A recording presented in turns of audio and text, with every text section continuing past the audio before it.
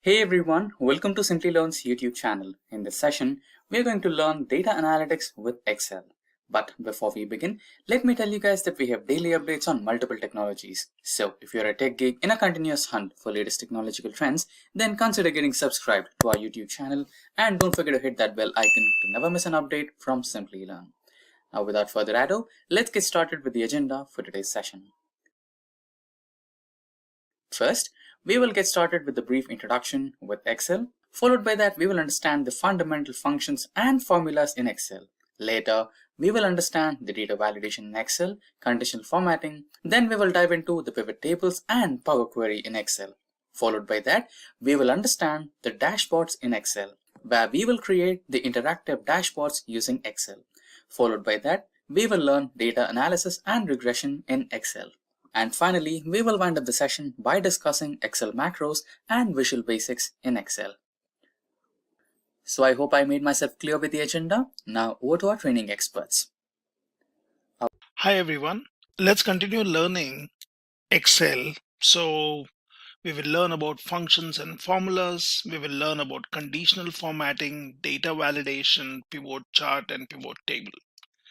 Now let's look at a scenario here. So one day in a startup, one professional speaks that their business is growing and they would need an efficient way to work with the data. They would have to find a way to work faster with storing and analyzing data. Now, to that, another colleague responds, well, we can make use of Microsoft Excel to do this job. The question is, will Excel be able to cater to their business needs? Now, the colleague responds, well, we can make use of Excel in several ways, and it also is a cost efficient option. Now, in that case, the colleague who posed the question says, let's go ahead with Excel and let's train our employees in Excel. And the suggestion is welcomed, which would make the job easier for them. And they would basically decide on using Excel. So they decide on taking a training right away and basically starting to learn Excel. Now, before we move to Excel, one of the question is, why should we use Excel? So let's look at some of the points here. So Excel proves to be a great platform to perform various mathematical calculation on large data sets, which is one of the biggest requirements of various organizations these days. Various features in Excel like searching, sorting, filtering makes it easier for you to play with the data. And Excel also allows you to beautify your data and present it in the form of charts, tables, and data bars. Now, when it comes to reporting, accounting, and analysis can be performed with the help of Excel. It can help you with your task lists, your calendars, and goal planning worksheets. Excel also provides good security for your data. Excel files have the feature of password protection. This way, your information can be safe. Now, when we talk about what is Excel and how it can be used, so Excel, or you might have heard as spreadsheet, can be basically used for a lot of different tasks than just storing the information in so-called tabular format. Now, Microsoft Excel is an application that is used for recording, analyzing, and visualizing data. It is in the form of a spreadsheet. Let's have a look at few of the functions and formulas used in Excel. And before we do that, we can also quickly take a small tour to understand how to work with Excel. Now, to do that, what we can do is we can type in our search, say for example Excel, and just select your Excel app which is installed. And here you see you have a lot of options which says take a tour, drop down list, get started with formulas, make your pivot table, going forward with pie charts, and much more. So we can click on this one which says take a tour, and that basically pops up a window which says welcome to Excel. And if you have always wanted to be better at Excel, you have this which can help you. So let's click on create, and that takes us to the store window. Now that says instructions for screen readers, which basically talks about 10 different steps in which we can learn Excel and using the spreadsheet app. So there are more than 11 sheets which we see here at the bottom end, and each one gives us a simple example which we can work on. So for example, if I click on add, now that takes me to this page which says, how do we add numbers? Now you might be provided data which we can upload by loading a file from our machine, or getting data from a web source, or even connecting to a database. So there are various options which we will see in some time. So here we have an option which is called data. You can click on this one, and this basically has options where you can use existing connections. If you have created some, you can always click on from other sources, and you can get your data from SQL Server, from analysis services, from OData data feed. You can get in from XML, from data connection wizard, or also from Microsoft Query. You can be running in different queries here, which shows up in the option which says new query. There are connections which you can use, and that basically will display all the connections for this particular workbook, which we do not have as of now, but we can create them. But let's look at simple examples. Now you can follow these instructions here, which says basically adding up the numbers, and that could be easily done by just placing your cursor here. And what you could do is either you can type in the formula, that is from which row to which row you would want to add the data. So for example, I could just do a sum here, and that shows up all the different functions which are available. Then we can open up a parenthesis, and we can say I would be interested in totaling the amount from column D, and I would select, for example, D4. So I could be doing this, and then I could say D4 onwards till D7. So that's the data which I'm interested in. You can close your parenthesis and hit enter, and that gives you the total. There is also a shortcut for this, which you can always do, is we can first delete this, and you can just place your cursor here and just use your Alt and equals. That automatically selects the numericals, which we can anytime expand or basically collapse. So I will basically select this, which says this function needs two numbers, which is number 1 and number 2, and then you can hit on enter, and that gives you the total. So similarly, we can be getting in the data here by selecting all the fields. So here it also says that you can use a shortcut. Now what we can also do is we can add numbers over 50 by selecting the yellow cell here, and then giving a condition such as, so I can basically use something like sum if, and then open a parenthesis. I can select I would be interested in this row, and then I can even drag and drop till here. So that tells me D11 to D15. You can then put in a comma here, and you can give your condition. Say for example, we would say I would be interested in numbers only above 50, and we can select this, close your quotes, and then just close your parenthesis, and that's your formula. So you can do this, and that basically gives me the total is 100. Now similarly, we could do that for the amount here. I could select this. Now there is also an option, I can click on home, and I can go for something like auto sum. So that's one more way of doing it, which anyway says sum is alt plus equals. So it automatically adds up your values, and I can try doing a auto sum that automatically selects my rows, and then I can get my total. Now as per this activity here, it says try adding another sumif formula here, but add amounts that are less than 100, and the result should be 160. So what we can do is we can basically select all the numbers which are lesser than 100. So the way we did earlier here, there can be always a shortcut. So you can always, for example, if you would want to avoid typing in the formula, you can always copy it from here and then just hit on enter. So you are back into this cell, and then I can basically go here and paste the number, and then as per the requirement, we are required to select anything which is lesser than 100.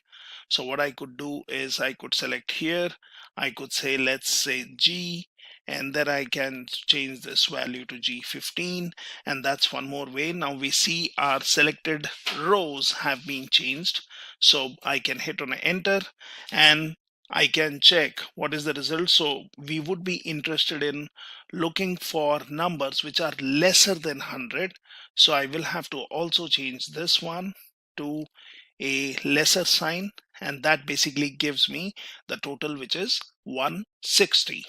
So that's how you can simply add numbers. You can use auto sum, you can type in the formula, you can select the fields, or you can just place your cursor where you would be looking for a sum, and then you can just do a alt equals, and that basically populates the sum.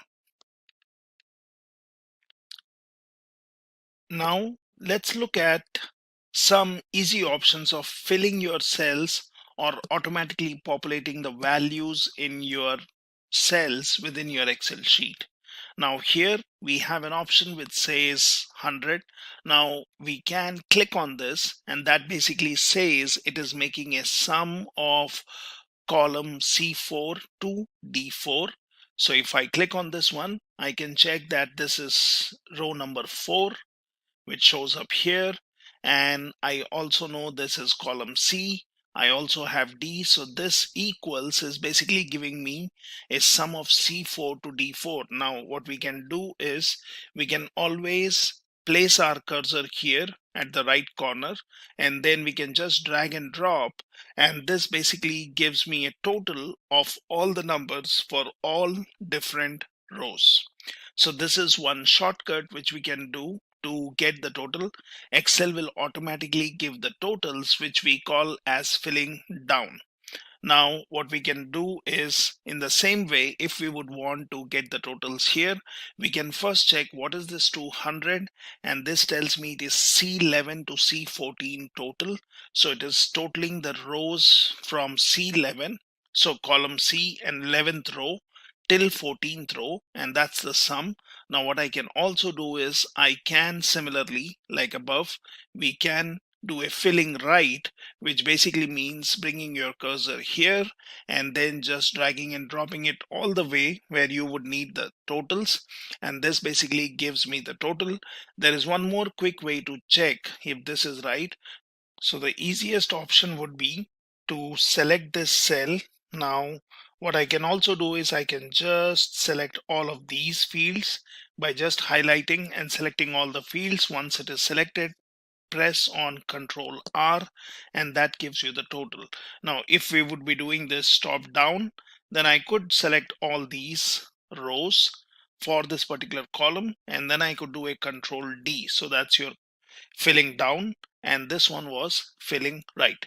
So this is an easier option of doing a fill when you would want to have the formula applied to every row as it occurs in the first row or the last row. We could test this by, for example, selecting these fields. I could delete them, and I have here which says 130. I could just place my cursor here and I could drag it all the way up, and that should also do the same magic which we were seeing from top down. So this is a simple way wherein you can fill up your cells, and you can also automatically propagate or move your computation to all the cells. Let's look at the split option, which basically helps us in splitting the data when we have some kind of pattern or when we have some kind of delimiters in our data.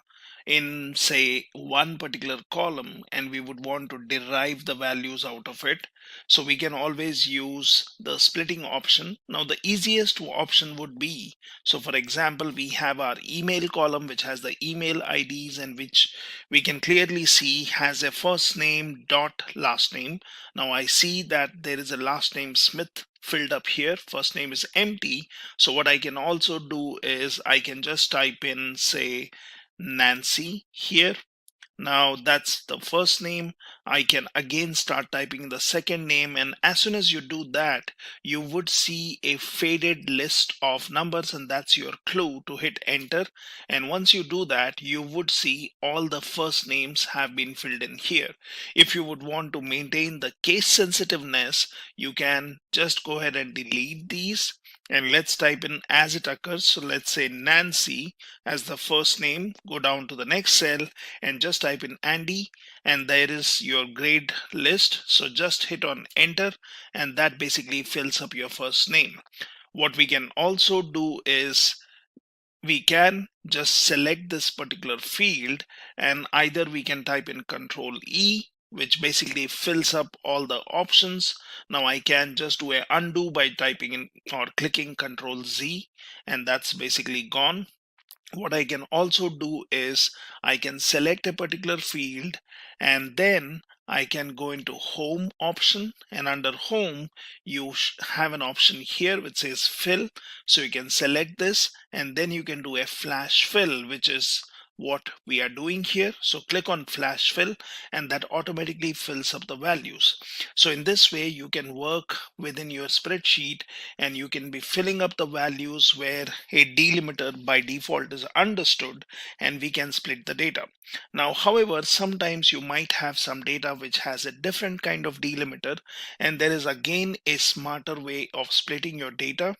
So you can always scroll down here, and that says splitting a column based on delimiters. So we have some values in the data column, and these values in each row are separated by comma. So select this. Your data is already selected. Text to columns, delimited, comma is selected, and now click on next. So it basically says what is the destination. Let's select this one, and I can choose what would you want to have. So that shows me this would be my data preview. Now I can basically select this one. I can say finish and say okay. And now if you see, our data has been placed in the columns appropriately. So this is how you can split your data based on a delimiter and then organize your data in a better way. Now there are some advanced options which we can learn later, but this basically tells about using a formula. So this is something, if we have some name in one cell, and if you would want to split it into first name, your helper column, your middle name, last name, so that can also be done using formulas. And this basically tells how would you extract characters from your left cell and how would you place them in your right cell. So you can try this activity, which is a little more of advanced option. The benefit is that you can always use this, wherein if you do some kind of transformation using your formulas, if your original data gets updated, then the split data will also get updated.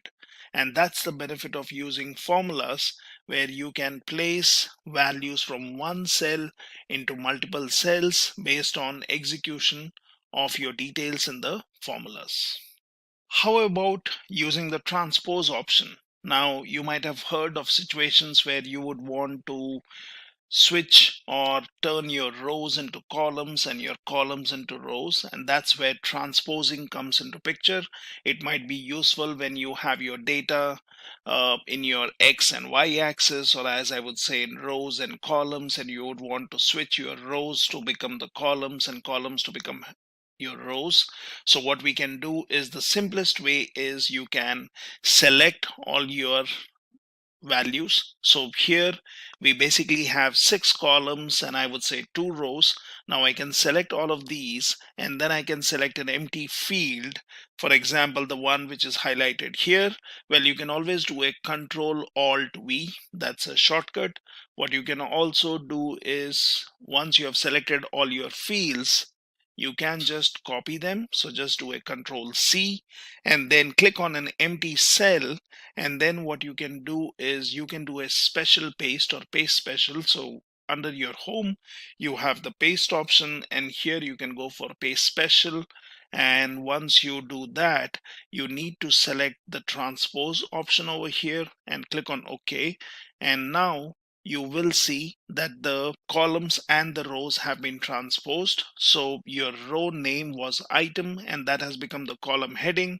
You had row name as amount and that has become the column heading, and all your values have been transposed in this particular format. Now there is another way of doing that, and again that's using your formulas. So what you can do is you can transpose with a formula also, and that basically works when you have similar kind of data. So this has 6 columns and basically 2 rows. So you can basically do this. So you can select this, and earlier we were doing a copy, but now what we would want to do is we would want to just look at the row numbers, which tells me it is C33, C34, and it starts with C and ends in with your H column. So what we can do is we know that we have 6 columns and 2 rows. So transposing that would actually give me 2 columns and 6 rows. So what we can do is we can select 2 columns and 6 rows in our Excel sheet. I can then basically start typing in the message, or I can just go to the address bar and here I can say transpose. Let's go for C33, H34. It basically selects my data, and now I can just do a Control Shift and enter, and now if you see all the values have been populated. Now you can just place your cursor in one of the cells, but if you see the address bar, the formula remains the same. This is because this is an array formula. So we can read more about an array formula here. It's basically something which performs calculations on more than one cell in an array. And in the example here, the array is the original data, that is C33 to H34. So your transpose is just changing the horizontal orientation to the vertical orientation. So this is a very simple way in which you can basically use the Excel's capability to transpose your data and convert your rows into columns and columns into rows. Apart from working on additions, subtractions, filling up your data, sorting the data, or basically splitting your data, transposing your data, one of the other requirements is sorting and filtering your data. Now that can be very handy when you're working on huge data and you would want to sort it in a particular order, say ascending or descending, or might be based on a particular field, or if that field was, or if the cell was highlighted with a particular color, sorting the data. So let's look at how Excel can be used for sorting and filtering. Examples are pretty simple here. So let's check that. So if we're going to sort and filter and say this is the data I have, say for example, I would want to sort the values in the department column alphabetically. So what I can do is I can select department column, and I'm already in the home tab. I can straight away go here which says sort and filter. I can then say sort A to Z, and that's basically alphabetically sorting your department column. And once I do this, you would see the data has been sorted, but it's not just this data. We can just do a Control Z and check what are the values we have. So here we have meat, which is beef, and 90,000, 110,000, the values. Then you have bakery, which should ideally be the first row, if we sort it in an alphabetical order, which goes with bakery as desserts, you have the values. So we can check this again. So select department and then just do a sort and filter, and let's say sort A to Z.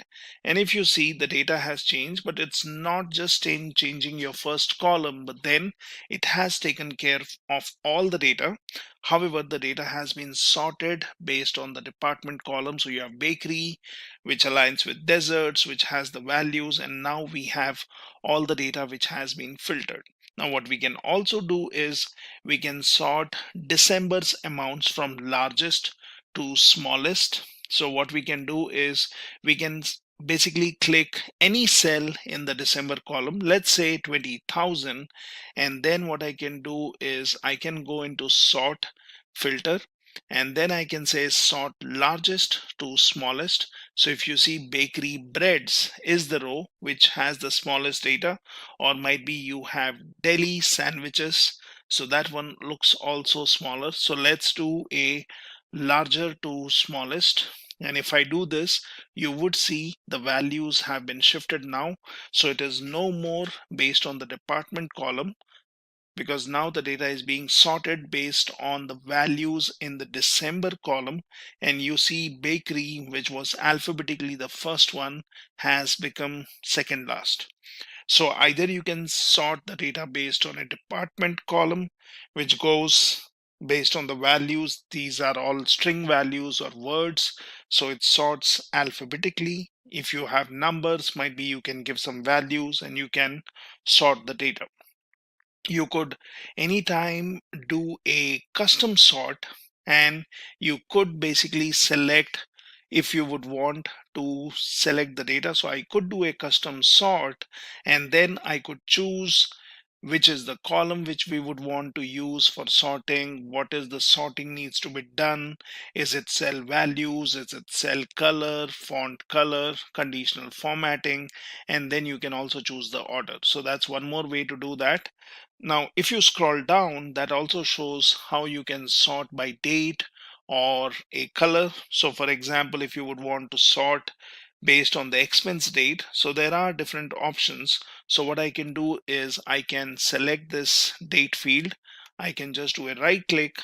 I can go into sort, and then I can choose. I would want to sort oldest to newest. So since I selected the date field, it basically has sorted all the data, and it has taken the expense date into consideration. Now there are these filters which you see on the row headings. We could have also used those. So I could have selected this, and that basically says or mentions which are the dates I would be interested in looking at. I also have sort by color here. I can do a sort oldest to newest or newest to oldest. So I could also use these filters which have been applied here. Now we have the data which is in color. So if I would want to basically select the color columns or color cells, I could select this. I can basically do a right click here, and when I go into sort, I could choose put selected color or cell color on the top, and that basically will make sure that my data is sorted, and it has also sorted that in a descending order. So in this way you can sort or basically filter your data. What we can also do is we can add filters. So sometimes we can go for formulas which we would want to use.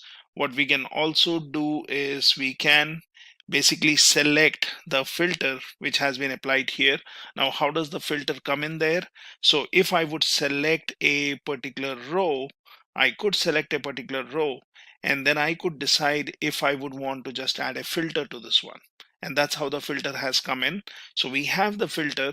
What we can do is we can basically click on this drop down, and then you have something like number filters. So we can always go here. We can basically choose one of these. So we can basically choose above average. So I could select this, and then basically it shows me the values. We could also delete the filter by clicking on this one, and we could say, well, I'm not interested in this filter anymore. So I could clear the filter, and that shows me all the values. Or I could say that let's click on some other field, for example food. I can go in here, I can go into number filters, and then I could say, well, I'm interested in values which are below average, above average, might be greater than, and then I can choose what is the value.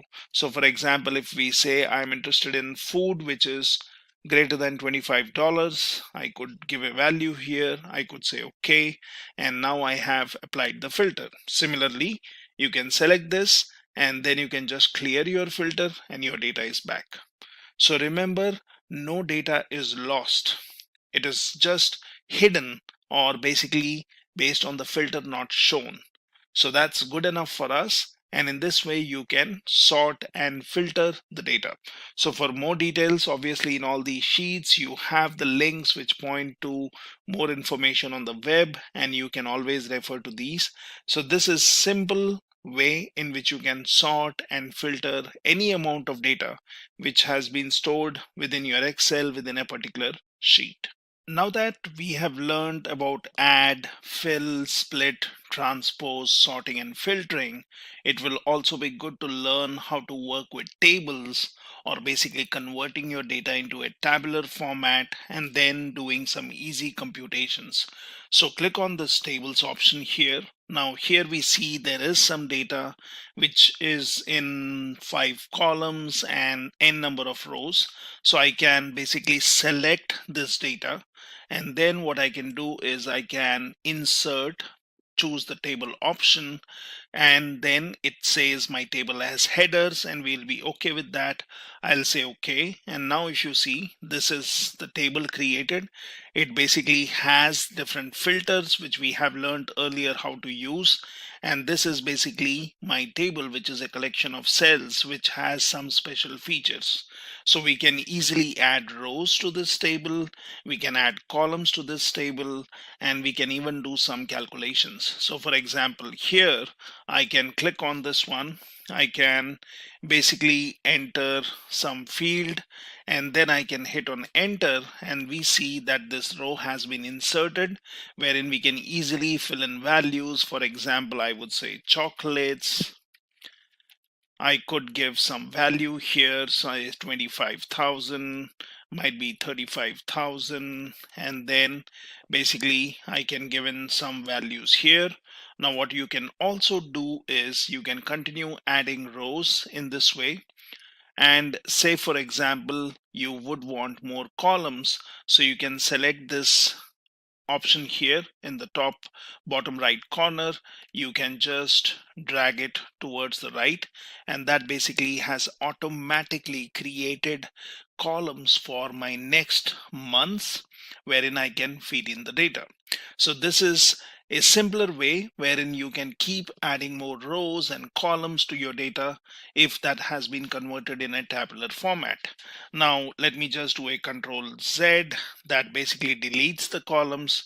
Again, Control Z deletes the last row which we added, and I can stop here, or I can even remove my values by doing multiple Control Z and removing my rows. So this is how I converted my data into a table, and then I can easily work on this. What I can also do is I can do some calculations. So what we can do, we have a table here, we have a total field, and what we can do is we can just select one cell here. Now as we have learned earlier, we can do a alt and then equals, and that basically says what is this doing. So it says it is calculating the sum of the last 3 months, and if that's what you would want to do, just hit on enter, and it has automatically calculated the totals for all your rows for these 3 columns.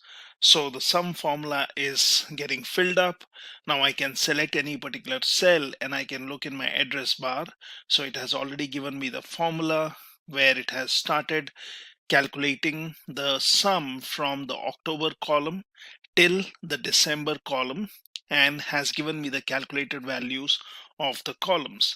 What we can also do is we can get total rows in the table. Now that's a simpler option.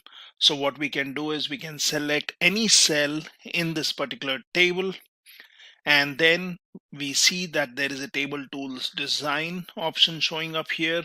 Now I can select this, and then it says, well, let's get a total row. So let's select this, and it automatically populates the total here. And if you would want the average, then we could select this, and from the drop down I can select what I'm interested in. So for example, I would want the average values and not the total. I could just select this, and that gives me the average of these values. So we can always do simpler computations here by converting our data into table format. Let's learn about one more efficient way of working with the data, and that's using your drop downs. So let's see how drop downs work here. Now, say for example, you have this data which has the values in the food column and department is empty. And say for example, you would want to enter the values in department. However, you would want to select the department should either have produce or meat and bakery. And these are the only three options which should be available for any user to fill in the values. How do we do that? So we can basically create a table by pressing Control D. So what I can do is under my department here, I can select one of the cells, and then I can do a Control T that basically converts this into a table. I can say OK, and my table is created. Now what I can do is, once this part is done, we can select all the blank fields here where we would want this drop down to be applicable. Now under your data tab, you can go in and select data validation, and this has an option called data validation. Click on this, which basically says allow any value. So here I will select I would want to give a list of values, and then I can type in my values here, which I can say produce, say for example meat, and then say bakery. Now these are the values, so we can click on OK. And once we have done that, we basically have a drop down here next to apples, which will only show us the values which we can feed in under the department column. So I can go into every cell, and then I can basically choose what is the department which handles this, and then basically I can select one of these from the drop down. So this is an easier option of creating your drop down and then feeding in the values from the set of values which you have defined here on the right. So this is a simple example of using your drop downs, working with your tables, working with your sort and filter, transpose, split, filling up your data, adding in some data here. And similarly, you can use Excel for more than one use case using its inbuilt features to easily work with your data. Let's see how we can import data or bring in data into our Excel from your local machine or from an external web source. So what we can do is we can open up a blank Excel sheet and say, for example, you have been provided a text file or a CSV file and you would want to import that data into your Excel sheet. That can be easily done. So right now I've opened an Excel sheet. Now I can click on data, and here I have an option which says existing connections from other data sources. So, or you can click on connections if you have already created some. So we can click on from other sources. So this is one option where you can connect to your different data sources and you can get the data from one of these. What we can also do is I can click on connections. Now it says there is none. I can click on add. It says, well, show the connections where connection files on network, connection files on this computer. So I can say, let's get some files from this computer. Now, if that does not show up something, so say browse for more, and that basically shows you different options. So let's basically select a folder where I have some data sets. I'll click in here, and this is basically a folder where I have some data sets. Now let me select this particular file, and I know it is a CSV file. So let's click on open. Now if you would want to verify this, you could have gone and looked into the properties of the file, and it says it is a .csv file, which is what we are interested in. So I'll take this file, I'll say open. Now this basically shows me the text import wizard option, which says, is the file delimited? I'll say yes, click on next. So I will select comma as my delimiter. I can say text qualifier is none. Now this is my data. So my data preview is already showing me the data is what is the data in the CSV file. You can click on next, and then you have an option which says data format is general. You can go for date format, you can go for advanced options. So I'll just say finish, and basically now this has been created here. So we basically have this, and now I can click on close. Now once you have done that, you can click on existing connections. It shows me the data which we have here, the connection which we have created, say open, and then it says, do you want to import this data or bring this data into existing worksheet? You can also say add this to a data model if you're doing some data modeling. So click on OK. And now this data is automatically inserted in my Excel file. I can basically save it into this particular sheet. Now what we can also do is we can also start a new sheet, and that does not have a data, and we can get some other data from web. So what I can do is I can go into my GitHub, and let's say I would be interested in this CSV file. So I can select this, and this is my GitHub path, a path on web.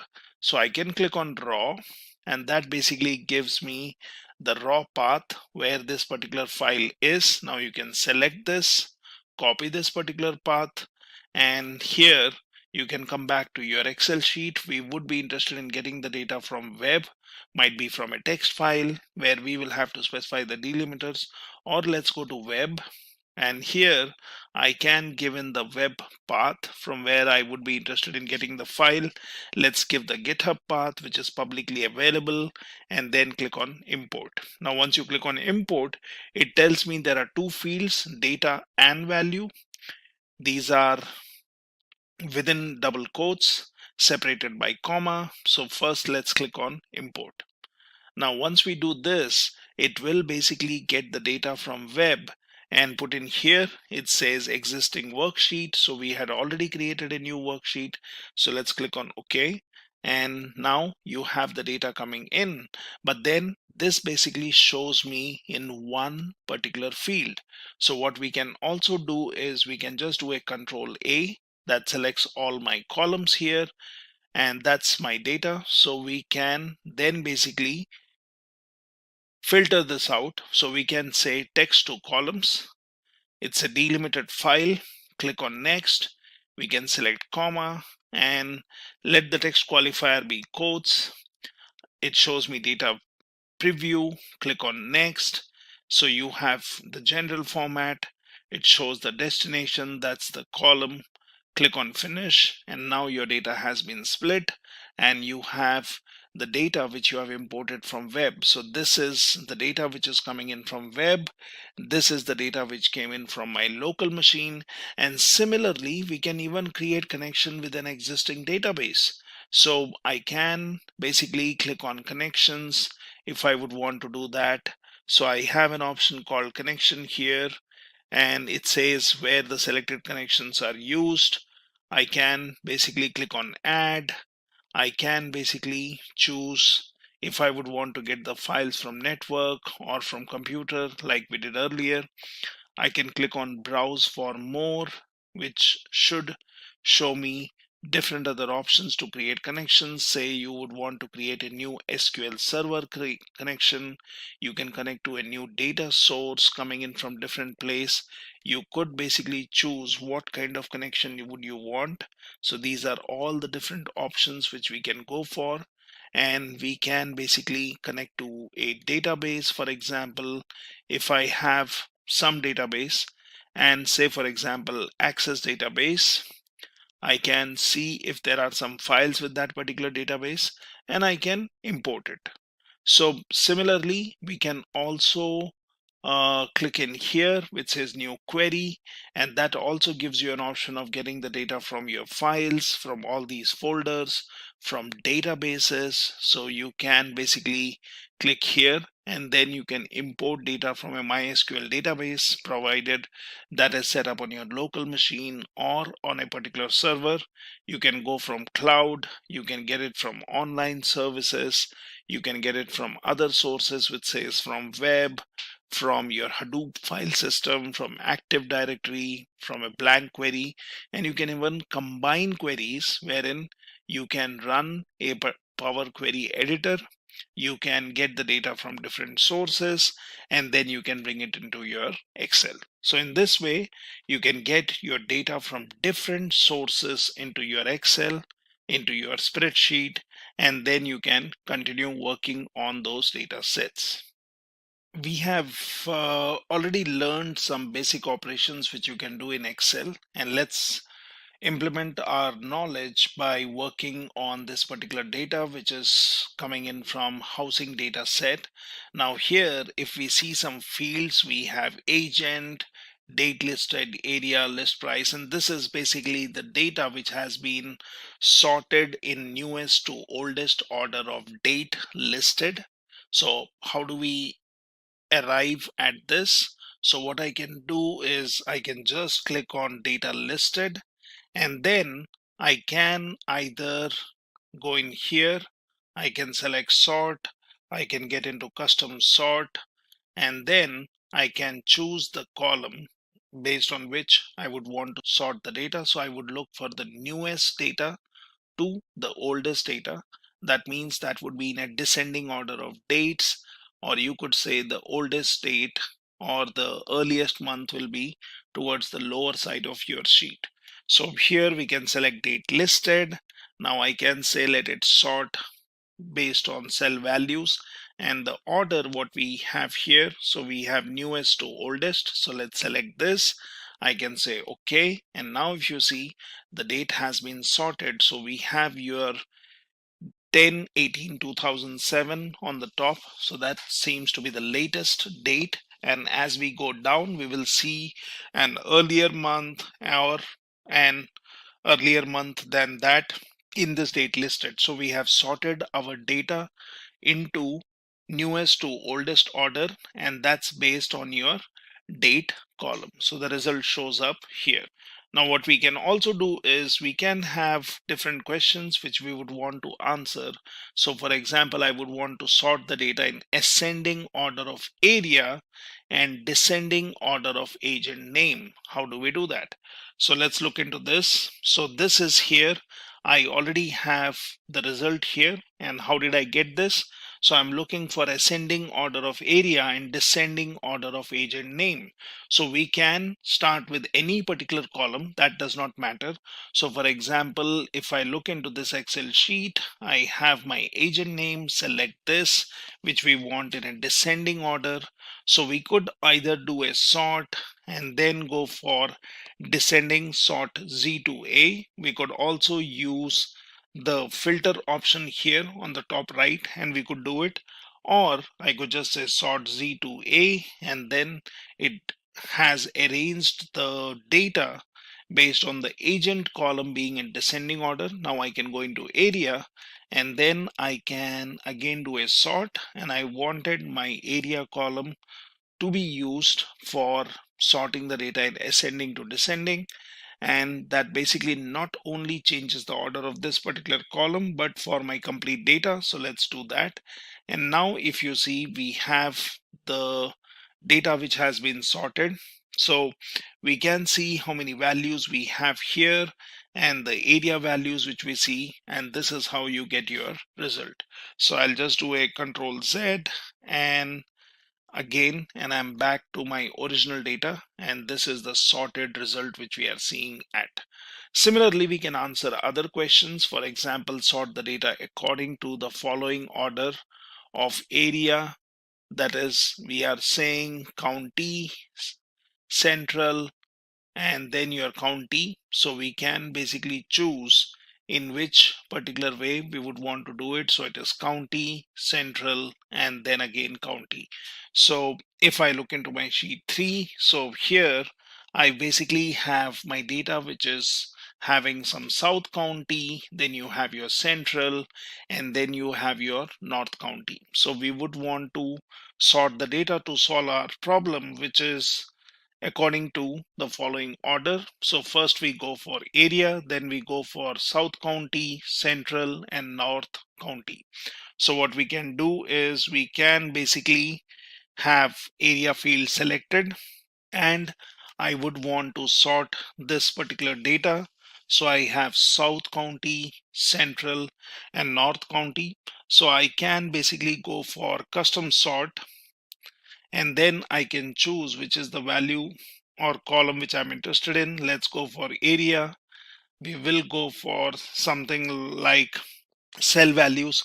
Well, you can also try to explore conditional formatting icon if this is what you would want to use, or we can basically go for just cell values.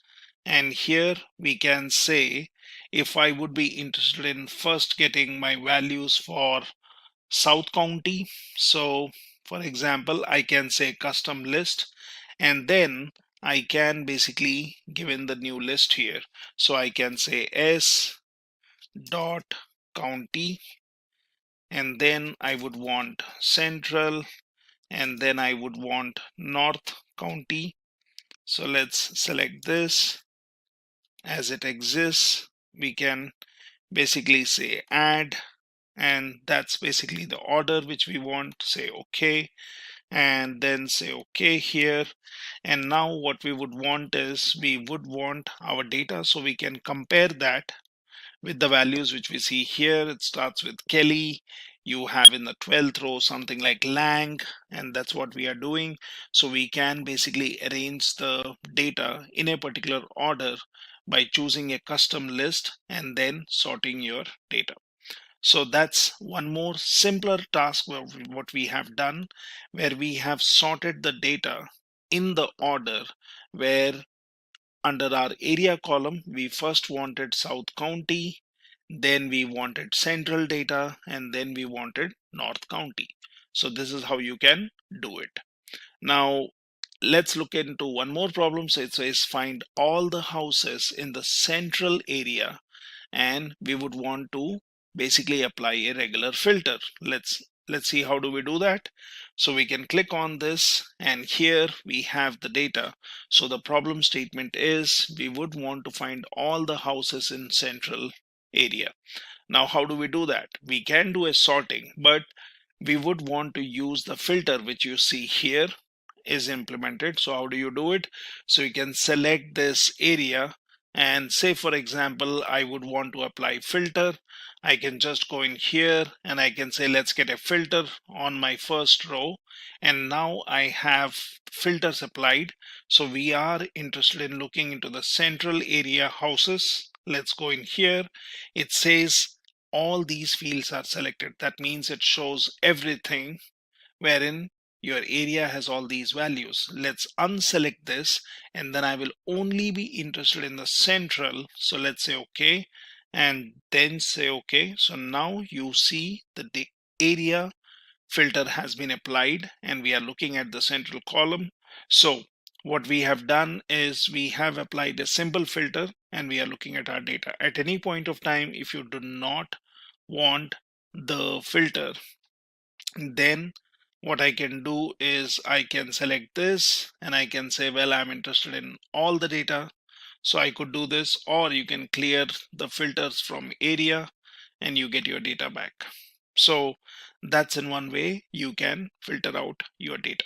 So let's look at an example of sort and filter, where we might have to filter the data based on two columns or multiple columns with different kind of values, where it could be and an or condition. Now say for example this is the data I have, and this is the question which we need to answer, such as find the list of all houses in the central region with pool and South County without pool. Now if it was a simple filter based on one cell, I could have just selected my header row.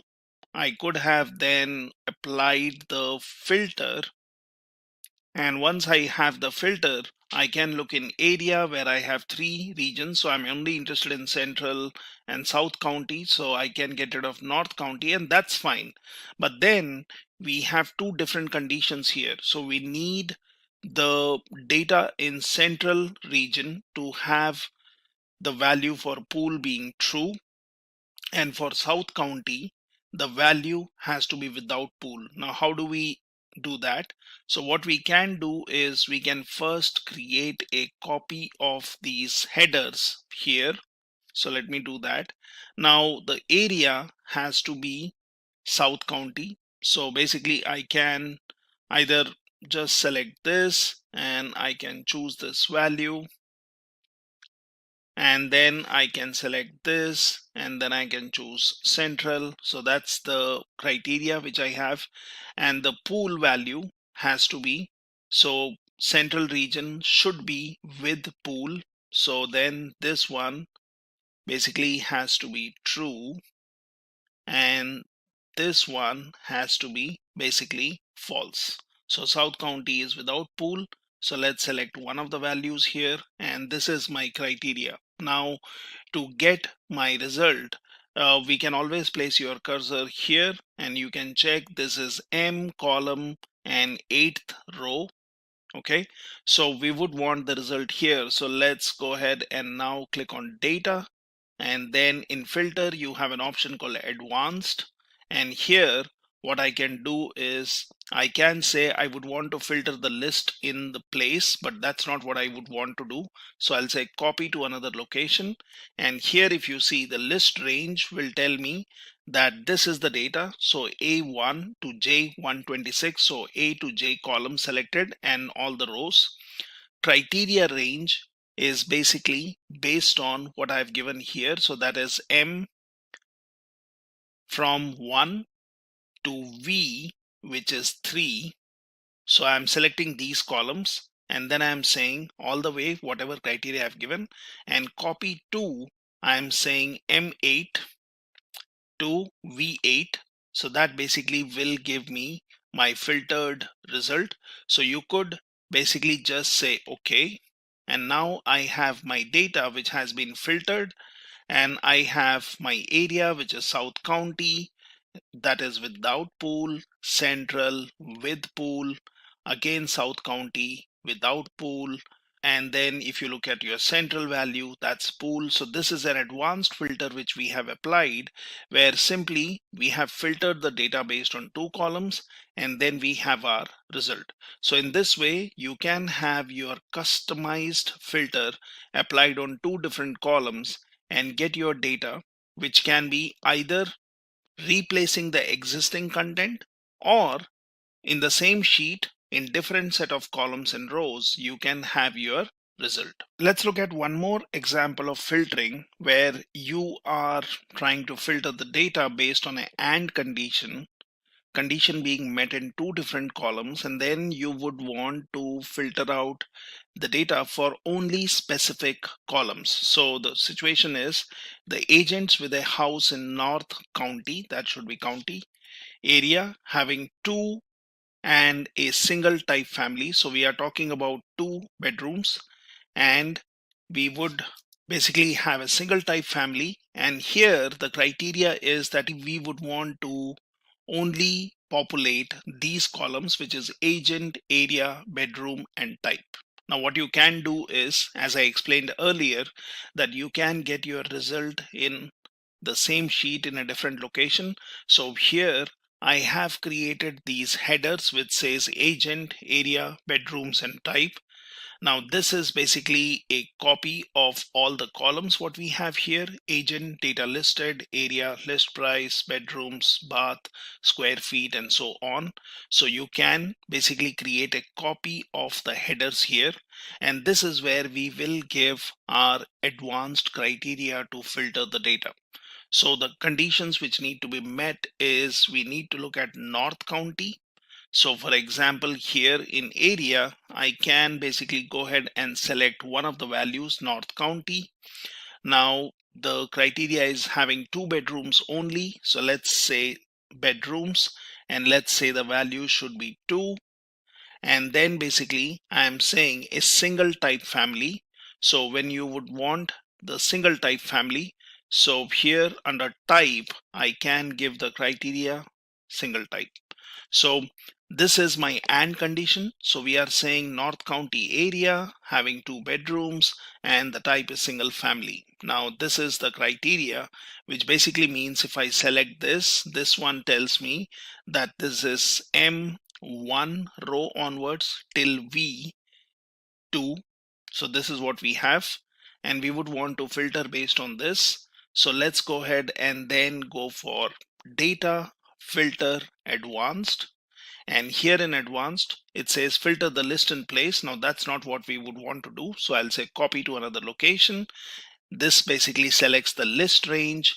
So which is telling me A1 to J126. So that's the columns and rows selected. Criteria range is based on M1 V2, which we have given here, and copy to, I would say, for example, from M7 to P7. Now this is the area where this is the place where I want the result. Let's say OK. And now I get my data, which is based on the question which has been.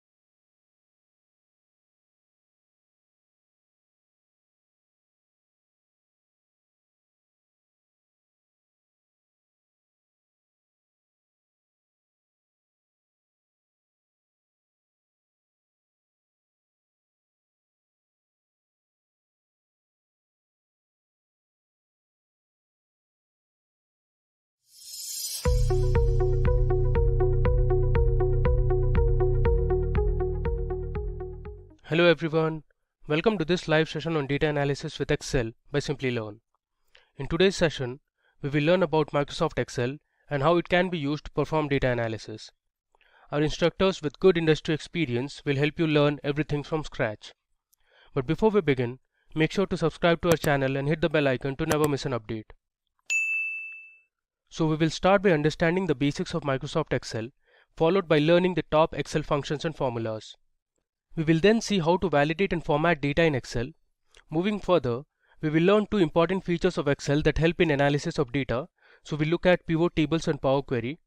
We'll get an idea about using the Data Analysis Toolpak for performing statistical analysis such as descriptive statistics, regression analysis, and sampling. Finally, we will focus on automating tasks in Excel using macros and VBA. So let's get started. Hi everyone. Let's continue learning Excel. So we will learn about functions and formulas. We will learn about conditional formatting, data validation, pivot chart, and pivot table. Now, let's look at a scenario here. So one day in a startup, one professional speaks that their business is growing and they would need an efficient way to work with the data.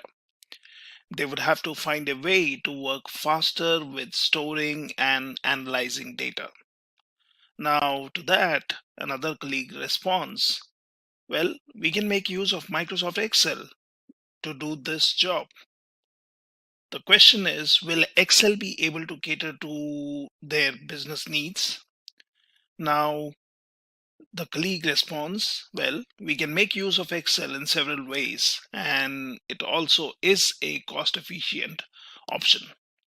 Now, in that case, the colleague who posed the question says, let's go ahead with Excel and let's train our employees in Excel. And the suggestion is welcomed, which would make the job easier for them.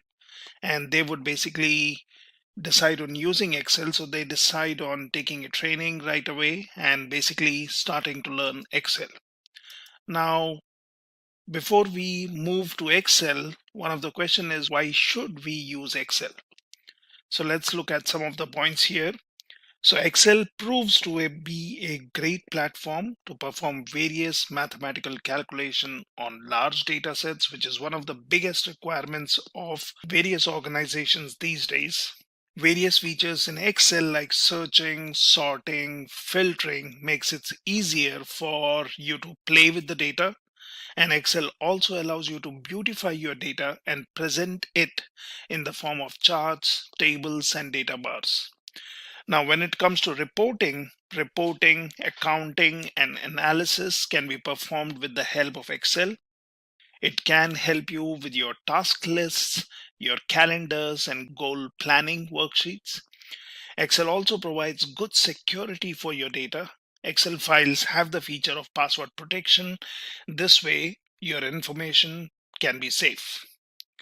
Now, when we talk about what is Excel and how it can be used, so Excel, or you might have heard as spreadsheet, can be basically used for a lot of different tasks than just storing the information in so-called tabular format. Now, Microsoft Excel is an application that is used for recording, analyzing, and visualizing data. It is in the form of a spreadsheet. Let's have a look at few of the functions and formulas used in Excel.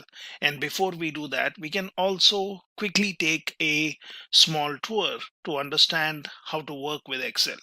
Now, to do that, what we can do is we can type in our search, say for example Excel, and just select your Excel app which is installed. And here you see you have a lot of options which says take a tour, drop down list, get started with formulas, make your pivot table, going forward with pie charts, and much more. So we can click on this one which says take a tour, and that basically pops up a window which says welcome to Excel. And if you have always wanted to be better at Excel, you have this which can help you. So let's click on create, and that takes us to the store window.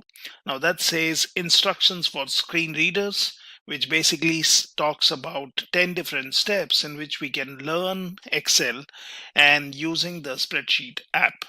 So there are more than 11 sheets which we see here at the bottom end, and each one gives us a simple example which we can work on.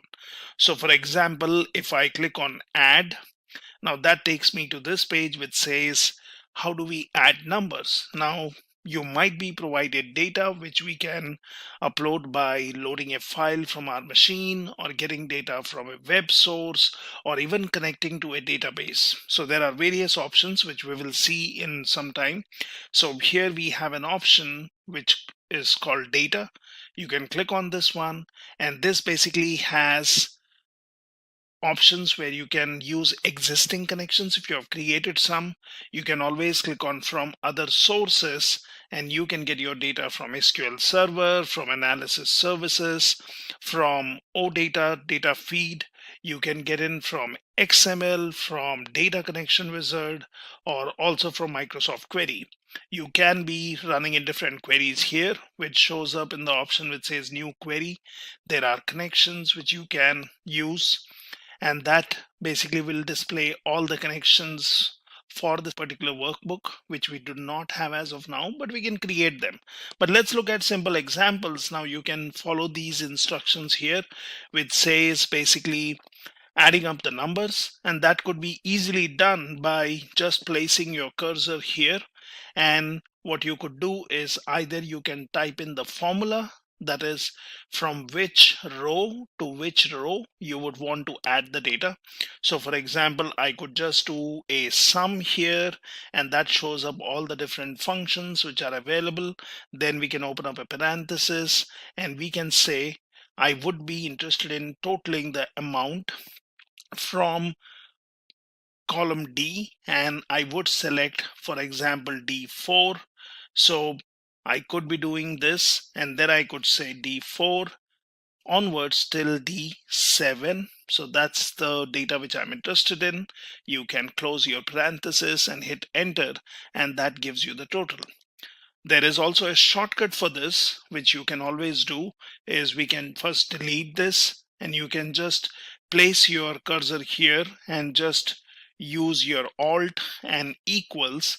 That automatically selects the numericals, which we can anytime expand or basically collapse. So I will basically select this, which says this function needs two numbers, which is number 1 and number 2, and then you can hit on enter, and that gives you the total. So similarly, we can be getting in the data here by selecting all the fields. So here it also says that you can use a shortcut. Now what we can also do is we can add numbers over 50 by selecting the yellow cell here and then giving a condition such as, so I can basically use something like sum if, and then open a parenthesis. I can select I would be interested in this row, and then I can even drag and drop till here. So that tells me D11 to D15. You can then put in a comma here, and you can give your condition. Say for example, we would say I would be interested in numbers only above 50, and we can select this, close your quotes, and then just close your parenthesis, and that's your formula. So you can do this, and that basically gives me the total is 100. Now similarly, we could do that for the amount here. I could select this.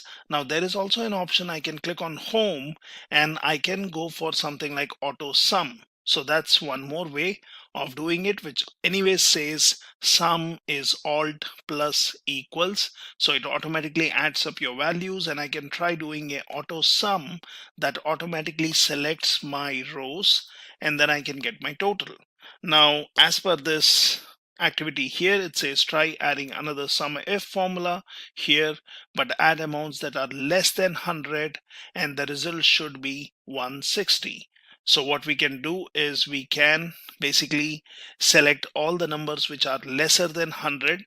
So the way we did earlier here, there can be always a shortcut. So you can always, for example, if you would want to avoid typing in the formula, you can always copy it from here and then just hit on enter. So you are back into this cell, and then I can basically go here and paste the number, and then as per the requirement, we are required to select anything which is lesser than 100. So what I could do is I could select here, I could say let's say G, and then I can change this value to G15, and that's one more way. Now we see our selected rows have been changed, so I can hit on enter, and I can check what is the result. So we would be interested in looking for numbers which are lesser than 100. So I will have to also change this one to a lesser sign, and that basically gives me the total, which is 160. So that's how you can simply add numbers. You can use auto sum, you can type in the formula, you can select the fields, or you can just place your cursor where you would be looking for a sum, and then you can just do a alt equals, and that basically populates the sum. Now let's look at some easy options of filling your cells or automatically populating the values in your cells within your Excel sheet. Now here we have an option which says 100. Now we can click on this, and that basically says it is making a sum of column C4 to D4. So if I click on this one, I can check that this is row number 4, which shows up here, and I also know this is column C. I also have D, so this equals is basically giving me a sum of C4 to D4. Now what we can do is we can always place our cursor here at the right corner, and then we can just drag and drop, and this basically gives me a total of all the numbers for all different rows. So this is one shortcut which we can do to get the total. Excel will automatically give the totals, which we call as filling down. Now what we can do is, in the same way, if we would want to get the totals here, we can first check what is this 200, and this tells me it is C11 to C14 total. So it is totaling the rows from C11, so column C and 11th row, till 14th row, and that's the sum. Now what I can also do is I can similarly, like above, we can do a filling right, which basically means bringing your cursor here and then just dragging and dropping it all the way where you would need the totals, and this basically gives me the total. There is one more quick way to check if this is right. So the easiest option would be to select this cell. Now what I can also do is I can just select all of these fields by just highlighting and selecting all the fields. Once it is selected, press on Control R, and that gives you the total. Now if we would be doing this top down, then I could select all these rows for this particular column, and then I could do a Control D. So that's your filling down, and this one was filling right. So this is an easier option of doing a fill when you would want to have the formula applied to every row as it occurs in the first row or the last row. We could test this by, for example, selecting these fields. I could delete them, and I have here which says 130. I could just place my cursor here and I could drag it all the way up, and that should also do the same magic which we were seeing from top down. So this is a simple way wherein you can fill up your cells, and you can also automatically propagate or move your computation to all the cells. Let's look at the split option, which basically helps us in splitting the data when we have some kind of pattern or when we have some kind of delimiters in our data in, say, one particular column, and we would want to derive the values out of it. So we can always use the splitting option. Now the easiest option would be, so for example, we have our email column which has the email IDs, and which we can clearly see has a first name dot last name. Now I see that there is a last name Smith filled up here, first name is empty. So what I can also do is I can just type in, say, Nancy here. Now that's the first name. I can again start typing the second name, and as soon as you do that, you would see a faded list of numbers, and that's your clue to hit enter. And once you do that, you would see all the first names have been filled in here. If you would want to maintain the case sensitiveness, you can just go ahead and delete these, and let's type in as it occurs. So let's say Nancy as the first name. Go down to the next cell and just type in Andy, and there is your grade list. So just hit on enter, and that basically fills up your first name. What we can also do is we can just select this particular field, and either we can type in Control E, which basically fills up all the options. Now I can just do a undo by typing in or clicking Control Z, and that's basically gone. What I can also do is I can select a particular field, and then I can go into Home option, and under Home you have an option here which says Fill. So you can select this, and then you can do a flash fill, which is what we are doing here. So click on flash fill, and that automatically fills up the values. So in this way you can work within your spreadsheet, and you can be filling up the values where a delimiter by default is understood, and we can split the data. Now however, sometimes you might have some data which has a different kind of delimiter, and there is again a smarter way of splitting your data. So you can always scroll down here, and that says splitting a column based on delimiters. So we have some values in the data column, and these values in each row are separated by comma. So select this. Your data is already selected. Text to columns, delimited, comma is selected, and now click on next. So it basically says what is the destination. Let's select this one, and I can choose what would you want to have. So that shows me this would be my data preview. Now I can basically select this one. I can say finish and say OK. And now if you see, our data has been placed in the columns appropriately. So this is how you can split your data based on a delimiter and then organize your data in a better way. Now there are some advanced options which we can learn later, but this basically tells about using a formula. So this is something, if we have some name in one cell, and if you would want to split it into first name, your helper column, your middle name, last name, so that can also be done using formulas. And this basically tells how would you extract characters from your left cell and how would you place them in your right cell. So you can try this activity, which is a little more of advanced option. The benefit is that you can always use this, wherein if you do some kind of transformation using your formulas, if your original data gets updated, then the split data will also get updated.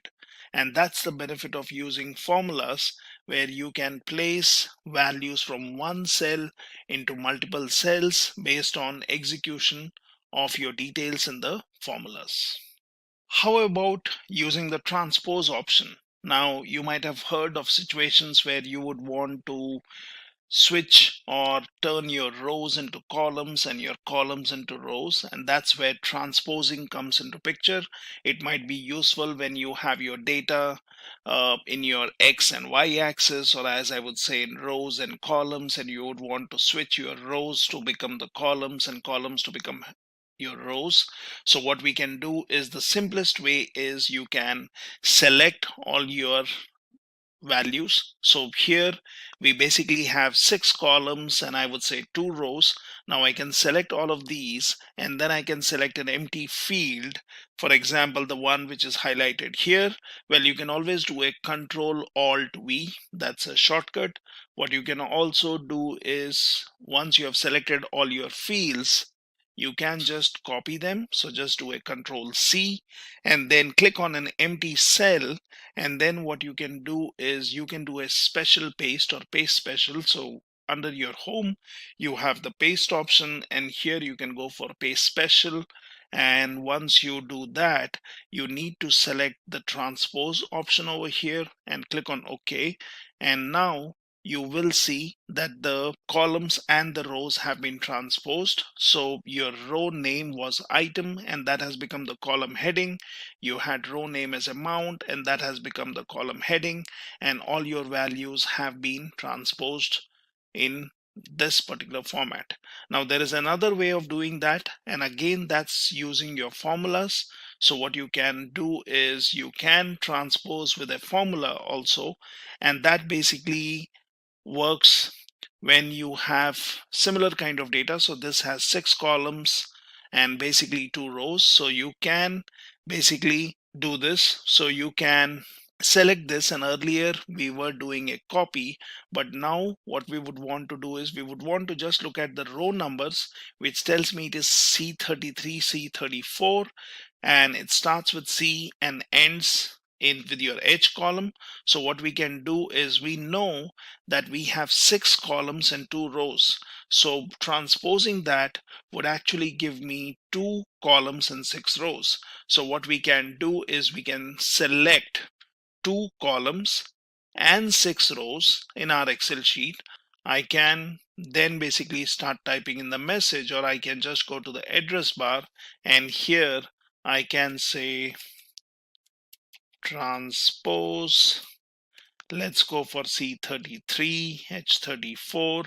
It basically selects my data, and now I can just do a Control Shift and enter, and now if you see, all the values have been populated. Now you can just place your cursor in one of the cells, but if you see the address bar, the formula remains the same. This is because this is an array formula. So we can read more about an array formula here. It's basically something which performs calculations on more than one cell in an array. And in the example here, the array is the original data, that is C33 to H34. So your transpose is just changing the horizontal orientation to the vertical orientation. So this is a very simple way in which you can basically use the Excel's capability to transpose your data and convert your rows into columns and columns into rows.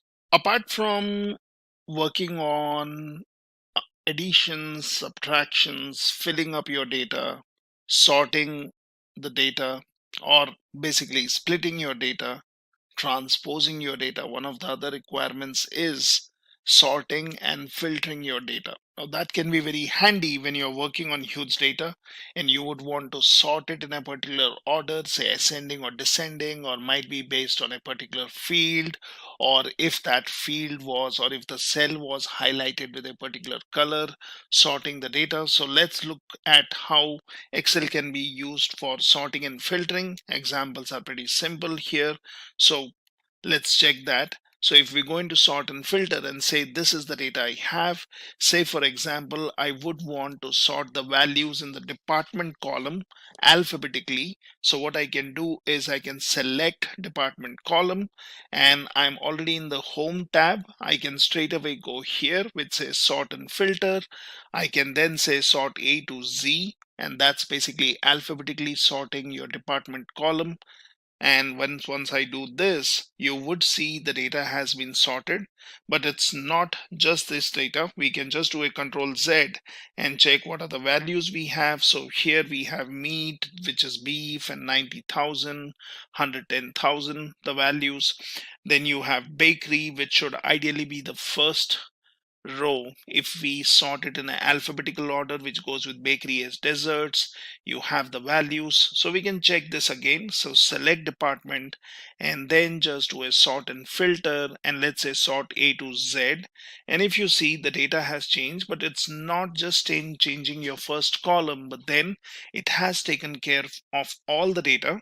However, the data has been sorted based on the department column. So you have bakery, which aligns with desserts, which has the values, and now we have all the data which has been filtered.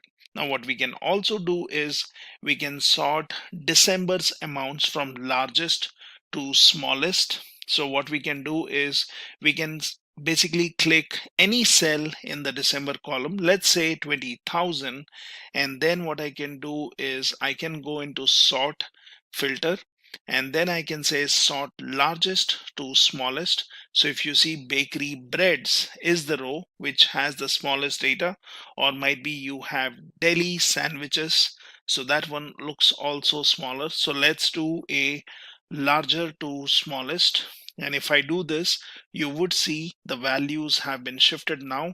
So it is no more based on the department column, because now the data is being sorted based on the values in the December column. And you see bakery, which was alphabetically the first one, has become second last. So either you can sort the data based on a department column, which goes based on the values. These are all string values or words.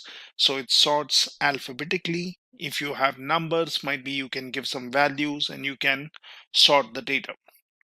You could anytime do a custom sort, and you could basically select if you would want to select the data. So I could do a custom sort, and then I could choose which is the column which we would want to use for sorting, what is the sorting needs to be done, is it cell values, is it cell color, font color, conditional formatting, and then you can also choose the order. So that's one more way to do that.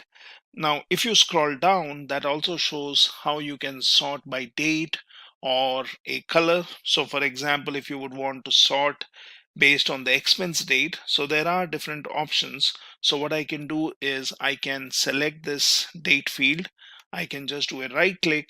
I can go into sort, and then I can choose I would want to sort oldest to newest. So since I selected the date field, it basically has sorted all the data, and it has taken the expense date into consideration. Now there are these filters which you see on the row headings. We could have also used those. So I could have selected this, and that basically says or mentions which are the dates I would be interested in looking at. I also have sort by color here. I can do a sort oldest to newest or newest to oldest. So I could also use these filters which have been applied here. Now we have the data which is in color. So if I would want to basically select the color columns or color cells, I could select this. I can basically do a right click here, and when I go into sort, I could choose put selected color or cell color on the top, and that basically will make sure that my data is sorted, and it has also sorted that in a descending order. So in this way you can sort or basically filter your data. What we can also do is we can add filters. So sometimes we can go for formulas which we would want to use. What we can also do is we can basically select the filter which has been applied here. Now how does the filter come in there? So if I would select a particular row, I could select a particular row, and then I could decide if I would want to just add a filter to this one. And that's how the filter has come in. So we have the filter. What we can do is we can basically click on this drop down, and then you have something like number filters. So we can always go here. We can basically choose one of these. So we can basically choose above average. So I could select this, and then basically it shows me the values. We could also delete the filter by clicking on this one, and we could say, well, I'm not interested in this filter anymore. So I could clear the filter, and that shows me all the values. Or I could say that let's click on some other field, for example food. I can go in here, I can go into number filters, and then I could say, well, I'm interested in values which are below average, above average, might be greater than, and then I can choose what is the value.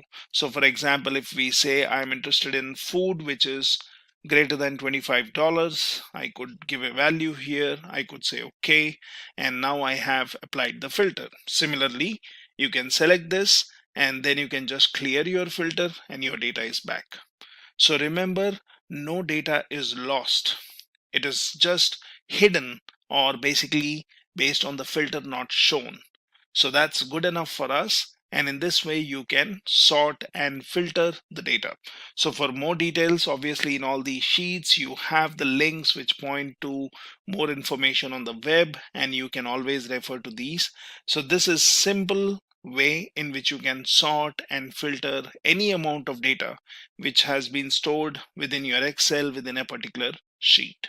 Now that we have learned about add, fill, split, transpose, sorting, and filtering, it will also be good to learn how to work with tables, or basically converting your data into a tabular format and then doing some easy computations. So click on this tables option here. Now here we see there is some data which is in 5 columns and n number of rows.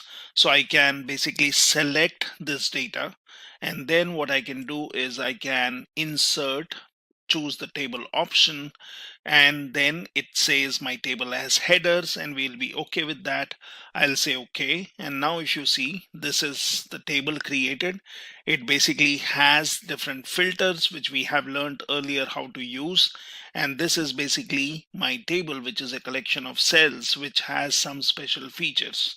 So we can easily add rows to this table, we can add columns to this table, and we can even do some calculations. So for example, here I can click on this one, I can basically enter some field, and then I can hit on enter, and we see that this row has been inserted, wherein we can easily fill in values. For example, I would say chocolates. I could give some value here, size 25,000, might be 35,000, and then basically I can give in some values here. Now what you can also do is you can continue adding rows in this way, and say for example you would want more columns, so you can select this option here in the top bottom right corner. You can just drag it towards the right, and that basically has automatically created columns for my next months wherein I can feed in the data.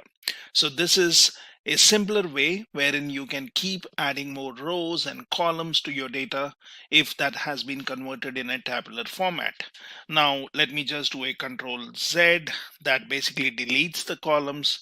Again, Control Z deletes the last row which we added, and I can stop here, or I can even remove my values by doing multiple Control Z and removing my rows. So this is how I converted my data into a table, and then I can easily work on this. What I can also do is I can do some calculations. So what we can do, we have a table here, we have a total field, and what we can do is we can just select one cell here. Now as we have learned earlier, we can do a alt and then equals, and that basically says what is this doing. So it says it is calculating the sum of the last 3 months, and if that's what you would want to do, just hit on enter, and it has automatically calculated the totals for all your rows for these 3 columns. So the sum formula is getting filled up. Now I can select any particular cell and I can look in my address bar. So it has already given me the formula where it has started calculating the sum from the October column till the December column, and has given me the calculated values of the columns.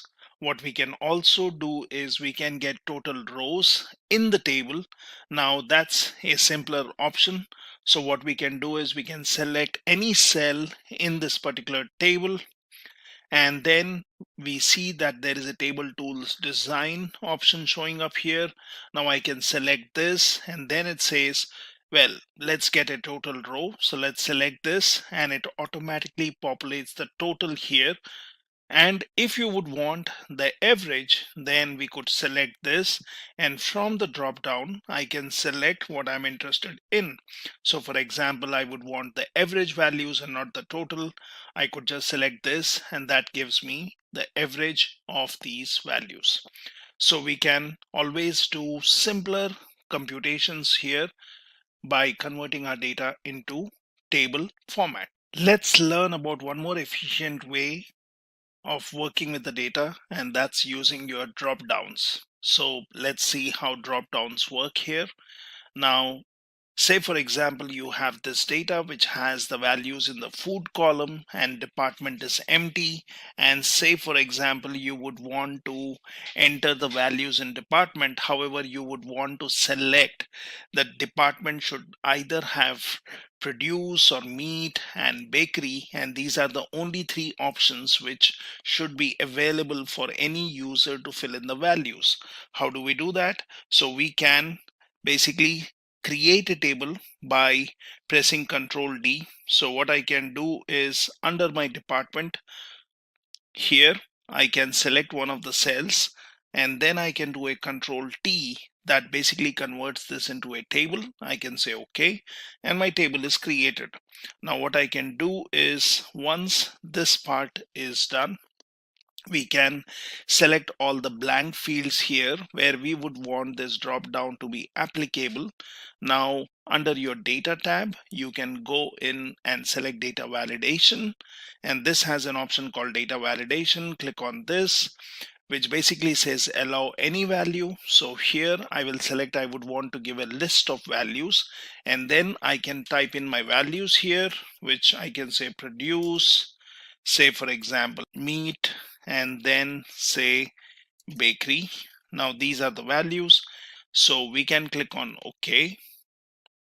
And once we have done that, we basically have a drop down here next to apples, which will only show us the values which we can feed in under the department column.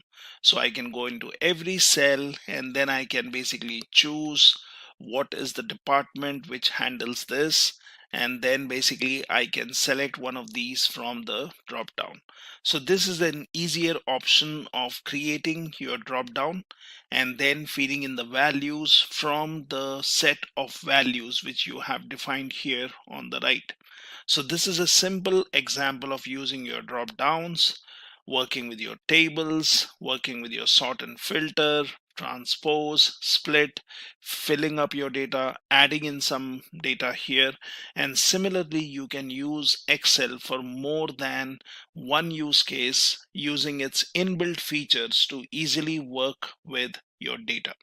Let's see how we can import data or bring in data into our Excel from your local machine or from an external web source. So what we can do is we can open up a blank Excel sheet and say, for example, you have been provided a text file or a CSV file and you would want to import that data into your Excel sheet. That can be easily done. So right now I've opened an Excel sheet. Now I can click on data, and here I have an option which says existing connections from other data sources. So, or you can click on connections if you have already created some. So we can click on from other sources. So this is one option where you can connect to your different data sources and you can get the data from one of these. What we can also do is I can click on connections. Now it says there is none. I can click on add. It says, well, show the connections where connection files on network, connection files on this computer. So I can say, let's get some files from this computer. Now, if that does not show up something, so say browse for more, and that basically shows you different options. So let's basically select a folder where I have some data sets. I'll click in here, and this is basically a folder where I have some data sets. Now let me select this particular file, and I know it is a CSV file. So let's click on open. Now if you would want to verify this, you could have gone and looked into the properties of the file, and it says it is a .csv file, which is what we are interested in. So I'll take this file, I'll say open. Now this basically shows me the text import wizard option, which says is the file delimited. I'll say yes, click on next. So I will select comma as my delimiter. I can say text qualifier is none. Now this is my data. So my data preview is already showing me the data is what is the data in the CSV file. You can click on next, and then you have an option which says data format is general. You can go for date format, you can go for advanced options. So I'll just say finish, and basically now this has been created here. So we basically have this, and now I can click on close. Now once you have done that, you can click on existing connections. It shows me the data which we have here, the connection which we have created, say open, and then it says, do you want to import this data or bring this data into existing worksheet? You can also say add this to a data model if you're doing some data modeling. So click on OK. And now this data is automatically inserted in my Excel file. I can basically save it into this particular sheet. Now what we can also do is we can also start a new sheet, and that does not have a data, and we can get some other data from web. So what I can do is I can go into my GitHub, and let's say I would be interested in this CSV file. So I can select this, and this is my GitHub path, a path on web. So I can click on raw, and that basically gives me the raw path where this particular file is. Now you can select this, copy this particular path, and here you can come back to your Excel sheet. We would be interested in getting the data from web, might be from a text file where we will have to specify the delimiters, or let's go to web. And here I can give in the web path from where I would be interested in getting the file. Let's give the GitHub path, which is publicly available, and then click on import. Now once you click on import, it tells me there are two fields, data and value. These are within double quotes, separated by comma. So first let's click on import. Now once we do this, it will basically get the data from web and put in here. It says existing worksheet, so we had already created a new worksheet. So let's click on OK, and now you have the data coming in, but then this basically shows me in one particular field. So what we can also do is we can just do a Control A, that selects all my columns here, and that's my data. So we can then basically filter this out. So we can say text to columns. It's a delimited file. Click on next. We can select comma and let the text qualifier be quotes. It shows me data preview. Click on next. So you have the general format. It shows the destination, that's the column. Click on finish, and now your data has been split and you have the data which you have imported from web. So this is the data which is coming in from web. This is the data which came in from my local machine. And similarly, we can even create connection with an existing database. So I can basically click on connections if I would want to do that. So I have an option called connection here, and it says where the selected connections are used. I can basically click on add. I can basically choose if I would want to get the files from network or from computer like we did earlier. I can click on browse for more, which should show me different other options to create connections. Say you would want to create a new SQL server connection. You can connect to a new data source coming in from different place. You could basically choose what kind of connection would you want. So these are all the different options which we can go for. And we can basically connect to a database. For example, if I have some database and say for example access database, I can see if there are some files with that particular database and I can import it.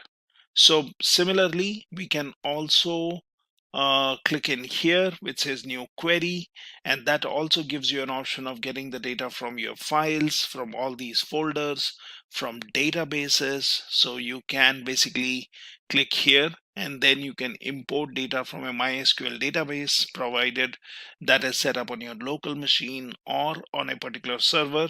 You can go from cloud, you can get it from online services, you can get it from other sources which says from web, from your Hadoop file system, from Active Directory, from a blank query, and you can even combine queries wherein you can run a Power Query editor.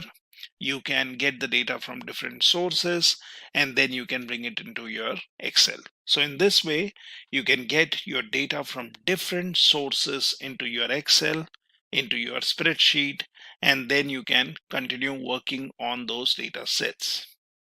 We have already learned some basic operations which you can do in Excel, and let's implement our knowledge by working on this particular data which is coming in from housing data set. Now here, if we see some fields, we have agent, date listed, area, list price, and this is basically the data which has been sorted in newest to oldest order of date listed. So how do we arrive at this? So what I can do is I can just click on data listed, and then I can either go in here, I can select sort, I can get into custom sort, and then I can choose the column based on which I would want to sort the data. So I would look for the newest data to the oldest data. That means that would be in a descending order of dates, or you could say the oldest date or the earliest month will be towards the lower side of your sheet. So here we can select date listed. Now I can say let it sort based on cell values and the order what we have here. So we have newest to oldest. So let's select this. I can say okay, and now if you see, the date has been sorted. So we have your 10/18/2007 on the top, so that seems to be the latest date. And as we go down, we will see an earlier month or an earlier month than that in this date listed. So we have sorted our data into newest to oldest order, and that's based on your date column. So the result shows up here. Now what we can also do is we can have different questions which we would want to answer. So for example, I would want to sort the data in ascending order of area and descending order of agent name. How do we do that? So let's look into this. So this is here. I already have the result here. And how did I get this? So I'm looking for ascending order of area and descending order of agent name. So we can start with any particular column, that does not matter. So for example, if I look into this Excel sheet, I have my agent name, select this, which we want in a descending order. So we could either do a sort and then go for descending sort Z to A. We could also use the filter option here on the top right, and we could do it, or I could just say sort Z to A, and then it has arranged the data based on the agent column being in descending order. Now I can go into area, and then I can again do a sort, and I wanted my area column to be used for sorting the data in ascending to descending. And that basically not only changes the order of this particular column but for my complete data. So let's do that. And now if you see, we have the data which has been sorted. So we can see how many values we have here and the area values which we see, and this is how you get your result. So I'll just do a Control Z and again, and I'm back to my original data, and this is the sorted result which we are seeing at. Similarly, we can answer other questions. For example, sort the data according to the following order of area. That is, we are saying county, central, and then your county. So we can basically choose in which particular way we would want to do it. So it is county, central, and then again county. So if I look into my sheet 3, so here I basically have my data which is having some South County, then you have your central, and then you have your North County. So we would want to sort the data to solve our problem, which is according to the following order. So first we go for area, then we go for South County, Central, and North County. So what we can do is we can basically have area field selected, and I would want to sort this particular data. So I have South County, Central, and North County.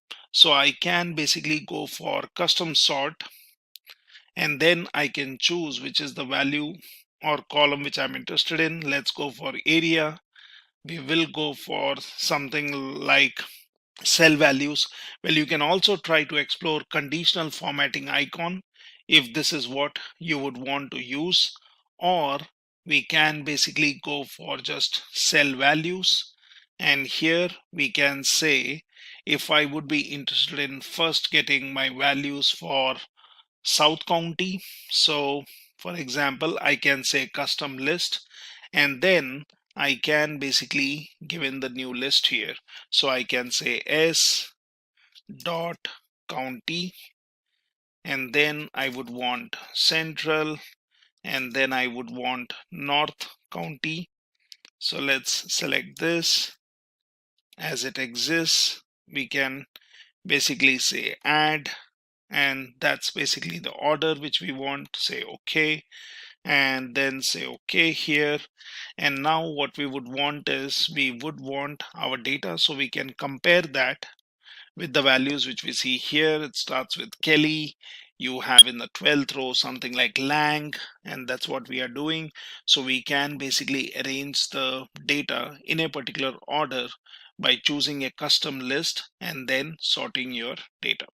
So that's one more simpler task what we have done, where we have sorted the data in the order where under our area column, we first wanted South County, then we wanted central data, and then we wanted North County. So this is how you can do it. Now, let's look into one more problem. So it says find all the houses in the central area, and we would want to basically apply a regular filter. Let's see how do we do that. So we can click on this, and here we have the data. So the problem statement is we would want to find all the houses in central area. Now how do we do that? We can do a sorting, but we would want to use the filter which you see here is implemented. So how do you do it? So you can select this area, and say for example I would want to apply filter. I can just go in here and I can say let's get a filter on my first row, and now I have filters applied. So we are interested in looking into the central area houses. Let's go in here. It says all these fields are selected. That means it shows everything wherein your area has all these values. Let's unselect this, and then I will only be interested in the central. So let's say OK, and then say OK. So now you see that the area filter has been applied, and we are looking at the central column. So what we have done is we have applied a simple filter, and we are looking at our data. At any point of time, if you do not want the filter, then what I can do is I can select this, and I can say, well, I'm interested in all the data. So I could do this, or you can clear the filters from area and you get your data back. So that's in one way you can filter out your data. So let's look at an example of sort and filter, where we might have to filter the data based on two columns or multiple columns with different kind of values, where it could be and or condition. Now say for example this is the data I have, and this is the question which we need to answer, such as find the list of all houses in the central region with pool and South County without pool. Now if it was a simple filter based on one cell, I could have just selected my header row. I could have then applied the filter, and once I have the filter, I can look in area where I have three regions. So I'm only interested in central and South County, so I can get rid of North County, and that's fine. But then we have two different conditions here. So we need the data in central region to have the value for pool being true, and for South County the value has to be without pool. Now how do we do that? So what we can do is we can first create a copy of these headers here. So let me do that. Now the area has to be South County. So basically I can either just select this, and I can choose this value, and then I can select this, and then I can choose central. So that's the criteria which I have, and the pool value has to be, so central region should be with pool. So then this one basically has to be true, and this one has to be basically false. So South County is without pool. So let's select one of the values here, and this is my criteria. Now to get my result, we can always place your cursor here and you can check this is M column and 8th row. Okay, so we would want the result here. So let's go ahead and now click on data, and then in filter you have an option called advanced, and here what I can do is I can say I would want to filter the list in the place, but that's not what I would want to do.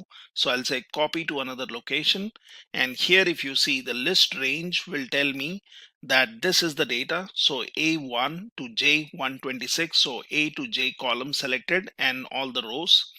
Criteria range is basically based on what I've given here. So that is M from 1 to V, which is 3.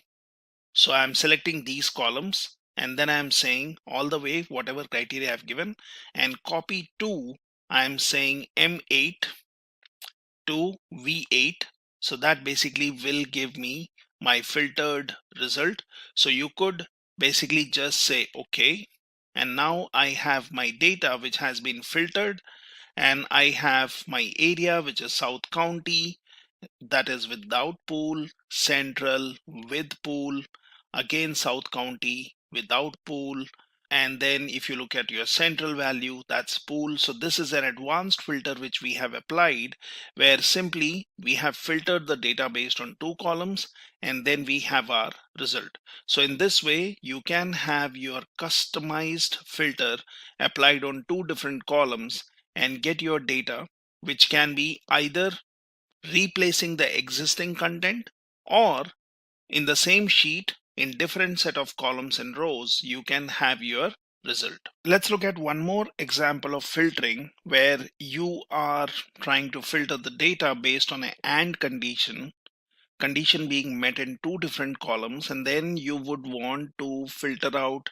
the data for only specific columns. So the situation is the agents with a house in North County, that should be county area, having 2 and a single type family. So we are talking about 2 bedrooms, and we would basically have a single type family, and here the criteria is that we would want to only populate these columns, which is agent, area, bedroom and type. Now what you can do is, as I explained earlier, that you can get your result in the same sheet in a different location. So here I have created these headers which says agent, area, bedrooms and type. Now this is basically a copy of all the columns what we have here: agent, data listed, area, list price, bedrooms, bath, square feet and so on. So you can basically create a copy of the headers here, and this is where we will give our advanced criteria to filter the data. So the conditions which need to be met is we need to look at North County. So for example, here in area, I can basically go ahead and select one of the values, North County. Now the criteria is having 2 bedrooms only. So let's say bedrooms, and let's say the value should be 2. And then basically I'm saying a single type family. So when you would want the single type family, so here under type, I can give the criteria single type. So this is my AND condition. So we are saying North County area having 2 bedrooms and the type is single family. Now this is the criteria, which basically means if I select this one tells me that this is M1 row onwards till V2. So this is what we have, and we would want to filter based on this. So let's go ahead and then go for data filter advanced. And here in advanced, it says filter the list in place. Now that's not what we would want to do. So I'll say copy to another location. This basically selects the list range. So which is telling me A1 to J126. So that's the columns and rows selected. criteria range is based on M1, V2, which we have given here, and copy to, I would say, for example, from M7 to P7. Now this is the area where this is the place where I want the result. Let's say OK. And now I get my data, which is based on the question which has been asked, that you would want the agents with a house in North County area having 2 bedrooms and single type family. So in this way, you can basically do advanced filtering, get your data and get it stored in the sheet anywhere at a different location. Well, I could have also done filtering in place, and that would have replaced the data which we have, but that's not what we want. We would want the filtered result in a different place. So this is how you can do some advanced filtering. We can also use Excel to filter out the data in one particular column, which might be conditional or say using some numerical filters. Now here, say for example, the problem statement is that you would want to display all the houses whose list price is between 45,000 to 600,000, or say for example, we would want to filter out the data to something else. Say for example, let's say I would want to filter out the data between 300,000 and 400,000. So we can basically update this. Say for example, I'm saying I'm interested in 300,000 to 400,000, and that's the criteria to filter out the data. Now there are two different ways, or there are two easier ways to do it. One is I would want to look at the list price. So I can select this, I can go ahead and do a filter here, and in the list price, now this is where we would want to do the filtering. So it's pretty easy. You can click on this one and then you can go into number filters and you can choose between. Now that's one easier way of doing it. So I could basically select this. I could say I'm looking for value which is greater than or equal to 300,000 and then is less than or equal to 400,000. So if I just do this, I have applied my filter and I have my data which is filtered based on my criteria, right? So that's one easier way of doing it. Or let me do a Control Z. Now let the filter be there, which you can anyways use. But what we can also do is, as we have seen earlier methods, so get a set or get your column headers here, and then you are giving two columns here. Now the only difference between this set of columns, which I have 1 2 3 4, and then you have 7 and 10 columns, and if you see here we have 4 5 6 7 8 9 10 11, right? So whenever you want a AND condition, you will basically add the columns where I can give add condition if it is the same column. If it was a different column, then it would be same number of columns, but AND conditions will lie in the same line and OR condition would lie in a different line. Now here I can give this value, so I am looking for listed price being between 300,000, so I am saying it should be greater than or equal to 300,000, and then I can say less than or equal to 400,000. Now that's my criteria, and then I need my result here, which is in M7. So what I can do is, once I've given my criteria which I'll be using to filter, I can get into data, I can get into advanced, and then I can say copy to another location. So it is selecting my A1 to J126. Criteria range is based on M1 to W2, and then I would want my result from this particular column. So let's say OK, and now you have your data filtered out in a different location in the sheet, which has been filtered based on your AND condition. So you can filter out the data in this way, or you could just apply a filter on a column and give the conditions. Now let's solve one more interesting problem. And here we would want to use Excel where we would have an and, an or condition. So say for example, this is the data given to you and the question is that you would want to find all the houses in North County. Again, that's a spelling mistake, but then they are North County area with a list price greater than 300,000 and having 3 or 4 bedrooms. So the bedroom has conditional, so it has or 3 and 4, and then basically you have list price which is greater than 300,000. Now I could have obviously selected the columns and then basically gone for a filter.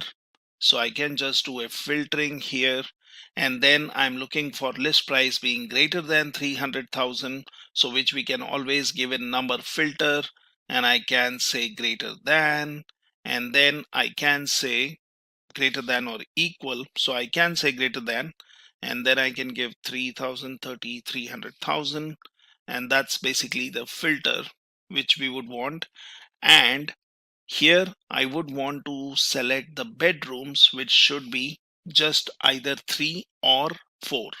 So if for example here I go in here and I unselect this and then I say 3 and 4, right? So I am getting my data which is greater than 300,000 and it should have the bedroom values which will be either 3 or 4 selected. Now that's one way of doing it. Let's do a Control Z and get it back to as we were, or you can even just say clear filter so you get your data back as it was. So what we can do is we can here give the criteria. So for example, I have my list price. Now this is what I would want as a condition. So let's say greater than 300,000, and bedrooms should be 3. And then I can say greater than 300,000, and then I can say 4. So this one basically gives me a situation where your list price has to be greater than 300,000 and bedroom should be either 3 or 4. So we have given our filtering criteria. Now to get the result, what we can do is we can go into data, we can go into advanced, and we can say copy to another location. So our list range is selected, which is columns A to J, row number 1 to 126. Your criteria range is given in M1 to V3, where we have specified, and we are saying the result would be in M7 to V7. So if I do this, now I have got the same data which we were seeing earlier, and here the bedroom values are 3 or 4, and basically the list price is greater than 300,000. So this is a simpler way in which you can create your filters. And all this advanced filtering, what we are seeing, it will be saved with your sheet.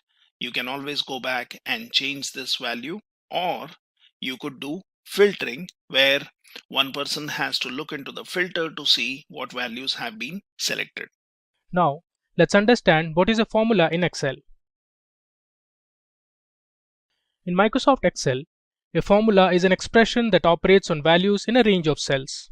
All formulas in Excel return a result, even when the result is an error. There are different ways to handling errors, which we'll see later.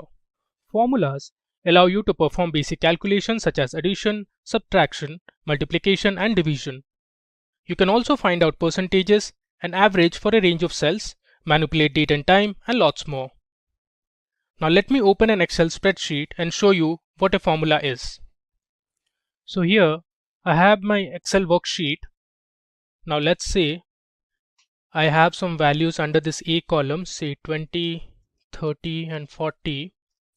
Now I want to write a formula that will add the values that are present from cell A1 to cell A3.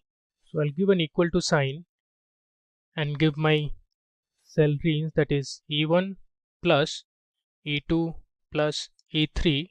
Now if I hit enter, it will give me the addition of 20 plus 30 plus 40, which is 90.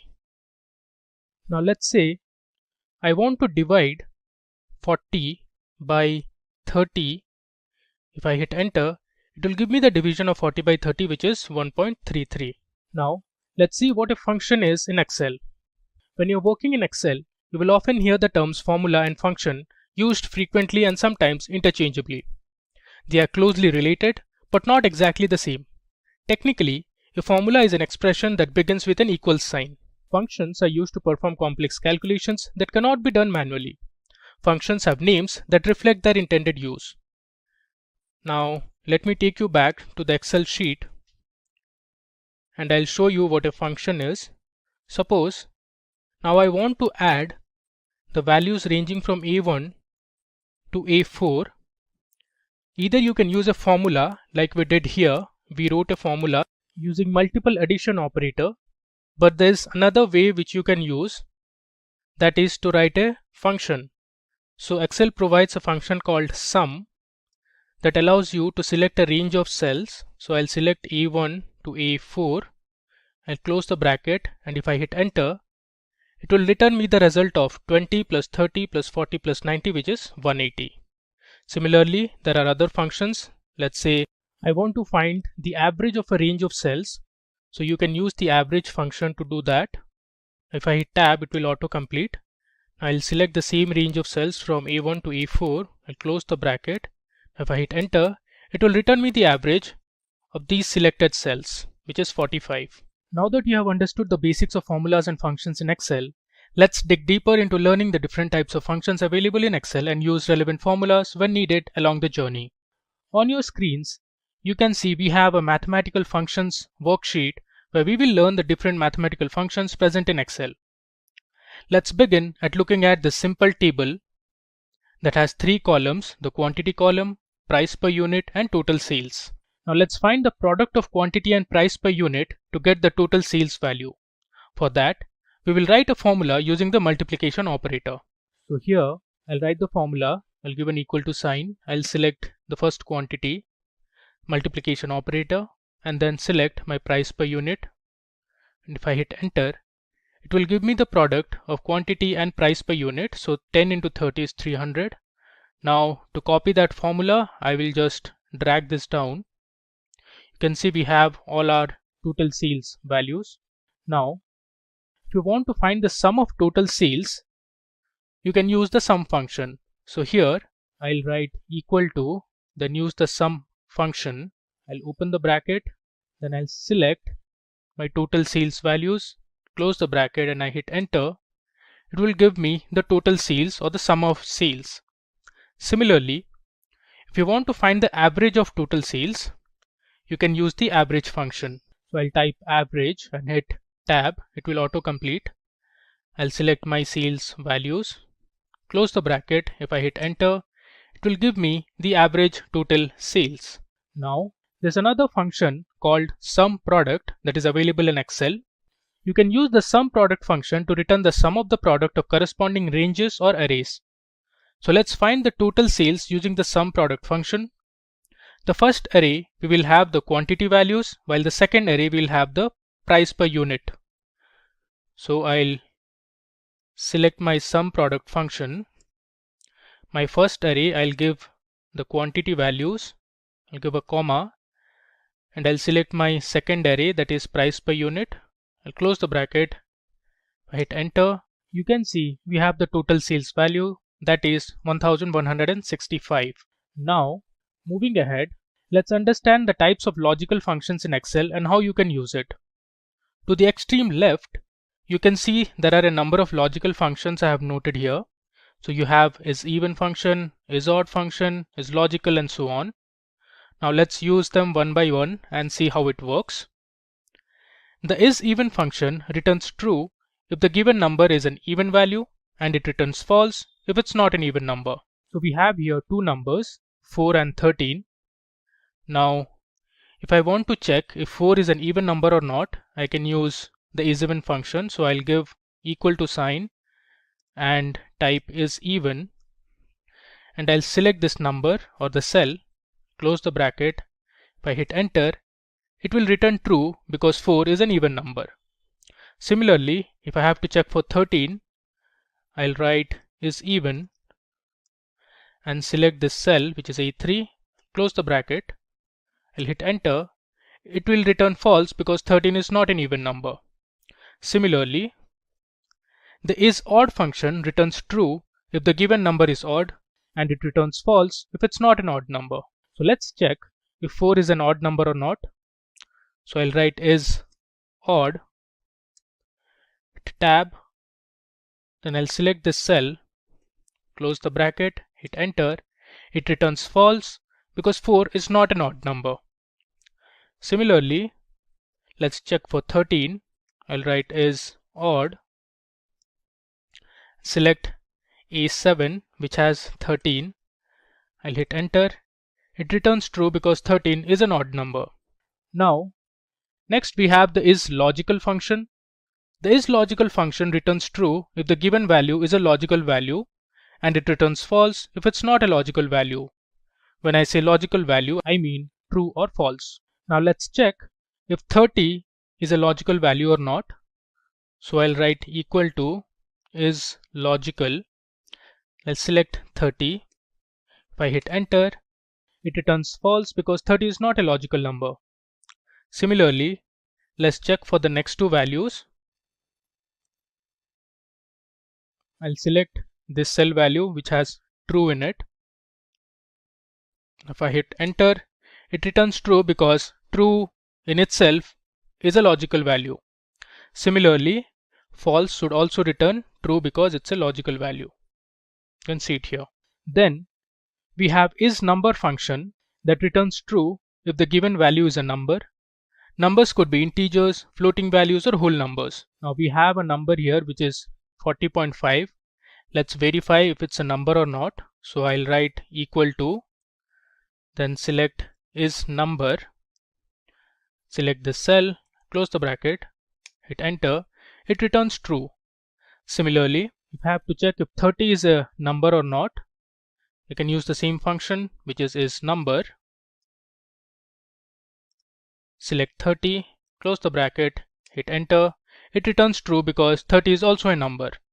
Now, in the next cell, we have a text value. You can see it's CNN. So ideally, it should return false because CNN is not a number. There you go. It has returned false because CNN is a text value and not a number. Now, let's explore a few other functions that you can see here. So the round function rounds a number to a specified number of digits. So suppose I want to round up 35.316 to 2 decimal places. So I'll write equal to, then I'll give the round function. I'll provide my number 35.316, comma, since I want to round up to 2 decimal places, I'll give 2. I'll close the bracket. If I hit enter, it gives me the rounded value of 35.316, which is 35.32. Now the round down function rounds a number down towards 0. So let's see. I'll give the round down function and I'll provide the same number, that is 35.316. Let's say I want to round down to 2 decimal places. If I hit enter, the result is 35.31. Similarly, the round up function rounds a number up away from 0. So I'll write round up. I'll give my number 35.316. If I give the number of digits, say 2, it will return 35.32. So it rounds up this value. Moving ahead. Now if you want to convert a number into integers, you can do that using the int function. So suppose I want to convert 35.316 into integers, I can give my integer function, that is int, and provide my number 35.316. Close the bracket. If I hit enter, so you have the integer value of this floating point number. Similarly, if you want to find the integer of, say, equal to int, let's say a negative number minus 35.316, it will return the negative integer value, that is minus 36. Now the truncate function truncates a number to an integer by removing the decimal or fractional part of a number. So let's say I want to truncate 35.316. I'll write trunc, which is the truncate function. Now let me pass in my number, that is 35.316. Let's say I want to give the number of digits as 2. I close the bracket, hit enter. It returns me 35.31, so it has truncated the last digit. Now similarly, if I give the number of digits as 1, the result will be 35.3. You can see it here. Moving ahead, the ceiling function rounds a number up, that is to the nearest multiple of significance. So I'll show you what it means. I'll use equal to, then pass in my ceiling function. I'll give my number 35.316. If I give say 2, close the, it returns me 36 because the nearest highest multiple of this number is 36. Similarly, if I give, let's say 5, it will return 40 because the nearest highest multiple of this number to 5 is 40. Now talking about the floor function. The floor function rounds a number down to the nearest multiple of significance. So for example, if I use the floor function and the same number 35.316, now let's say I want to give the significance as 2, it will return 34. The nearest lowest multiple of this number, that is divisible by 2, is 34. Now if you want to change this number from 2 to, let's say we want to give as 7, if I hit enter, it will give 35 because 35 is the nearest multiple of 7. Next, let's talk about an important function called subtotal. Now subtotal returns the subtotal in a list or database, the sub maximum, minimum, sum and others. Let's explore a few of this. Let's say I want to use subtotal function and let's say I want to find average. You can see here 1 is for average. I'll give 1, comma, I'll give my reference this quantity column values, close the bracket. If I hit enter, it will give me the average of the selected cells from E2 to E4. Now let's say I want to find the subtotal and this time I want to, let's say I want to count, so I'll give 2, comma, I'll count all the values present in the selected cells from E2 to Z4. I'll close the bracket, hit enter. It returns me 9. You can see there are 9 cells that are filled in here.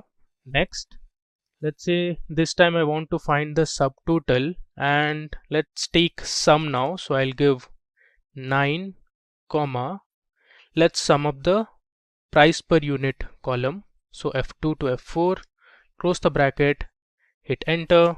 You can see the sum of price per unit is 105. Now let's do one more. Use the same subtotal function. Now let's say I want to find the maximum value from the sales column. Select my total sales column, close the bracket, hit enter. It returns me 480 because that's the highest or the maximum value of total sales. Now Excel provides a factorial function called fact. So if you want to find the factorial of a number, you can use this function. So find out the factorial. So I'll use the fact function. Let's say I want to find the factorial of number 5. I'll close it. You can see the factorial of 5 is 120. Similarly, if you want to find the factorial of, let's say, the number 7, it returns me 1040. Moving on, now you can use the max and min function to find the maximum and minimum values in a range of cells. So I'll use the max function. Let's say I want to find the maximum from price per unit. You can see it has returned me the maximum, that is 40. Similarly, you can use the min function. I'll use the same column, price per unit. Now you can see the minimum value from price per unit column is 30. Excel also has a function called rand_between that returns a random number between the numbers you specify. So if you want to generate random numbers, you can use 5 square the result should be 25. You can see it here. Now I want to find the power of 4 raised to 4. The result is 256. Moving ahead, the modulus function or the mod function returns the remainder when a number is divided by a divisor. So let's see how to use it. I'll use the mod function and give my number 10. Let's divide 10 by 3. The result is 1. Now we have a few other numbers. Let's try them also. Use mod 12. Let's say I want to divide 12 by 4. The result is 0, 9. Similarly, let's see one more. I'll use the count function. Now let's say I'll select from G1 to G4. If I close the bracket, hit enter, it returns me 3 because total sales, the first cell value, is not a number. It's a character value, hence it's skipped the count of total sales and it counted the remaining cells. Now next, moving on to count A function. The count A function counts the number of cells in a range that are not empty. So for example, if I use the count A function, now let's say I'll select from L1 to L4, close the bracket. It has returned me 3 because we had an empty cell, so it skipped that count and it counted the remaining cells that were non-empty. Similarly, let's use the function once more and type count A. Now let's say I'll select from L2 to N4, close the bracket, hit enter. It gives me 5 because we have only 5 values that are cells are empty, so it skipped that count. Moving ahead, we have the count blank function. Now as the function suggests, it counts the number of blank or empty cells in a specified range of. So if I use count blank and let's say I'll select this range from L1 to L4, close the bracket, you can see it has returned 1 because we had one empty cell in this range of cells. Now let's do one more. Count blank. Now I'll select from L2 to N4, close the bracket. It has returned 4 because you can see it here. We have 3 blank cells here, so total 4. Hence it has returned 4. Up next, we have the AND function. The AND function checks if all the conditions or arguments are true. It returns true if all the conditions are true. If one of the conditions is false, then AND function will return false. Let's do this with an example. Suppose I write the AND function. So the first argument or the parameter has to be a logical condition. Let's say I'll select from E2 to E4 and my condition will be greater than 9. Let's say my second condition is from F2 to F4 is less than 45. Close the bracket, hit enter. It returns true because you can see our first condition from E2 to E4, all the values are greater than 9, while the second condition from F2 to F4, all the values are less than 45.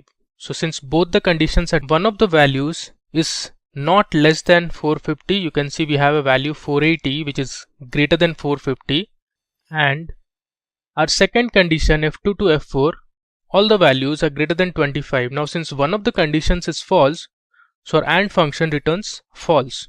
Moving on to OR function.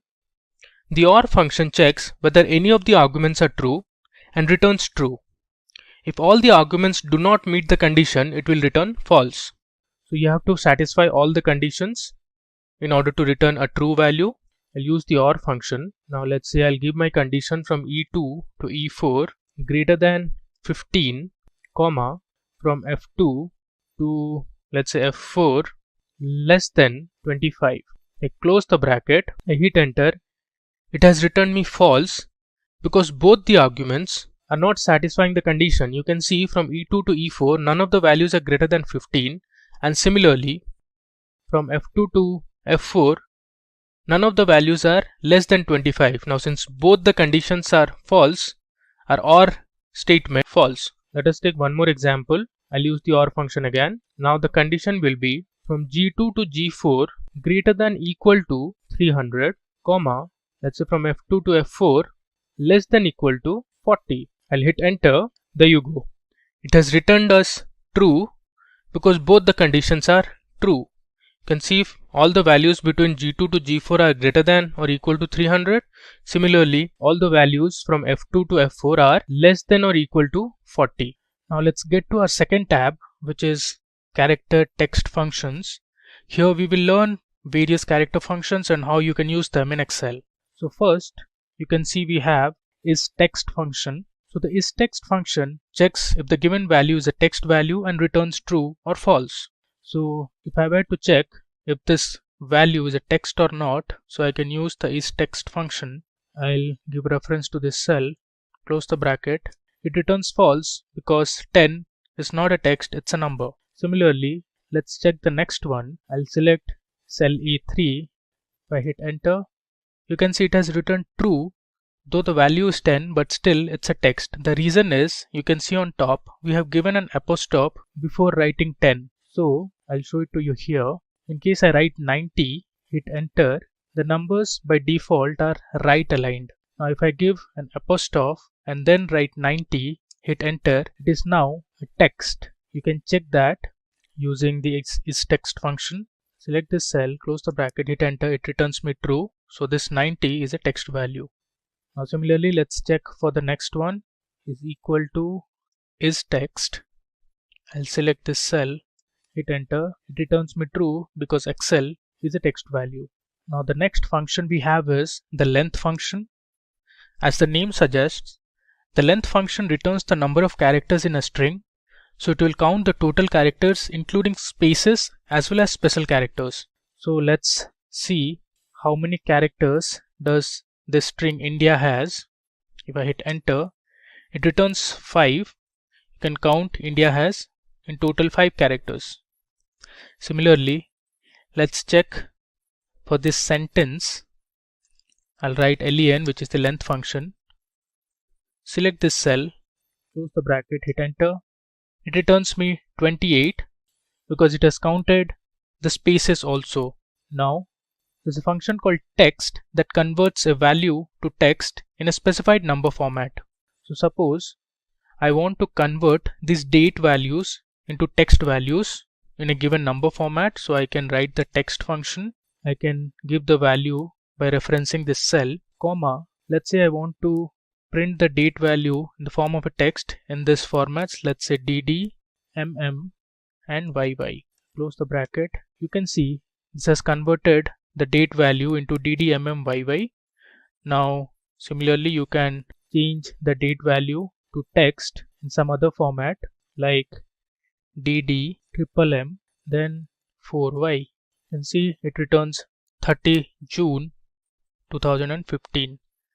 Now if this is a text value or not, you can use the same function, that is isText. I'll give reference to this cell. There you go. It has returned me true, which means it has converted the date values into text now.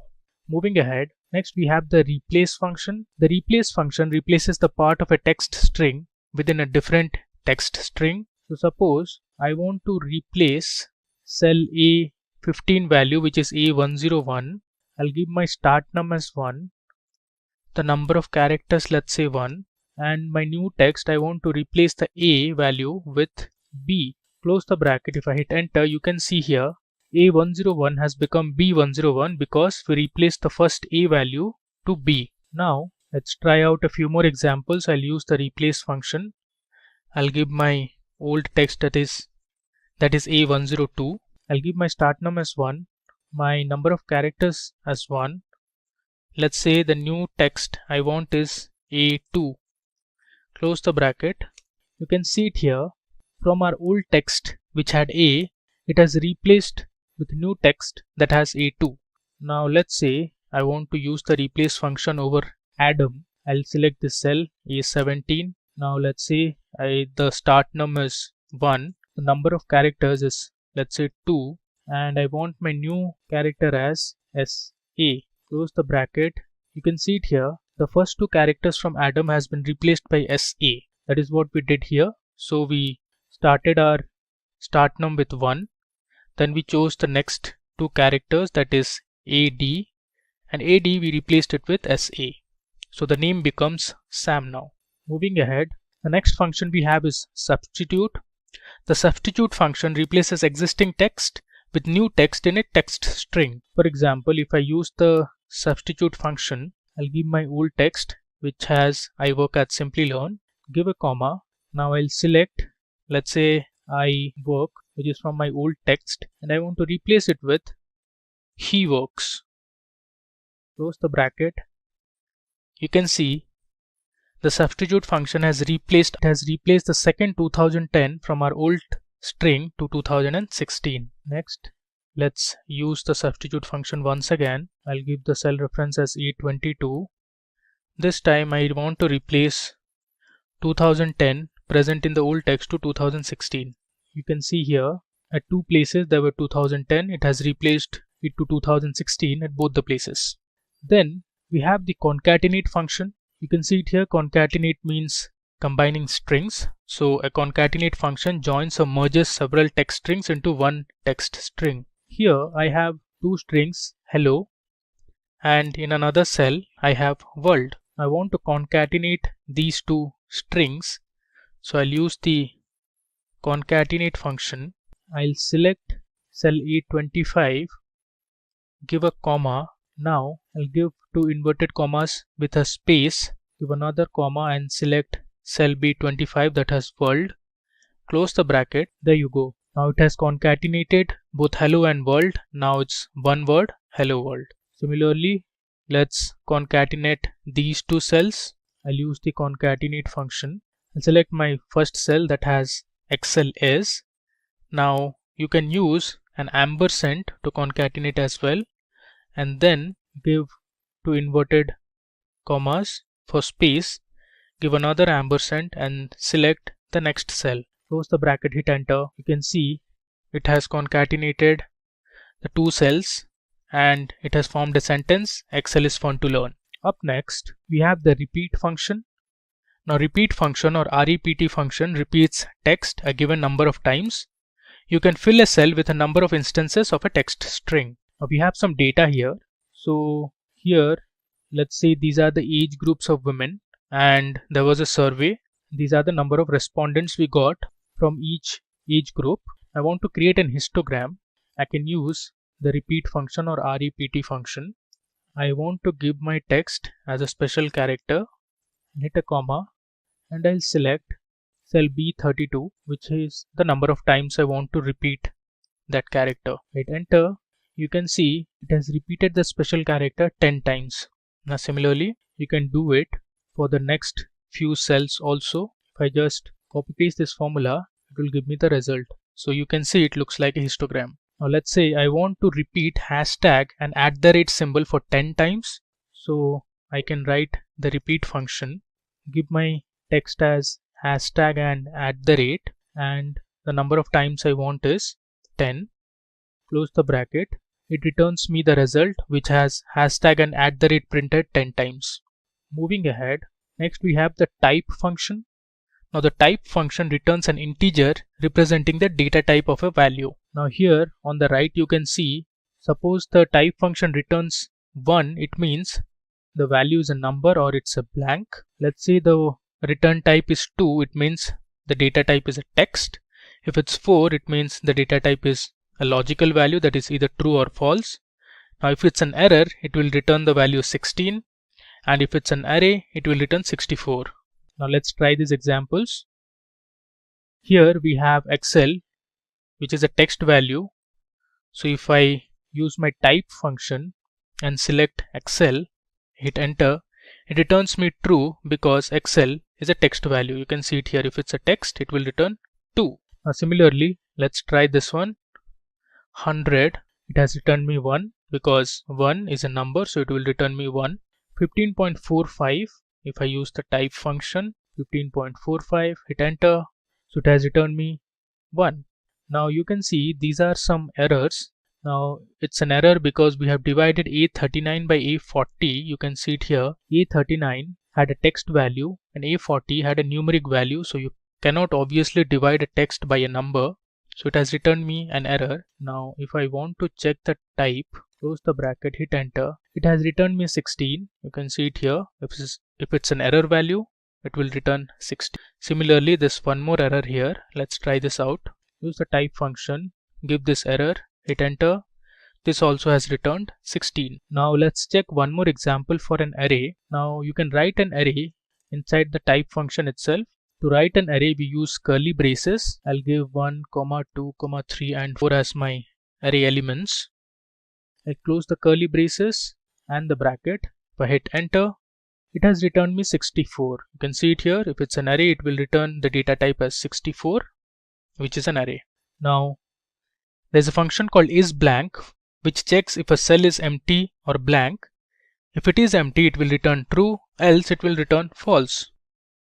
Now if you were to check if this cell is empty or not, if I hit enter, it returns me true because you can see it here. Cell A47 is empty and there's no value in it. Now if I want to find out if cell A48 is blank or not, if I hit enter, it returns me false because there is a value 40 in it.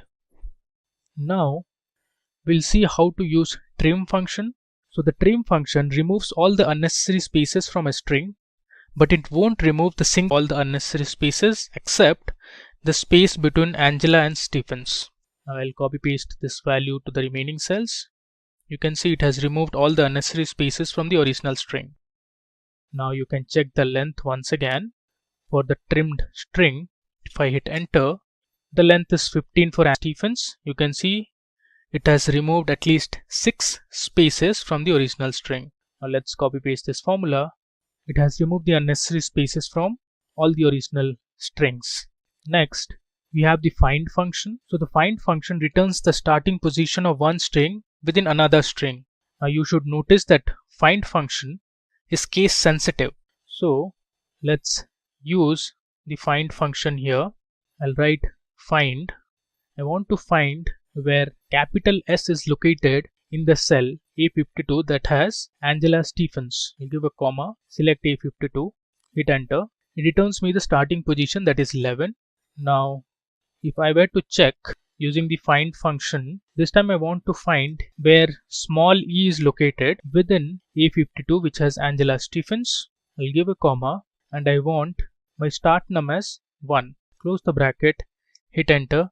It has returned me 7. You can count it here on the top. So where the cursor is the first position. So I'll now keep shifting 2, 3, 4, 5. Cell A52 that has Angela Stephens. Close the bracket, hit enter. It has returned me 11. So basically it has returned me this S, but since search function is case insensitive, so it did not care if it was an uppercase S or a lowercase s. Similarly, if I want to find where A is located or capital A is located in Antonio Maino, I'll use the search function. I want to find capital A. Within text I'll give cell A54. Now let's say I want to give my starting num as 5. Close the bracket. It has returned me 19. So it has returned me this A because the only A that exists after 5 is this. So here also, since we searched for capital A, but it looked for any A that was present in Antonio Maino, be it small or capital. Finally, we have a clean function. So the clean function returns all non-printable characters from the text.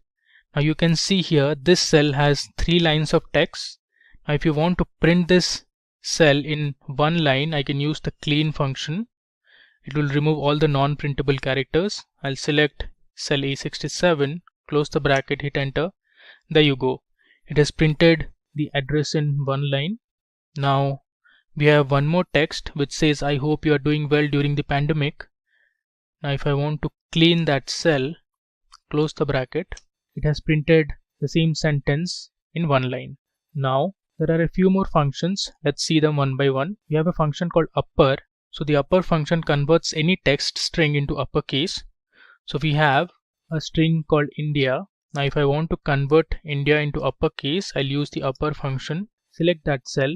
You can see it here. It has converted India into uppercase characters. Similarly, you can use the lower function to convert any text string into lowercase. I'll use the lower function, select that string, enter, there you go. So all the letters in the word India has been converted into lowercase. Now there's another function called proper, which is used to convert any string into proper case. So I can write a vlookup function something like this. I'll give equal to, search for vlookup. Now my lookup value will be Stuart, give comma, then I'll select my table array. So I'll take my table array from A2 to C7. If you want, you can choose the entire table also. Give a comma. My column index number is this department column, which is the third column. And range lookup is either true or false. I'll select false, which is 0 for exact match. If I hit enter, you can see it has returned marketing. And in the table also, if you see, Stuart is from the marketing department. So this is a simple example how you can use vlookup. Now, if you want, you can choose the entire table. So I can select from A2 to E7, hit enter, it will give the same result. Now, suppose I want to find from the marketing department. So this is the person who is from the marketing department. I want to find the city. I'll use the vlookup function again, vlookup. Now my lookup value is marketing, element column is the leftmost lookup column. Select the remaining table, give a comma.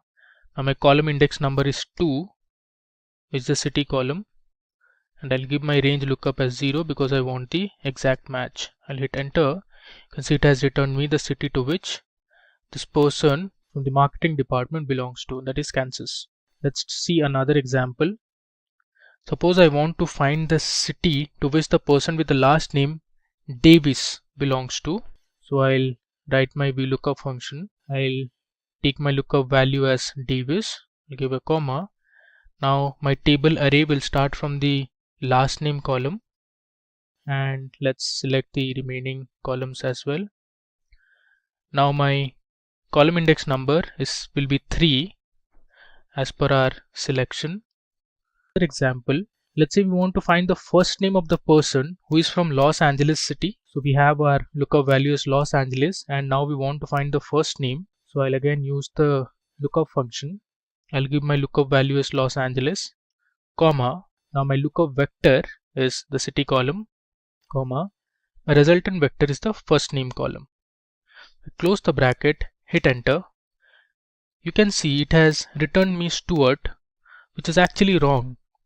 If you see our original table, the person who is from Los Angeles city is not Stuart, but it's Lucy.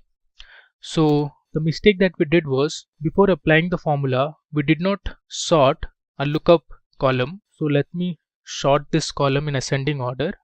Go to the data tab, I'll sort it, I'll click sort. Now you can see it has returned me Lucy. And you can see there was an error because we sorted the table, so the values changed. So be aware of this. Now let's try another example. Let's say I want to find the department of the person who was hired on this particular date, which is 10th of November 2001. So I can use the lookup function here. Better, first I'll sort this date hired column in ascending order. Click on sort. Now let's find the department of the person with the last name as Davis. So you can see Davis, and the department it belongs to is sales. So I'll use the hlookup function again. Select my lookup value as Davis, give a comma. Now my table array, I'll select from G2 to M5. Now in this selection, my row index number will be 2, which is the department column. Give a 0, close the bracket, hit enter. It has returned sales. So Davis is from sales department. Moving ahead, now let's explore the if function. So the if function in Excel checks whether a condition is satisfied or met. It returns a value if true, else it will return another value if the condition is not satisfied. So let me use an if function here. I'll give my logical test as, say, the value in cell O11 If it's greater than 5, then I'll return yes, 10 is greater. Else I'll return no. Close the bracket, hit enter. You can see the result. It says yes, 10 is greater because our condition 10 is greater than 5. Now if I change this value to 4, it returns no because 4 is not greater than 5. Now we have a question here. I want to add values to this result column. So our condition is, if the player scores more than 50 and average is more than 42, then he's a good player, else he's not a good player. So we'll return not so good. So we have 3 player names, the runs they have scored and the average they have. So I'll use the and give my condition. I'll write equal to if. Now since I am checking for 2 conditions, that is the player should score more than 50 and the average should be more than 42, so I'll use and clause here. So I'll check if P22, which has the runs, is greater than 50 and Q22 is greater than 42, then we'll return he's a good player, else not so good. Close the bracket. Now if I hit enter, it has returned me good player because both runs and averages they meet our condition. Now let me copy paste this formula. For this cell you can see Michael has scored 40 runs and his average is also 40. He's not so good because our condition was he should have scored more than 50 and average should be more than 42. So both the conditions was not met. The next function we have is ifNA. Now the ifNA function will return the value you specify if the expression resolves to any value, otherwise it will return the result of the expression. So I want to find the department of Anthony. Now you can see the first name column, there's no name as Anthony. Let's see what happens if you want to find the department of Anthony. So I'll write equal to ifNA. Now in value I'll use a vlookup function. I'll give my value as R12, which is Anthony, and I'll choose my column as from O2 to S7. Give a comma. Now the department or the column index number is 3, which is the department column. I'll give 0. Close the bracket. Give another comma. Now if the value results in NA, we'll return such as value not found. Hit enter. You can see it here. It has returned me value not found because our vlookup function could not find any lookup value as Anthony in the first name column. So it returned value not found. Similarly, there's one more function called iferror, returned value not found. Similarly, there's one more function called iferror. So the iferror function returns the error value if the expression is an error. Otherwise, it returns the value of the expression if there is no error. So these two cells, you can see we have some values 10 and 0. Let's say I want to use the iferror function and the value I'll give is, say I want to divide U3 by U4. So I'm dividing 10 by 0. Now if the result is an error, we'll return cannot divide. Close the bracket, hit enter. You can see it has returned me cannot divide because you cannot divide a number by 0. Hence there was an error, so it returned this value. Now let's say I want to divide, let's say I want to use the iferror function again. And now I want to divide W3, which has the value 10, by W4, which has the value 5. I'll give the value iferror, that is cannot divide. If I hit enter, it returns me true because 10 is divisible by 5. So it divided 10 by 5 and the result was 2. Similarly, let's say I want to find the city to which, again, there is no Anthony. Let's try this out. I'll use the index function. Now the array I will give is from Z2 to AC7, comma, my row num is 3 and the column number I want is 2. Close. It returns me Davis which is this one. The reason being, we skipped the header column. Our column was selected from this cell. So this is our first row, second row, third row. So third row and second column we have Davis. Similarly, let's check for fifth row and fourth column. I'll use the index function. I'll give my array from Z2 to AD7 this time. I'm selecting the entire table. I'll give my row number as 5 and my column as 4. Close the bracket, hit enter.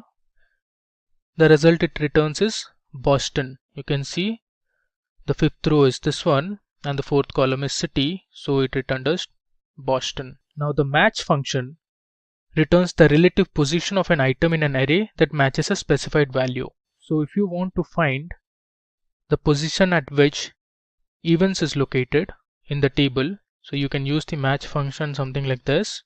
Match, I'll take my lookup value as y15 which has events, comma. Now my lookup array will be the last name column because events was from the last name column, comma. I'll give 0 for exact match. I'll hit enter. It gives me 5. Events was present in the fifth row. Let's check for Boston now. I'll use the match function again. My lookup value will be Boston, comma. My lookup array will be the city column, comma. I want the exact match. Close the bracket, hit enter. It returns 6. So if you start from the beginning here, this is the first row, second, third, fourth, fifth and sixth. In sixth row we have Boston. Now you can use this index match function to return a value in a column to the left. With vlookup, you are stuck returning a value from a column. I'll select my lookup array from Z1 to Z7, comma, 0. I close the brackets, hit enter. It has returned Kansas. You can see Jensen, the first name Jensen, belonged to city Kansas. Similarly, let's find the city to which the person with the last name as Evans belongs to. So Evans, you can see from the table, belongs to Los Angeles. Let's find out using our index match function. I'll write index and then array I'll give as AC1 to AC7, comma. My row num, I'll give my match function. Lookup value will be events, which is AB15, comma.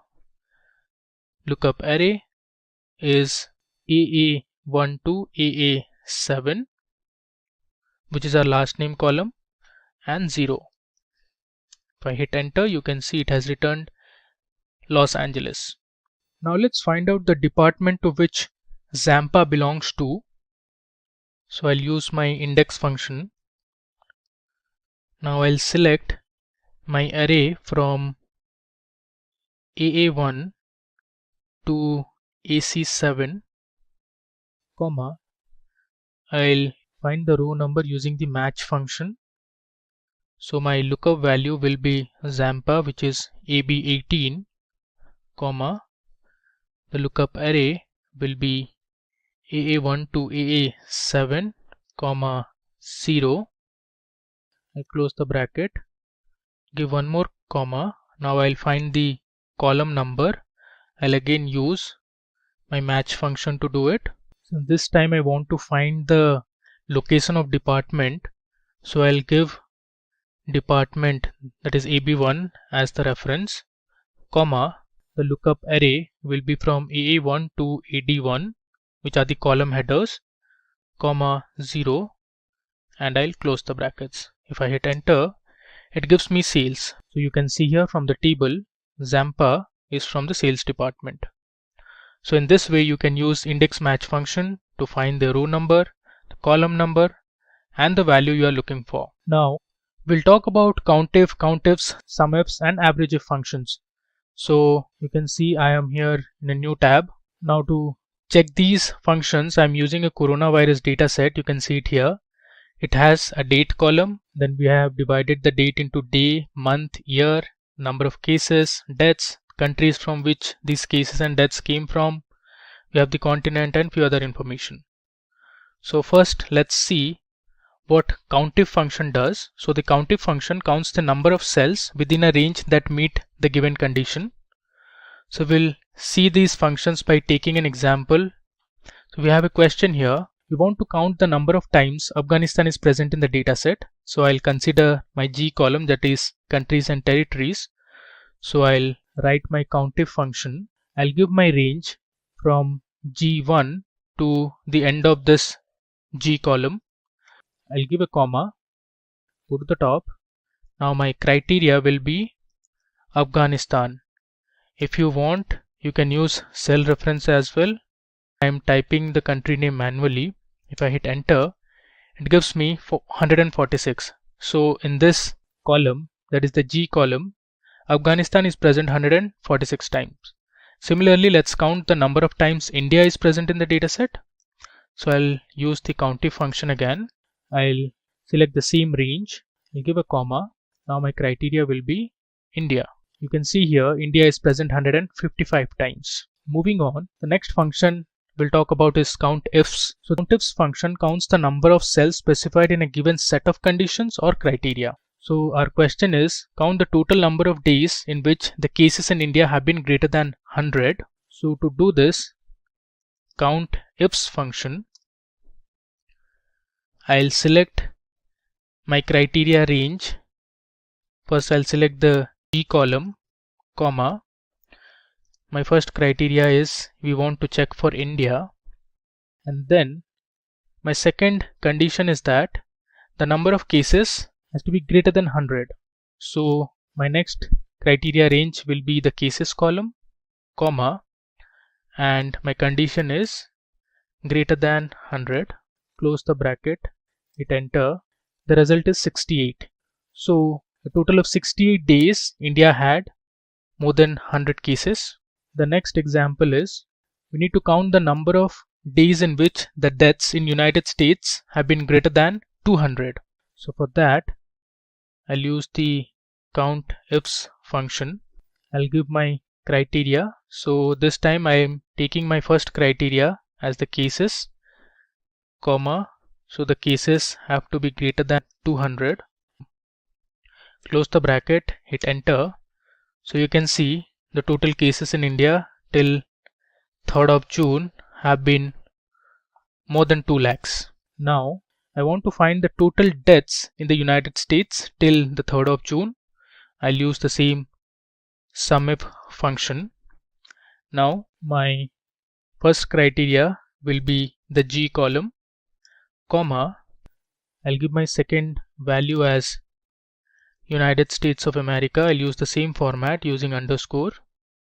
States of America, comma. Now the second range will be the deaths column. Close the bracket, hit enter.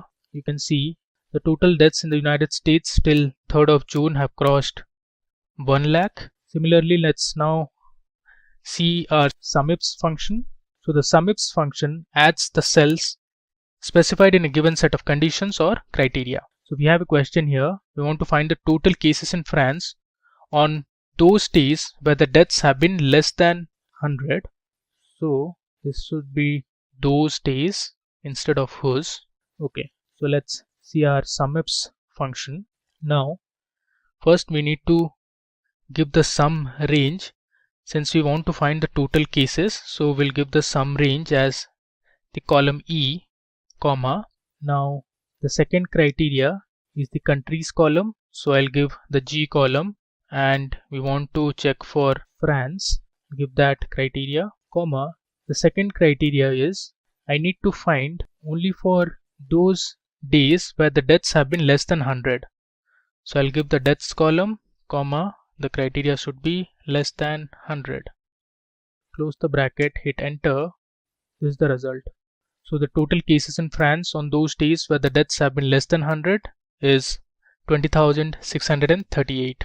Now let's talk about the average if function. So the average if function finds the average or the arithmetic mean of the cells specified by a given condition or criteria. So our question is, we want to find the total average daily cases in India. This is till the 3rd of June. So I'll use the average if function, and my first criteria I'll select is the countries column, and my criteria will be India, and then I'll give the range, that is the E column, which has the cases. If I hit enter, so these are the daily average cases in India till the 3rd of June. Next, let's talk about some date and time functions in Excel. You can see here I am in my date and time sheet. So let's start with the today function. The today function returns the current date or today's date. So if I write equal to today, close the bracket, hit enter, it will return me today's date, which is 28th of July. Now you can use the now function, which will return the current date and time value. So if I write equal to now, if I hit enter, you can see it has returned the current date and the time. So this is basically the system date and time. You can see it here. Now there's another function called time. The time function converts hours, minutes, seconds given as numbers to an Excel serial number formatted with a time format. So you can see here, I'll write the time function. Now let's say I'll give my hours as 20. So it's in 24 hours format. Let's say minute I'll give 40 and seconds I'll give 20. I close the bracket, hit enter. The time is 8:40 p.m. Now you can subtract the now function from today function to return the time value. So let me show it to you here. I'll write my now function and I'll subtract today. If I hit enter, it returns me the time. This is the system time. Now there's another function in Excel called dateDiff function, which returns the difference between two dates in terms of years, months and days. Now here I have a date of birth, which is 30 December 1994, and we have today's date. I have used the today function. If I want to find the age, I can use the dateDiff function. So I'll write dateDiff, and in that I'll give my first date value as the date of birth, which is 30 December 1994, comma, my second date value will be today's date, which is 28th of July. Now I want to find the age in terms of years, so within double quotes I'll give Y. If I hit enter, it gives me 25. So it has subtracted our first date value and the second date value to return the year. Now the dateDiff function will always return a whole number. You can see it here, this was a whole number. You can use the yearFrac function in Excel to return the year fraction representing the number of whole days between the start date and the end date. So I can use the yearFrac function here. Right, yearFrac. My start date will be my date of birth. Now the end date will be today's day, comma, basis I'll give 1, which is actually, it will divide the actual number of days by the actual days in a year. Right, enter, it gives me my year fraction, which is 25.5763. Now let's say I'll replace 1 with, let's say 2. If I hit enter, it gives me 25.95. You can see it here. If you give 2, it will divide the actual days by 360. Now the default value is 0. Moving ahead, we have the weekday function. Now the weekday function returns a number from 1 to 7, identifying the day of the week of a date. So let me use the weekday function. I'll give my serial number as today. If I hit enter, it gives me 3. Now let's say I want to use the weekday function again. I'll use my cell reference A2, which has the today's date, comma. Now the return type I'll give as 2, which means it starts from Monday through Sunday. So the first day of the week starts on a Monday and ends on a Sunday. If I give 2, close the bracket, hit enter, it gives me 2. It's the second day of the week. Then we can have your day function, month function and year function. Let's explore them one by one. So the day function returns the day of the month. It will have a number between 1 to 31. So 1 means the beginning of the month and 31 means the last day of the month. So if I use my day function on A2, which is today's date, if I hit enter, it gives me 28, that is 28th of July. Similarly, let's check for month. I'll give the same cell reference, hit enter. It gives me 7, which means the July month. Now let's find the year, give the cell reference, hit enter. It returns me the year, that is 2020. Now you can extract the hours, minutes and seconds from a time value. So I'll use the hour function to get the hour value from the current time. You can see it has returned 14, which means it's 2 p.m. Now let's find out the minute also. I'll use the minute function, give my now function, hit enter. It gives me 19. So it's 2 p.m. and 19 minutes. Now let's find out the seconds also. I'll give my now function to get the second also. There's another function in Excel called days 360.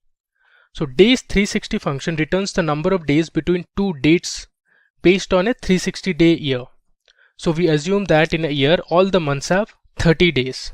So I'll use my days 360 function.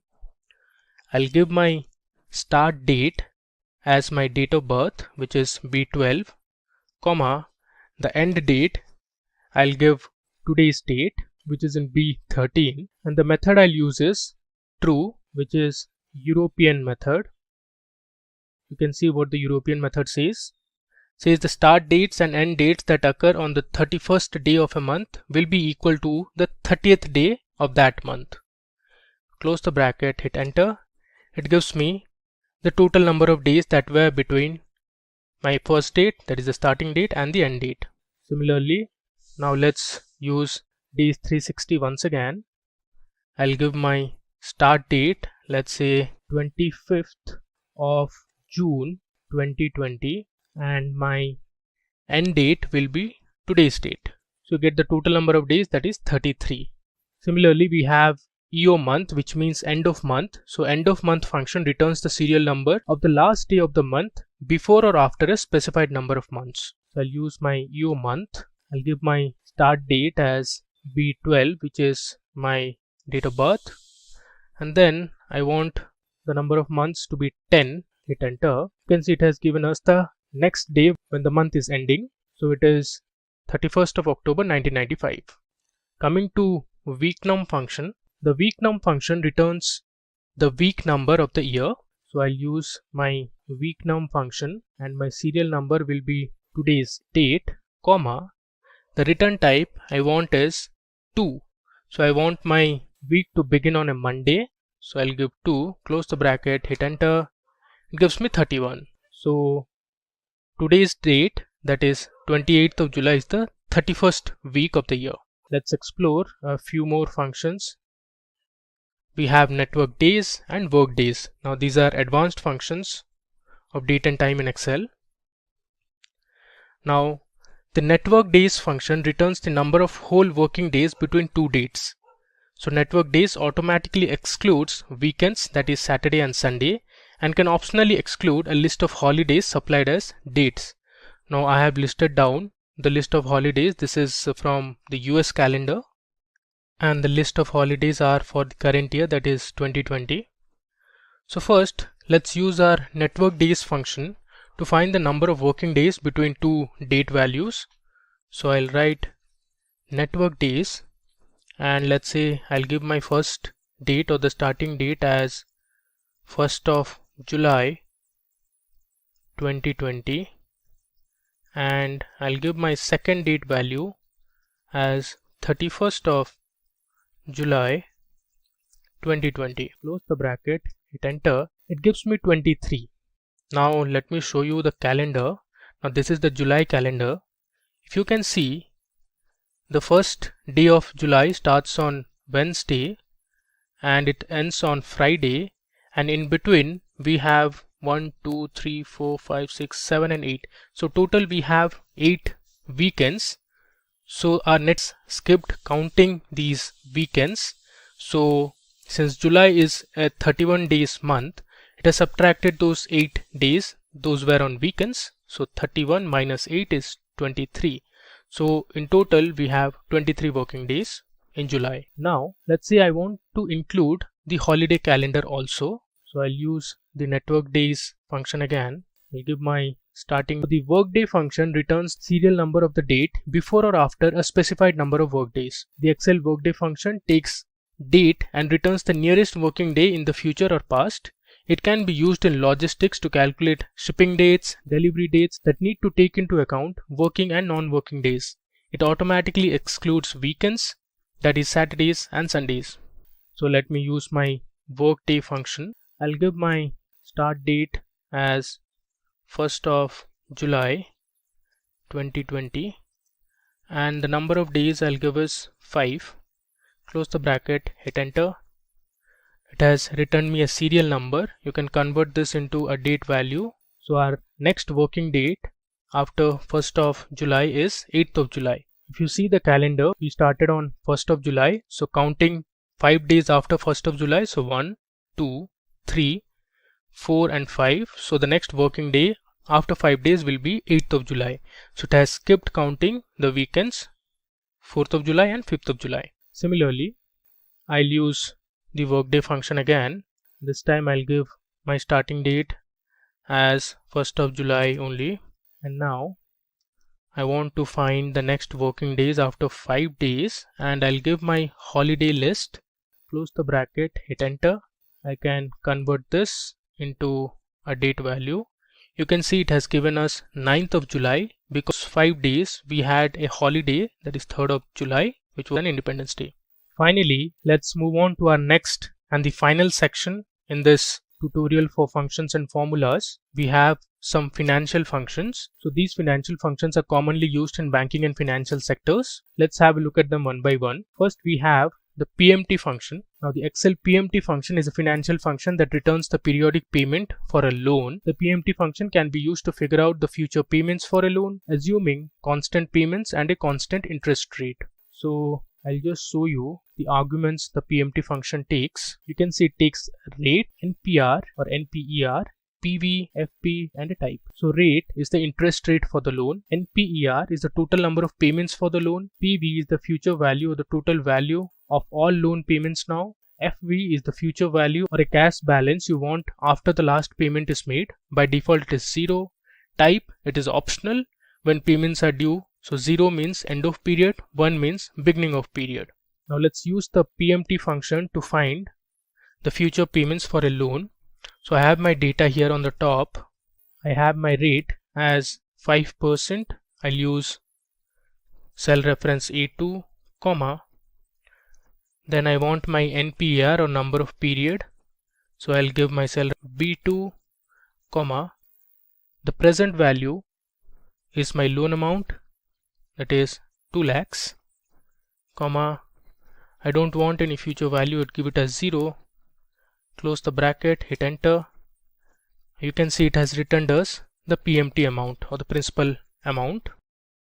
Now you can see it has given us a negative number. The reason being the amount is getting deducted from our present value. So to solve this issue, you can give a negative sign here.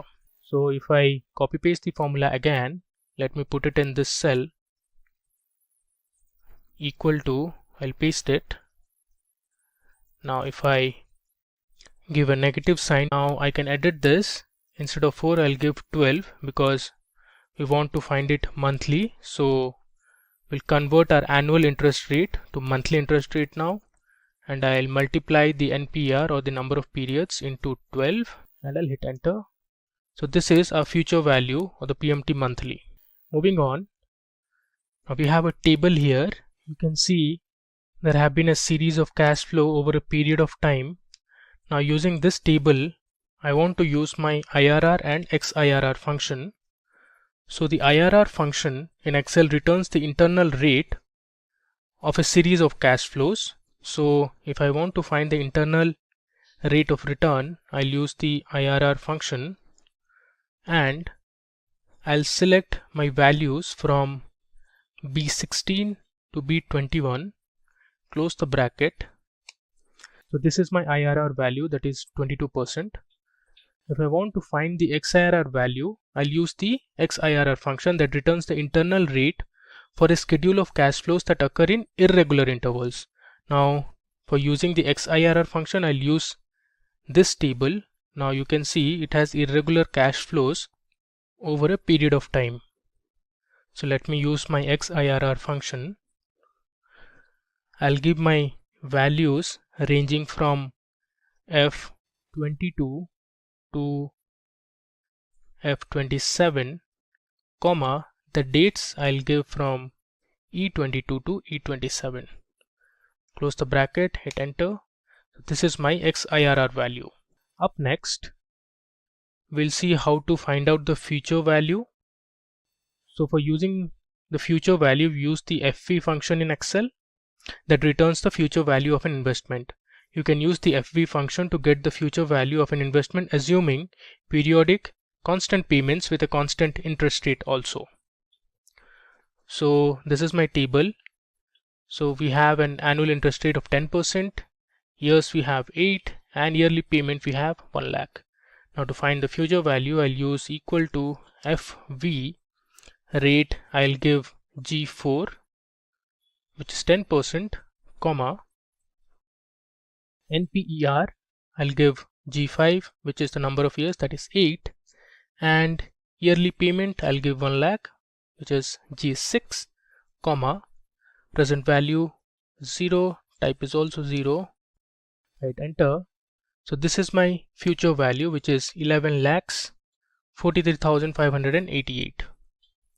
Similarly, if you want to find the present value, so you can use the PV function, which returns the present value of an investment, that is the total amount that a series of future payments is worth now. So let me use the PV function. I'll give my rate as 8%, which is G13, comma, my number of periods is 5, or you can assume 5 years, comma, my PMT or payment per period is 10,000, comma, future value is 0, type is also 0. So this is my present value. Up next, we have the net present value, or the NPV function. So the NPV formula or the function calculates the net present value of an investment based on a discount rate and a series of future payments having negative values and income having positive values. So you can see in the table here, our investment has a negative value and our incomes have positive values, and we have a discount rate of 10%. Now let's find the net present value. We use the NPV function. Now the rate I'll give is 10%, comma, rules, and we could just say greater than. That's an easier way. I could also go ahead and create a new rule, but then I can use one of this option. I can say greater than, and let's give some value. Might be we would be interested in looking at any value greater than 12,000. So let's choose 12,000, and here it says what color would you want to select. So for example, I would say something like yellow filled with dark yellow text, and let's say okay. So right now what I'm doing is I have all the values where the revenue generated was greater than 10,000, but then I have also selected all the sales people who have made or who have generated revenue greater than 12,000. So I can just do a Control Z to see the previous result. Now here I had the values which were greater than 10,000, and the one which we did just now basically highlighted the values which are greater than 12,000. So this is one simple example. Now we can look at some other examples. Say for example, you want to format cells using 3-color scale. So if you look at the values here, I have a 3-color scale mainly in green, yellow, and red. And how do you do this? So for example, I can go in here and I can go to conditional formatting. So I would want to go for color scales, and here you can create different rules. So we can set up a 2-color scale. So we can say format only values that are above and below average. I can format only cells that contain something. I can get the top and bottom value. So these are different ways in which I can have a 3-color based scale. Now what I will do is I will select this, and let me show you the rule which I have. So for example, I can go into manage rules, and if you see here, there are certain rules which have been specified. Now what does that mean? So you would want to specify a 3-grade scale. So for example, if I would want to look at my first rule, it tells me that I'm choosing 3-color scale. I can choose lowest value, percentile, and highest value, and that basically will select the cells based on their values. So what we could have done is I can basically use one of these values. I can delete these rules which I have created. So for example, I have all these rules, but you should always carefully remember that the rules will be applied in the order shown. So for example, if I just delete these rules and then say apply and say okay, my data is back. Now it does not have any highlighting. Now I can go in here, I can say conditional formatting. I could go for color scales, or I could basically go into new rule. So I would want the cells to be using 3-color scale. So let's choose 3-color scale. Now when you say 3-color scale, it says what will be the color of lowest value, and we could choose, might be any one of this. Let's choose red. I can say midpoint is percentile 50, and then the highest value is green, and if that looks good, let's say okay. And now if you see, the lowest values have been highlighted as red, you have mid values, and then you have the positive value. So this is a 3-color scale, and that easily helps me in identifying the data based on the cell values. Now in conditional formatting, what you can also do is you can basically color the cells based on their values. So what we are seeing here is if the revenue generated is greater than average, then that shows in green. And if the revenue generated is lesser than average, that shows in orange. Now how do we do that? So we can basically again manage some rules. So I can basically create a new rule. Now here I can select one of the options which says format only values that are above or below average, and that's the option I would want to select. Now I can select this, and it says format values that are above average. So in our case, we had it in green. So for example, I'll say above average, and then here I can go for a particular color. So you can go for a particular size. So let's go and look into the formatting. So for example, let's choose yellow. Say okay. Now I'm saying wherever the cell values are above average, it would be yellow instead of green. And let's go in here. Let's go and look into manage rules. So this is basically the rule which we are applying. Now we can also add a new rule, and I need to select the values. So for example, I will say here, so we had gone for above, now we'll go for below. We'll go for format, we will choose red, we'll say okay, we'll say now these are basically the rules which we have created, and here it says applies to your data. So right now it has not been applied. So for example, if I select this, and then I could basically choose my area, just hit on enter, and similarly you can go in here and then select your area, hit on enter, and say apply, say okay.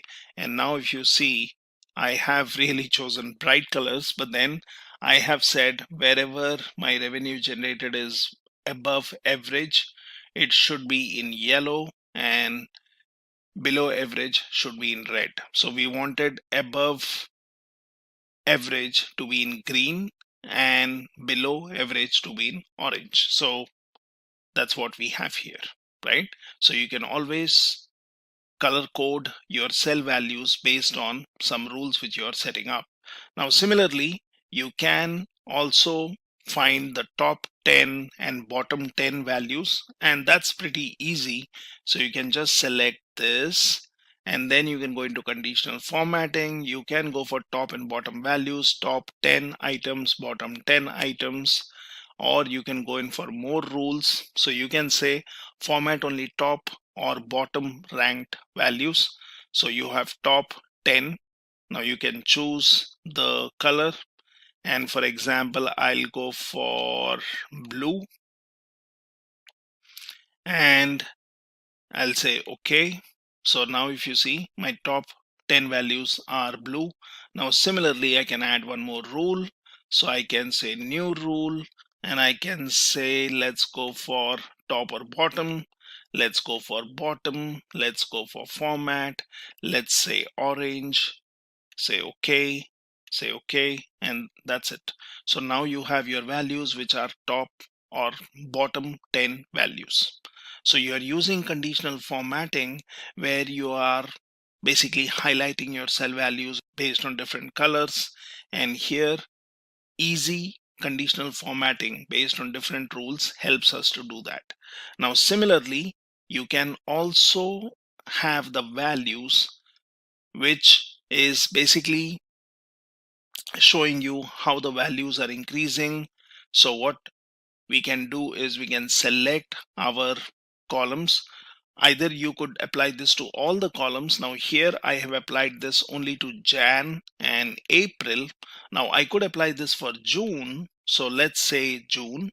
So you can go for gradient fill, you can go for solid fill, you can obviously just select the color, and that takes care of the things. You can say, for example, select this, and now this is selected, but I would want to might be format this. So I can go in here, I can go into manage rules. Now that will tell me what rule has been applied in the order. So I can just do a edit rule, and that basically says this is a solid fill, which is color, you have no border, this is basically color is black. Now I can go for something like gradient fill, and I can say okay. And now if I say apply and okay, so this basically is like your first column. So you can use conditional formatting for various use cases, and you can highlight the values. So anyone who would look at the value would automatically notice which are the higher values, which are lower values. Might be here the revenue is getting generated or was getting generated but did not grow beyond a particular value, and so on. Now similarly, you can also go in for different options. Say for example, here we would want to see if the revenue was dropping, or if the revenue decreased, or say for example if the revenue was going up for this particular salesperson. So here we are looking at Carol. So in Jan the revenue generation by sales was very high, then in Feb it was falling down, in March it was kind of stable, then in April it went way below. So we can obviously work on this, wherein we can grade our cell values. So what we can do is we can go in for highlighting the cell values. Now you can go for color scales, you can go for icon sets, and this is where you can choose your different shapes. So you could choose one of these shapes. So for example, I would be interested in looking at the indicators like directional. I could go using this 3 arrows. I can go in for this color, I can choose directional, and then my values are automatically using directional. Now what we can also do is we can then go into manage rules, and that basically tells me what rules have been applied. So for example, the latest one is the icon set, which I have chosen. It shows the selected columns. I can obviously do a edit rule and then I can choose. So I'm saying the format style is icon sets. I'm not using a data bar. I'm not using color scale. Now here I have chosen the style of icons, and then here you can basically give some values. So you have icon which is green when the value is greater than or equal to 67%. When I say hyphen or minus, it is less than 67. It's way below 33%, then you give this value. So you can obviously edit and easily highlight your cell values based on this icon set. So I can apply this, and that's how I use conditional formatting. So conditional formatting can be very useful if you would want to use icon set, if you want to use your data bars, if you would want to highlight particular values, if you would want to color code based on some calculation, if you would want to use a 3-color or a 2-color scale, or if you would want to just find out values based on some simple calculation. So conditional formatting is used extensively by data analysts or people who are working in business intelligence teams, or people who would want to use Excel to easily identify the data, easily identify the cells which contain particular value, or finding out less significant or more significant cells to then pull out values and carry out your computations, calculations, or analysis. Let's learn one more feature of Excel, and that's basically your data validation. Now, this can be very useful when you would want to work on validating the data which is being fed in the cells. So you could limit it to basically a number between a particular value. You could also add some messages to it if you would want, or you could even circle invalid data or clear validation circles.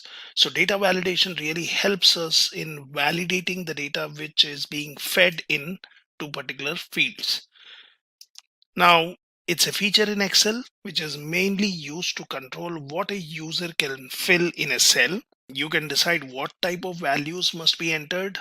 You can also restrict user to enter only valid data, and if any invalid data is entered, an error message will be displayed. Now that's where you can use your data validations. So let's see how that can be done. So for data validation, let's see some exercises here. So for example, you have a name column and you would want to restrict that the name should accept only 15 characters. Now, how do you do that? So you can basically select the cells, or you can just select a particular cell and then we can later drag the property to other fields. Now here, once the cell is selected, so for example, let's try this out and let's see if that works.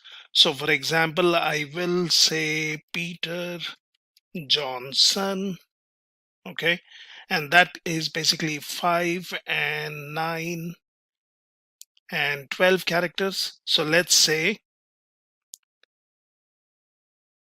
junior, and if I do this, it says input length is greater than 15. Do you want to continue?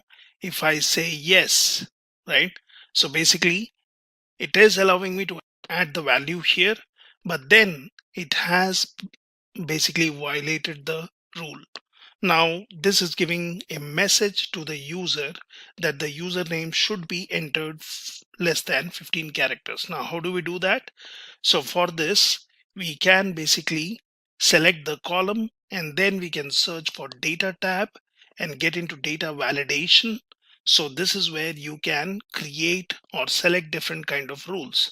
So for example, I can go into data validation, I can go into settings, and I can say the text length, and that should be less than 15.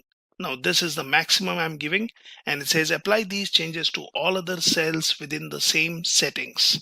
So I can do this, or I can just drag and drop. So I can basically apply this formula And now you can in fact randomly check in any particular cell, is the rule applied. So it says text length less than 15. So we can basically control data validation in this particular column, and that will allow only 15 characters. It will pop up a message if the user really wants to go beyond the particular limit. Now you also have similarly date of birth. So the restriction is date of birth should be between 10 Jan 1990 to 30 December 1998. So this is what we want to restrict. How do we do that? So we can select the field, we can click on data validation, and if you see here, I have selected date, and then date is between, and then obviously you can give a range, that is 10 Jan date 1990, 12/30, 1998. So that's the start and the end filter which has been applied. And once this is done, you can also check your input messages, which says when cell is selected, show this input message, enter a valid date. So if you see here on the left, there is a pop-up which is coming up which says enter a valid date.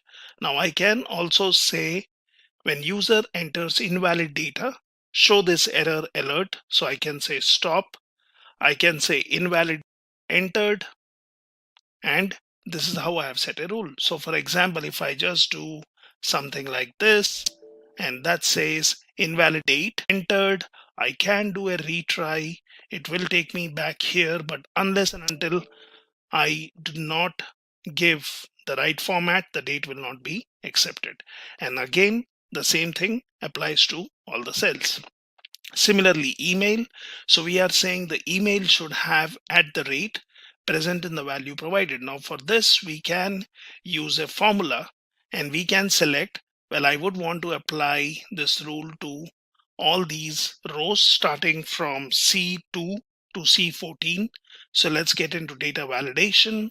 Let's look in settings, and here we are choosing custom. Now within custom, I'm choosing what is the formula. So I'm saying is number, and then I'm saying find @ for the rows C2 to C14. So the only thing we are concerned about here is the value should have an email icon. You can input a particular message. You can say what has to be done for error alert. So for example, we can basically go in here and we can say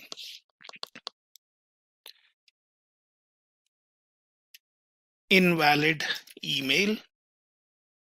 That's the title I'm giving. And we can say email should contain @. So if I do this and if I say OK, now you can test it. So you can say A, B, C, D, and that says email should contain @, and basically that will not allow me to add the values.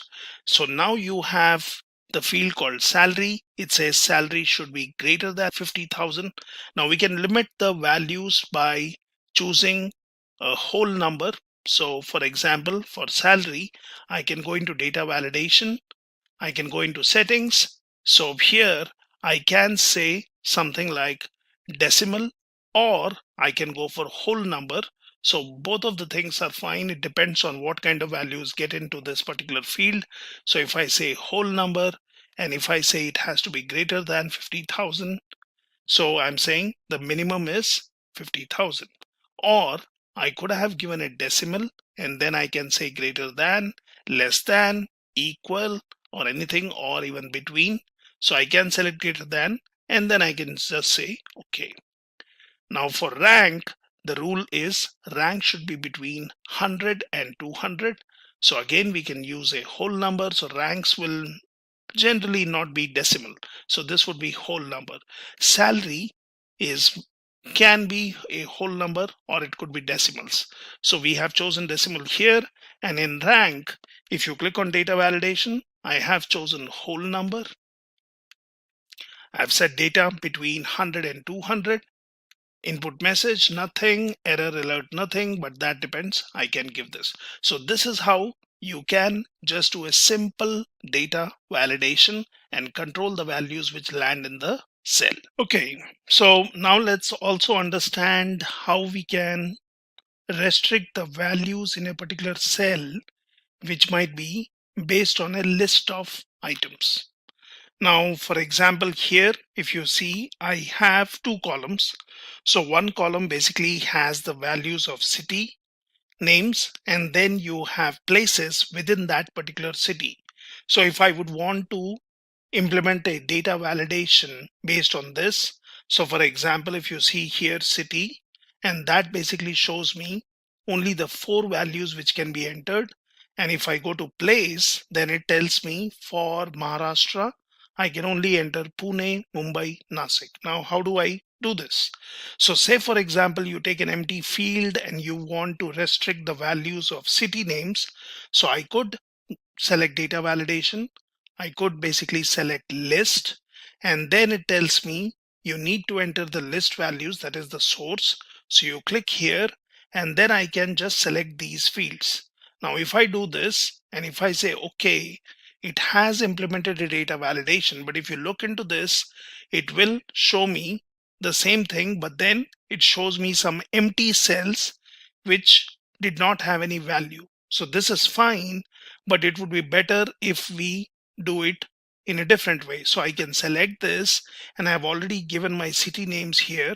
So I can just do a data validation, and here in the source, let me get rid of this. Now I can just have my cursor here. I can select these values, and then if I say okay, so now if you see, my city names have been restricted to these values. And that's how you can implement your data validation. So I have this data validation here, but I will get rid of this one by just doing a Control Z. Now I'll come here and say, for example, I would want to implement the same data validation. Now the easiest way would be in doing this for all my 4 cities. Now if you see here, I have data validation. I could choose Bangalore. And if you come and check here, there is no data validation, but we have implemented data validation here. Now, how is that done? So I could select this, or for example, I can go in here. I can select data validation. I can select list. And then here in the source, I will say for Bangalore, the values should be these. And then if I basically say, okay, now if we see, these are the values which are fed into Bangalore. So we could do this, or like what we have done here. So if you can check the data validation rule, I have used list, and then I have said indirect F2. So basically I'm giving in a formula which relates to the value which is in for the city Maharashtra. So we could do this, or in a simpler way we could do this and then just drag and drop here. So we could check for Maharashtra what are the values. Let's choose a different city. So for example, Kolkata, and here I will choose. Now since we did a drag and drop, it has basically taken the values of Bangalore. So that's not right. So we select this, we go into data validation, and here I can either feed in the values, that is such as Bangalore. I could basically say something like this, Kolkata, and I could say okay. So now if you see, it shows me the places in Kolkata. Now here we have, let's choose a different city. So for example, let's go for Delhi, and here I can go to data validation and I can just say Delhi. So this is an easier way of doing it. Or if you remember the formula, then what you can do is you can just give in indirect and then basically give the value of the cell for which you would want to keep in the values. So this is how you can do list validation. So you can provide a list of values, and then you can restrict the values in a cell which should be belonging to a particular list. So this is how you do a simple data validation by restricting the data in the form of a list. Excel is a really powerful tool for data analytics and reporting, and pivot tables are one of the features that Excel offers for creating tabular reports to summarize our data. Let's begin by understanding what is a pivot table. A pivot table is a tool that summarizes and reorganizes selected columns and rows of data in a spreadsheet to obtain a desired report. It does not actually change the spreadsheet data, it simply pivots or turns the data to view it in different perspectives. Pivot tables are especially useful with large amounts of data that would be time consuming to calculate manually. Now, let's understand the different components of a pivot table. So there are four main components. First we have rows. When a field is chosen for the row area, it populates as the first column in the pivot table. Similar to the columns, all row labels are unique values and duplicates are removed. Columns is the second component. When a field is chosen for the column area, only the unique values of the field are listed across the top. Then we have values. Each value is kept in a pivot table cell and displays the summarized information. The most common values are sum, average, minimum, and maximum. Finally, we have filters. Filters apply a calculation or restriction to the entire table. So let's jump over to Microsoft Excel and let me show you the dataset that we will use in this demo. So with India being ready for its 16th census in 2021, that is next year, it is a good time for us to analyze India's last census data from 2011 and see where different states and cities across India stood in terms of population, literacy, and other socio-economic factors. We will analyze this data by creating different pivot tables in Excel and explore some of its features. So let's begin. First, I'll show you one of the features that Excel offers us. So suppose I click on any cell and hit Ctrl+Q, you can see our entire table is selected, and at the right bottom there's an option of quick analysis. Now you can see by default Excel has prompted certain features such as formatting, we have charts, totals, and there's one more called tables. Now Excel by default has created some pivot tables for us. Now the first one you see is sum of district code by state names. Next we have sum of sex ratio by state name. Then we have sum of child sex ratio, sum of male graduates, and sum of female graduates by state name, and there are others. Before creating our pivot table, so let's have a final look at our data set. So first column you see is the city column. So there are different cities from different parts of India. Then we have the state code, we have the state name, district code, we have the total population followed by male and female population. Next you can see we have the total literates from each city. Then we have the male and female literates. Next we have the sex ratio. Next we have total number of graduates, and finally you can see we have male and female graduates. So using this table we'll create several pivot tables. Now first of all, let's create a pivot table to find the total population for each state and sort it in descending order. So you can see here we have the problem statement. So our first pivot table will have the total population for each of the states in descending order. So to create a pivot table, you can click any cell in your data, go to the Insert tab, and here left you can see we have the option to create a pivot table. So let me select pivot table. Now my range is already selected, the entire table, and here I'll choose existing worksheet because I want to place my pivot table in the same worksheet, and I'll give my location, I'll point to cell Q5. Now let me click OK. You can see the pivot table fields appears here on the right. Now since we want to find the total population for each state, so what I'll do is I'll drag my state name onto rows. So here in our pivot table you can see we have the different state names listed. Now we want the total population for each of these states. So in the field list I'll search for total population, which is this one, and drag it under values. You can see we have a sum of total population for each of these states. By default Excel will sum any numeric column. You can always change it to average, minimum, maximum, anything you want. Now we want to sort this column in descending order. So I right click, go to sort option and choose Z to A, that is largest to smallest. You can see here in 2011 Maharashtra had the highest number of population, or the total population in Maharashtra was the highest. Then it was Uttar Pradesh, we had Andhra Pradesh, and if I come down we have Nagaland and Andaman and Nicobar Islands towards the end. So this is a simple pivot table that we created. Now the next problem we have is we want to find the total sum of literates city belonging to a certain state. So let's see how to do it. I'll click on any cell, go to insert, and here I can click on pivot table. My range is selected. I'll choose existing worksheet and give my location, which is Q5. I click on OK. Now here we want to find the total sum of literates. So what I'll do is, first let me drag total literates column to values. You have the total sum of literates from all the states.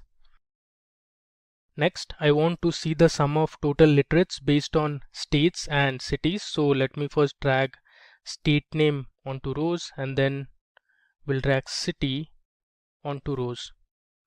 You can see here we have our pivot table ready.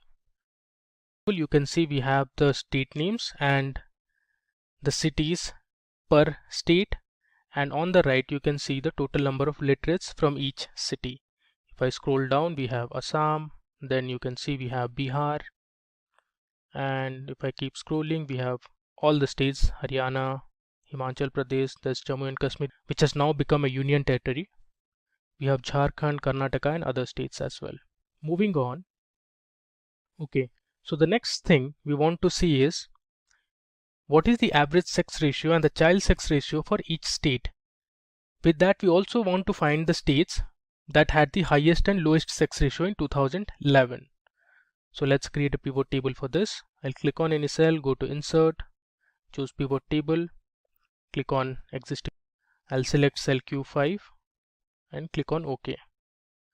Now, since we want the average sex ratio and the child sex ratio, so first I'll drag those columns. Either you can manually scroll and drag it, or here you have the option to search for it. So if I look for child, you can see we have the same column listed. You can just drag it from there. Let me delete this. And I also want the sex ratio, so I'll place it on top of child sex ratio.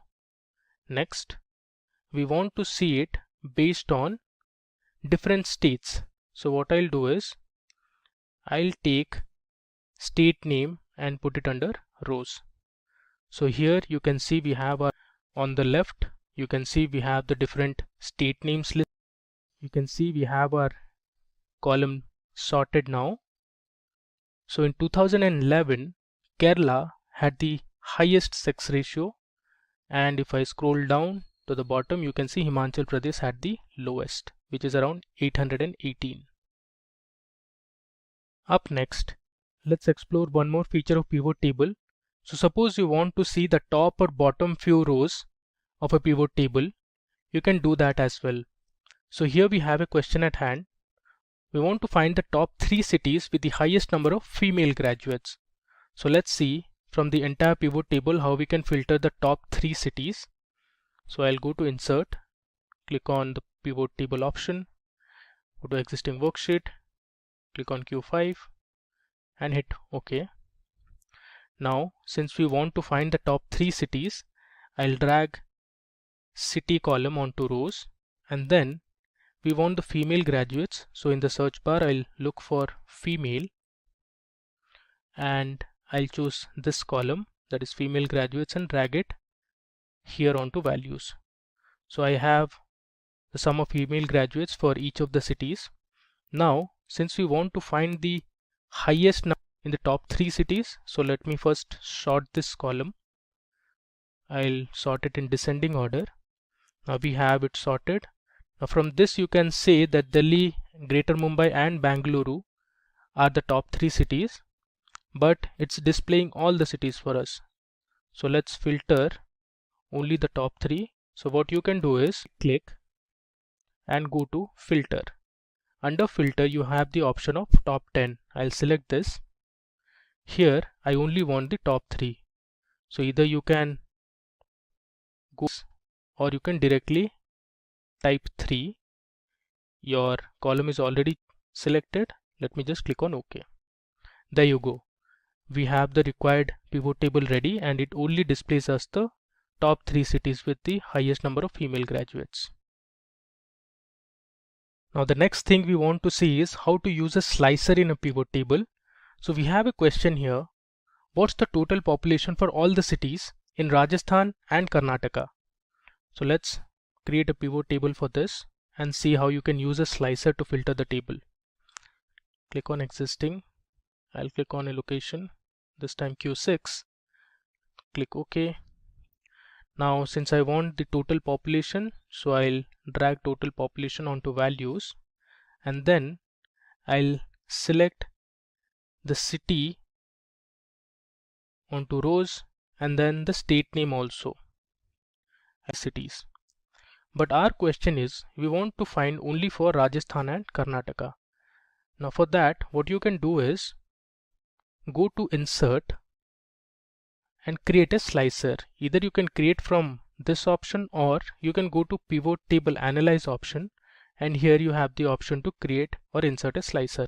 I'll click on this, and since we want to slice the table based on state, that is Rajasthan and Karnataka, I'll choose state name as my slicer field. You can see this is my slicer here. Now you only want the data for Rajasthan and Karnataka, so I'll search for these two. So here we have Karnataka, so let me select Karnataka first, and I also want for Rajasthan, so let me select Rajasthan also. You can see in our pivot table we only have data for Rajasthan and Karnataka. So this pivot table shows you different cities from Karnataka and the total sum of population from each of the cities, and similarly we also have for Rajasthan. Moving ahead, now we will see another very interesting feature of pivot, that is how you can create percentage contribution of a table. For example, we have a question here. What's the percentage contribution of male and female literates from each state? Now we want to see in terms of percentage and not as sum or average. Let's do that. I'll create my pivot table, click on existing, and I'll select an empty cell. Okay. Now here, since we want to find the percentage contribution of male and female literates, so first I'll drag male literates onto values, followed by female literates onto values. By default it has summed up the male literates and female literates value, and also I want to drag state column to rows. So here you can see the sum of male literates and female literates per state. I want to convert this as percentage contribution. So what we can do is I'll select any cell and I'll right click and I'll go to show value as, and here I have the option to select percentage of grand total. So I'll select this. You can see we have the percentage contribution of male literates to the total.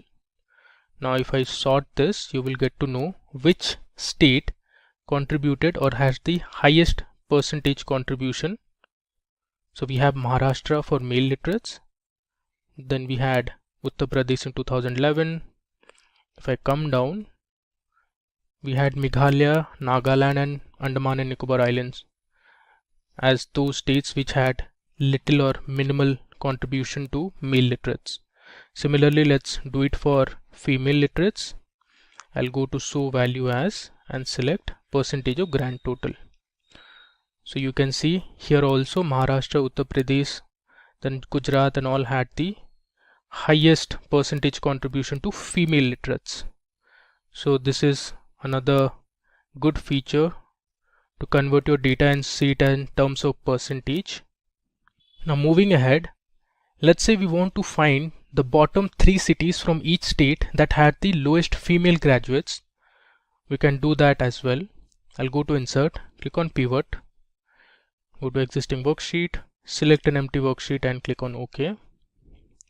Now since I want to see based on states as well as cities, so let me drag the state name first onto rows and let's drag the city column onto rows. Next, we want female graduates, so let me look for female graduates in the field list. I'll drag it onto values. Now we have the list of states and their respective cities, and to the right of the pivot table you can see the sum of female graduates from each city. Now first I'll sort this column. I'll right click, go to sort and click on shortest to largest. Now we have sorted our female graduates from shortest or smallest to largest. Now since I want to find the bottom 3 cities from each state, I'll come to this cell, right click, go to filter and select top 10. Now I'll replace top 10 with bottom and I want the bottom 3 cities from each state. I have my column selected, that is sum of female graduates. If I click on OK, you can see here some of the states don't have 3 cities. So you can see Andaman and Nicobar Islands has only 1 city, that is Port Blair, while the remaining you can find the bottom 3 cities with the lowest number of female graduates. So Andhra Pradesh had these 3, in Assam we had Nagaon, then there was Dibrugarh and Silchar. Similarly, if I come down in Haryana we have Palwal, Kathal and Zind. If I come further, here you can see for Karnataka there's Gangavati, there's Rani Benur and there's Kolar. Similarly you can see for Kerala as well. Now moving ahead, now in the next example I'll tell you how you can create a calculated field or a calculated column in Excel with the help of a pivot table. So in a pivot table you can create or use custom formulas to create calculated fields or items. Calculated fields are formulas that can refer to other fields in the pivot table. Calculated fields appear with other value fields in the pivot table. Like other value fields, a calculated field's name may precede with sum of followed by the field name. So here we have a sales table that has columns like the items, which has different fruits and vegetables, and those have been categorized as fruits and vegetables. We have the price per kg, and this is in terms of rupees, and we have the quantity that was sold. Now let's see, if you want to find the sales for each item in the table, you can create a calculated field. So your sales column is going to be the product of price per kg and quantity. So let me show you how you can do that with the help of a pivot table. I'll create a pivot table first. Click on an empty cell, hit OK. Now if you see on the top, under pivot table analyze and under calculations we have the option fields, items and sets. If I click on this drop down, I get the option to create a calculated field or insert a calculated field. I click on this. I'll give my field name as sales and I'll select my formula. I'll first click on price per kg and hit insert field. I'll give a space, hit shift 8 to give the product symbol, and then I'll double click on quantity. Now this is my formula for sales, that is price per kg multiplied by quantity. I'll click on add and I click on OK. If you see here, there's a calculated field that is present in the pivot table fields, which is sales, but it did not add it to our original table. Our original table is the same, but here we have added a calculated field which is present only in the pivot table list. Now we can use this. It has already taken it under values. Now let's say I want to find the sum of sales for each item under each category. You can see it here.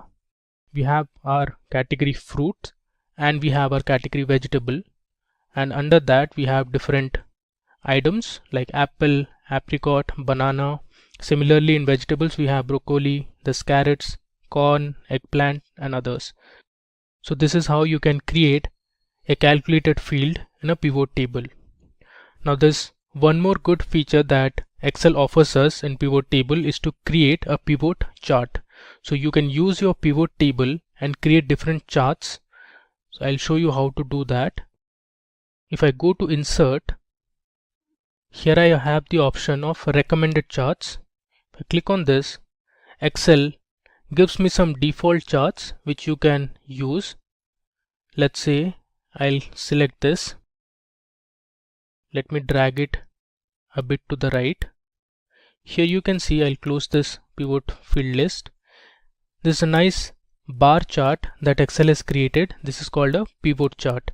Now here you can see the category fruits and vegetables and the different fruits and vegetables or the items. In the y-axis you can see the total sales.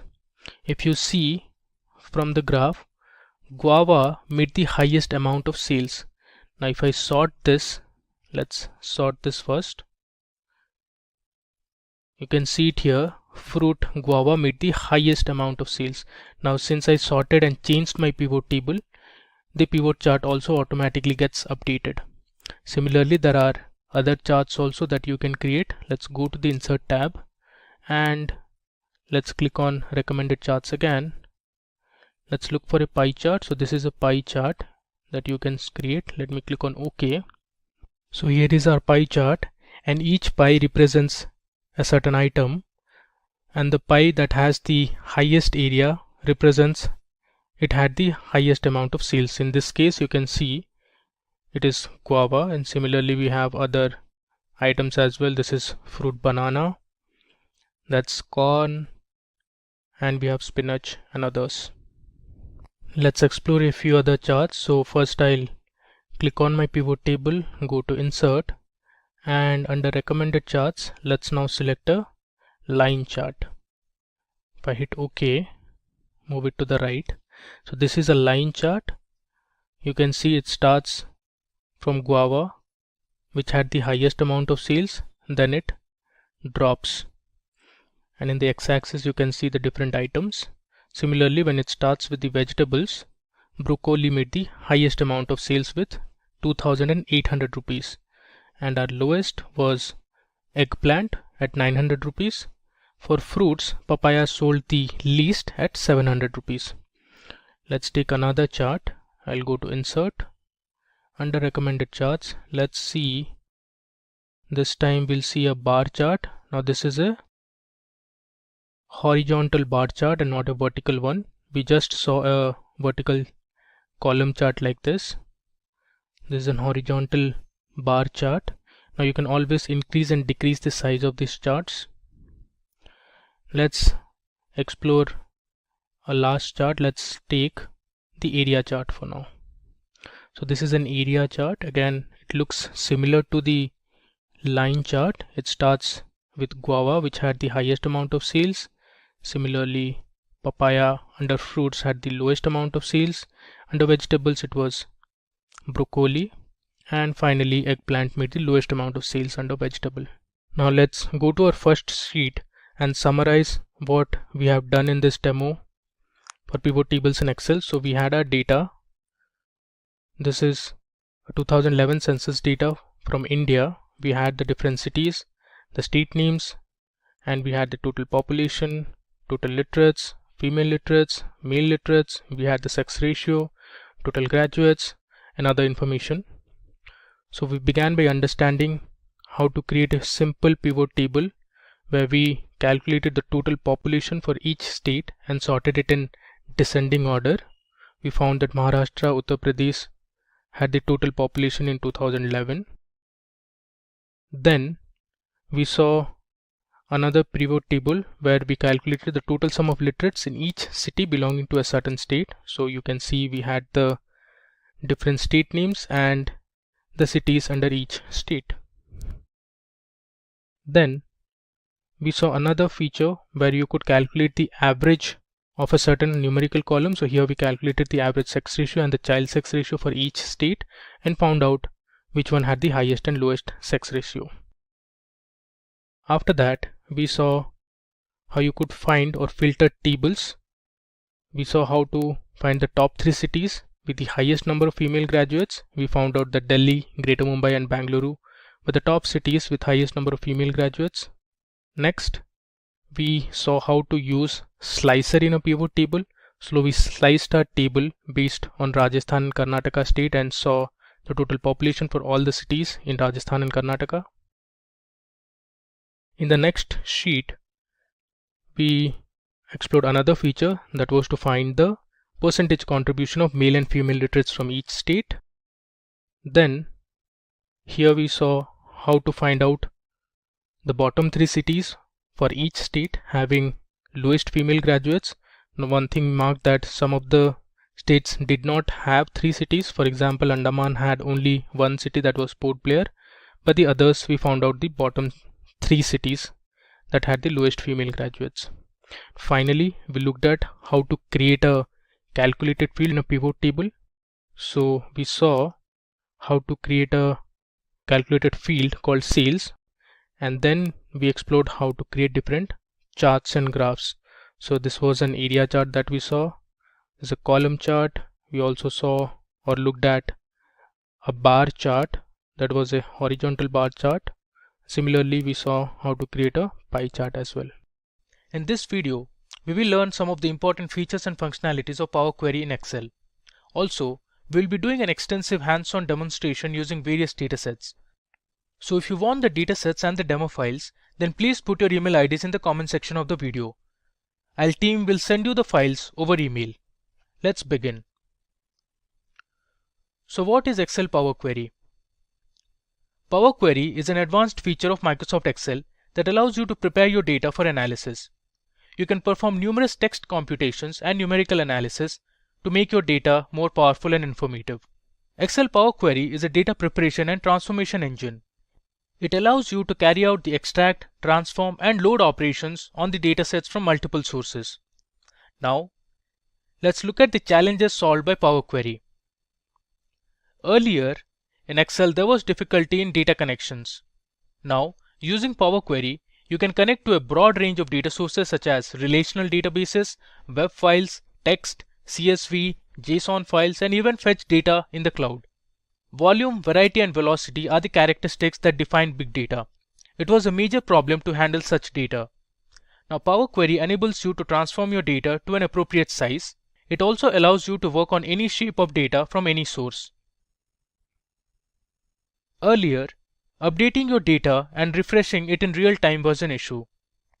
Using Power Query, a repeatable process query is adopted to update the data in real time and in the future. In Excel, it was not so easy to reshape, transform, and manipulate data, but using Power Query provides a highly interactive experience and sophisticated tools to prepare your data. Now, from Excel 2016 onwards, Power Query on Windows has been fully integrated into Excel.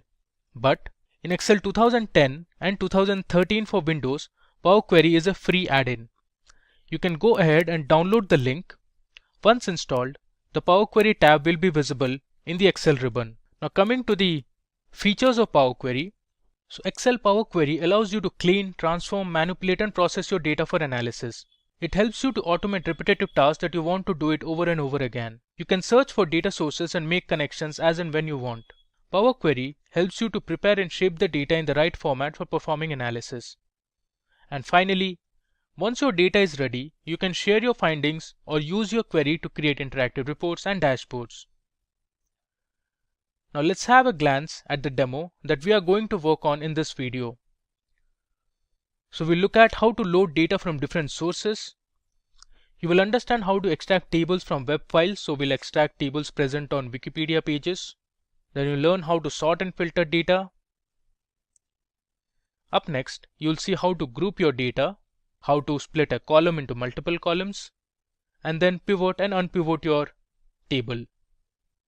Then date columns and make some transformations. Understand how to append tables and merge tables vertically and horizontally. Now let's open MS Excel and start with importing a simple text file. So you can see here I have my Excel file opened, and in the middle you can see I have my employee.txt file. Now this is a comma separated file, meaning that the values are separated by commas, as you can see it here. The columns have been separated by commas and all the values have a comma between them. Now this text file has information about the name, age, company and the city to which the employee belongs to. Let's see how easily you can import this EMP text file into MS Excel. Here I'm using Excel 365 or Office 365, where Power Query on Windows has been fully integrated into this version of Excel. So what I'll do is, first let's go to the Data tab, and you have this section called Get and Transform Data. So I'll click on Get Data. Under Get Data, I'll go to From File and select From Text/CSV. Once I click on it, it will ask me to give the location where the file is there. So my file is on desktop. I'll click on Power Query Files, and here you can see I have my employee.txt file. You can see the type here, it says text document.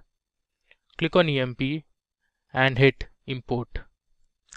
Now this will take some time to import the file onto Excel. It's a step queries and connections. So we have made one query and have loaded the employee data. It gives a preview also, you can see it here, and if needed later you can go to edit and change some values that we'll see later.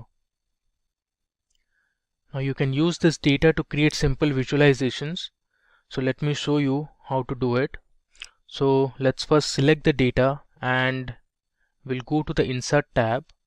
Under Insert tab, I'll click on Recommended Charts. Let's say I want to know how many employees belong to a particular city. So I'll click on the second chart which says the count of name by city, and I'll click on OK. Here you can see we have a nice clustered bar chart, and you can see in Bangalore there were 5 employees, in Hyderabad we had 2, and in Nasik we had 1. You can see the count here. This is a pivot table. If we go back to our actual data, here you can see in Bangalore we had Vidya, Sonam, Avinash, Varun and Himani, and there were 2 more people from Hyderabad and 1 from Nasik. So you can use the Excel Power Query feature to import data onto Excel and make some visualizations. Now, if you want to fetch some data that is present on the web or on the internet, Excel Power Query features and functionalities can help you import those data as well. We will now see how to import data, specifically a table that is present on the web. Here, I'll be using a Wikipedia article on the list of European Cup and UEFA Champions League finals. Let me show you the page first. So this is my Wikipedia page on the list of European Cup and UEFA Champions League finals. If I scroll down, you can see all the details here, and I would like to import this table which has the list of all the finals. So we have columns like season, winners, scoreline, runners-up, venue and attendance. Let's import this table onto Excel. So I'll copy this URL first. Now let me open a new sheet. I'll go to sheet 1, and then on the Data tab, under the Get Data section, I'll go to From Other Sources, and here I have From Web, which allows me to import data from the web. Either you can follow this path, or if you see here, there's an option to get data from the web. If I click on this, it is asking me to enter the URL. So I'll paste the URL of the Wikipedia page here, and let's click on OK. Now it's navigating, and OK. You can see Power Query feature in Excel has given us a list of tables, which you can see here. We have something called as document. There's a key table, and here you can see there's one table which was extracted from the Wikipedia page, And the table which I am interested in is this table, which has the list of European Cup finals. You can see it here. Excel Power Query feature has automatically detected these rows and it has given a list of columns as well. You can see these are the columns. Now we'll explore the Transform Data tab present in the Power Query. Now if I click on Transform Data, it will take me to the Power Query editor. Let me just click on refresh. Now this is the most important section. Now using the Power Query editor, you can clean your data, filter your data, manipulate your data, and make it ready for analysis. Now let's explore a few tabs available here. So we have a Home tab that has a query section. You can see you can reduce rows, manage columns, sort the data, transform the data, combine different tables. Now there's another tab called Transform, which allows you to select your data type, transpose your rows and columns, pivot and unpivot your columns. And here you can see you can find out some summary statistics and you can manage your date values as well. Now if you want to add some new columns to your data, you can do that as well, and you also have a View tab. Now here, if you see the first two rows, the values are the same. You can see season, these are all repeated, which we actually don't need, and these are pretty similar to our column names. Similarly, if I scroll down, you see there are some rows which have null values. So actually these rows do not add up any value or do not add any value to our data. So we'll clean this data first. So let's see how to do it. Now if you want to remove certain rows in the table, what you can do is go to the Home tab and under Reduce Rows, click on Remove Rows and then choose Remove Top Rows. If I select Remove Top Rows, it will ask me how many rows do you want to remove from the top. You can see it here. I want to remove the top 2 rows. Now let's click on OK. You will see that the Excel Power Query editor has removed the first 2 rows.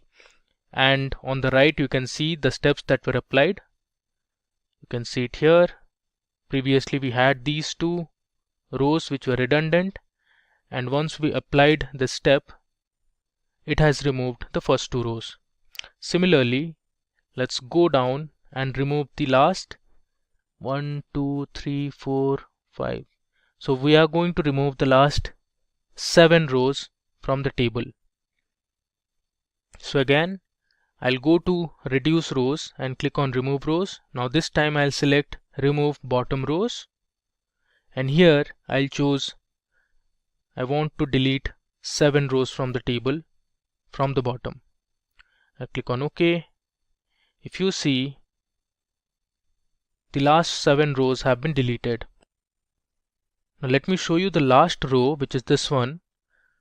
So the last season of UEFA Champions League was held in 2020, which is this year, and Bayern Munich won the Champions League against a French team that was Paris Saint-Germain by a score of 1-0.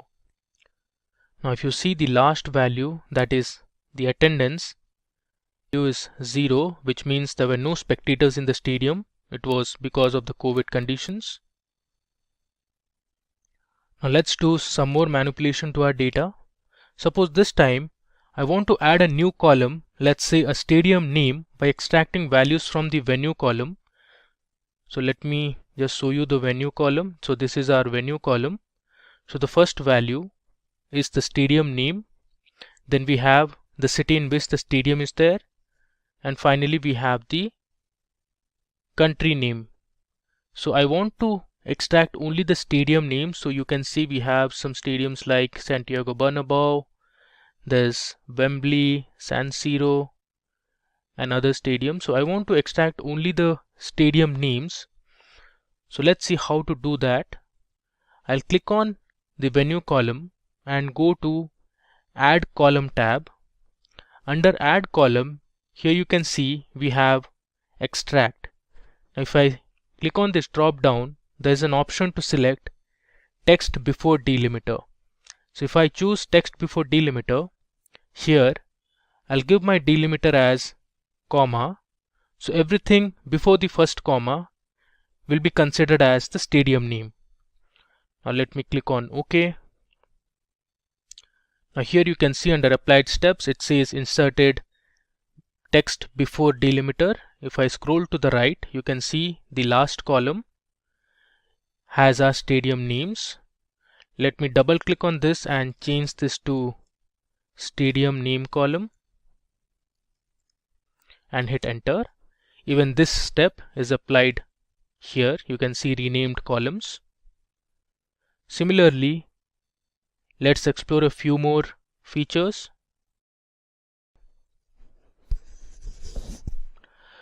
Now I want to add a new column called Stadium City. So if we consider this venue column, whatever is there between the two commas is the stadium city.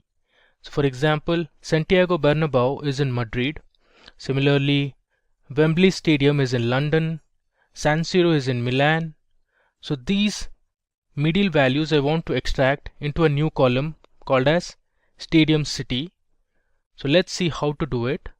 So I'll click on the venue column and go to Extract, and again I'll select the Extract tab, and here now I'll choose Text Between Delimiters, and my first delimiter I'll give is a comma and a space. You can see here all the values have a comma and a space, and my end delimiter will be another comma. Then I'll click on OK. This will add a new column to the extreme right of the table. You can see here we have text between delimiters and it has extracted the stadium city.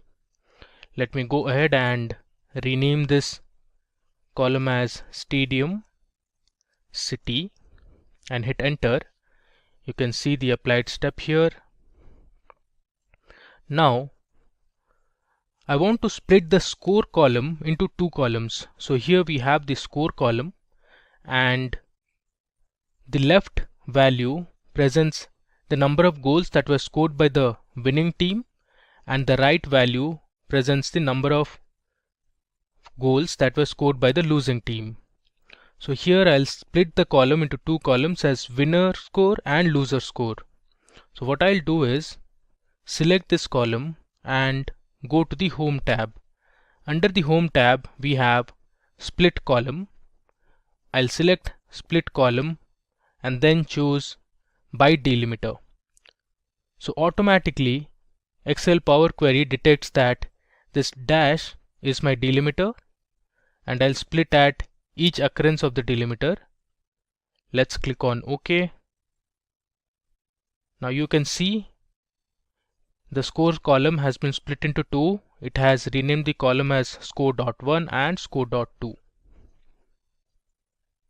What I'll do is I'll go ahead and we'll rename this column as winner score, and this will rename it to loser score. I'll hit enter and I have renamed it successfully. Next, let's change the winners team and the runners-up team values to uppercase. So suppose I want to change all the values or the club names of the winners team to uppercase. So what I can do is I'll select this column and go to the Transform tab. Under Transform tab I have this option called Format.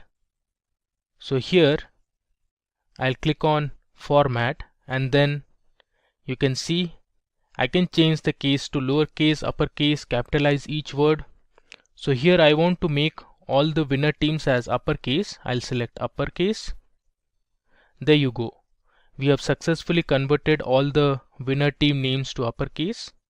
Similarly, let's do it for the runners-up team as well. So here I have my runners-up team. I'll go to the Transform tab, click on Format and select Uppercase. Now we saw how to do some simple manipulation of our data. So we created a few columns, split a few columns. Now to save all this, I have to go to the Home tab and then click on Close and Load. This will take some time and load our data onto this Excel sheet. You can see here it's loading the data. This will take a bit of time. There you go. Excel Power Query feature has successfully performed some manipulations on our data, some calculations on our data, and then it has saved the final version and loaded it onto Excel. Now using this clean data, we can do some analysis. Let's say I want to find the seasons in which the winners team scored more than 3 goals. So we have a problem statement at hand where we want to find the seasons in which the winner team had more than 3 goals scored. So what you can do is select any cell in this data and go to the Insert tab and click on Pivot Table. Here I'll click on Existing Worksheet and then I'll give my location. I'll place my pivot table somewhere here and click on OK. Alright, now since I want to know the seasons, I'll drag season onto row and I'll also drag the winners team column onto rows. Then I'll choose my winner score under values. Here you can see we have the pivot table ready. Now we need to filter this table to see all the winning teams that scored more than 3 goals. So what I'll do is I'll select this winner score column and place it under filters. And here you can see I have my filter. Let me click on this drop down and I'll select multiple items. From this multiple items I'll choose 4, 5 and 7 because these values are greater than 3 and click on OK. Here you can see I have filtered my pivot table and left you can see the season and the winner team that had scored more than 3 goals in the finals. Alright, similarly you can perform some more analysis. Suppose I want to know how many times Real Madrid won the championship. So let's see. I'll click on one cell in the dataset, go to the Insert tab and click on Pivot Table. I'll choose Existing Worksheet and give my location here. Let's say I want to place my pivot table here. I click on OK. Alright. So the question we have is how many times have Real Madrid won the championship? So I'll choose the winners team column and place it under rows. And let's say we'll select the winner score as well. And let's convert this winner score from sum to let's say count and click on OK. And since I want to check only for Real Madrid, so what I'll do is I'll go to the Insert tab and I'll insert a slicer. Here I'll choose winner teams as my slicer and click on OK. And out of this I want to choose only Real Madrid, so I'll select Real Madrid. You can see it here. Real Madrid have won the championship 13 times. Okay, let's say you want to compress your data and remove unnecessary columns without losing any information. You can do that using a feature in the Power Query editor called unpivot. To perform this task, we'll use a census data of India from Wikipedia. So let me first show you the Wikipedia page. So this is my Wikipedia article which says list of states in India by past population. And if I scroll down, you can see it here. There's a table which says by past population from 1947 to 2011.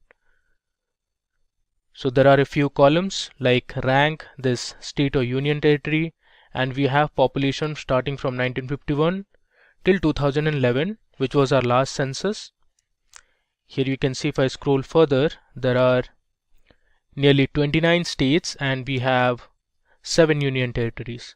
So we will extract this table and load into Excel first. Okay, so let me click on a new sheet and we'll follow the same drill. I'll go to my data tab and click on get data. Under get data, I'll go to from other sources and click on from web. Here it will ask me to provide the URL link of the Wikipedia page, so I'll paste the URL here and click on OK. Now once I have done that, it will load a few tables onto Excel. You can see there are a few tables here. I'll click on the first one.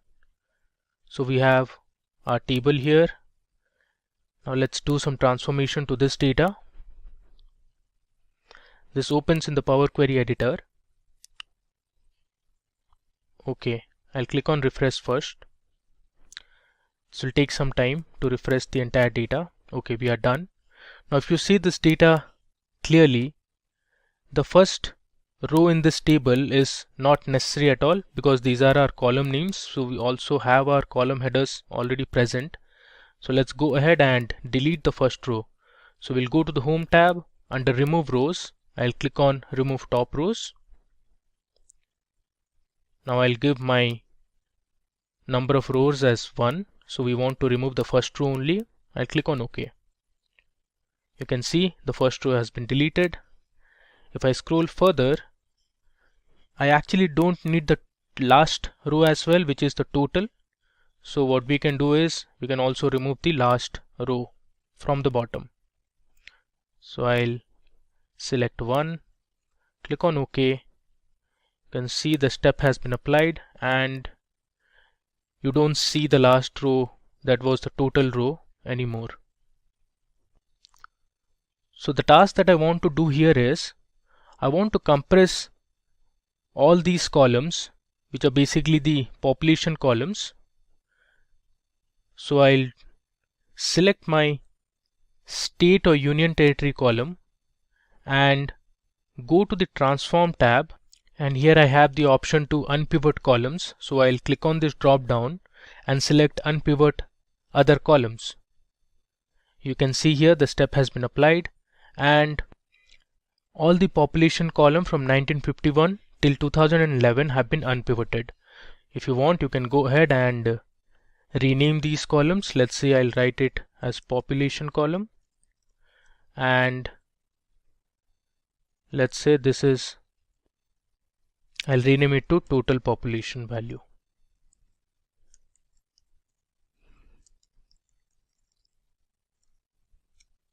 Alright, now we are done with our preparation of data. Let's go to the Home tab and click on Close and Load.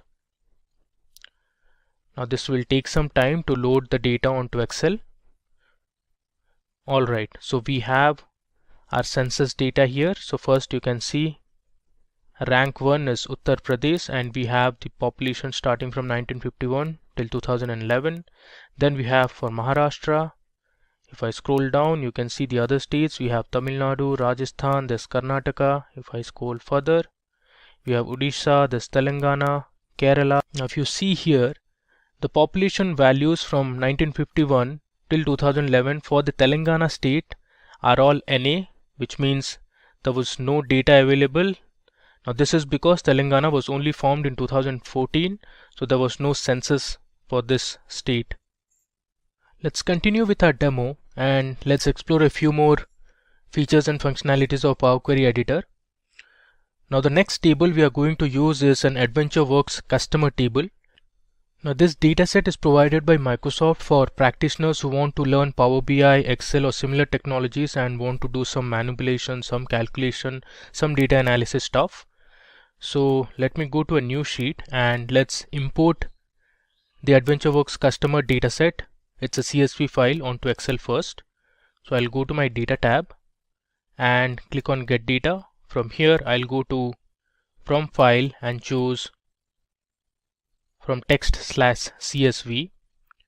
You can see it here in my Power Query files folder. I have my AdventureWorks customer table.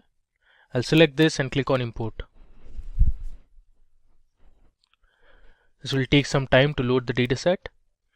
You can see the preview of the dataset here. So we have columns like the customer key, we have the prefix of the customer name, the first name, the last name of the customer, date of birth, marital status.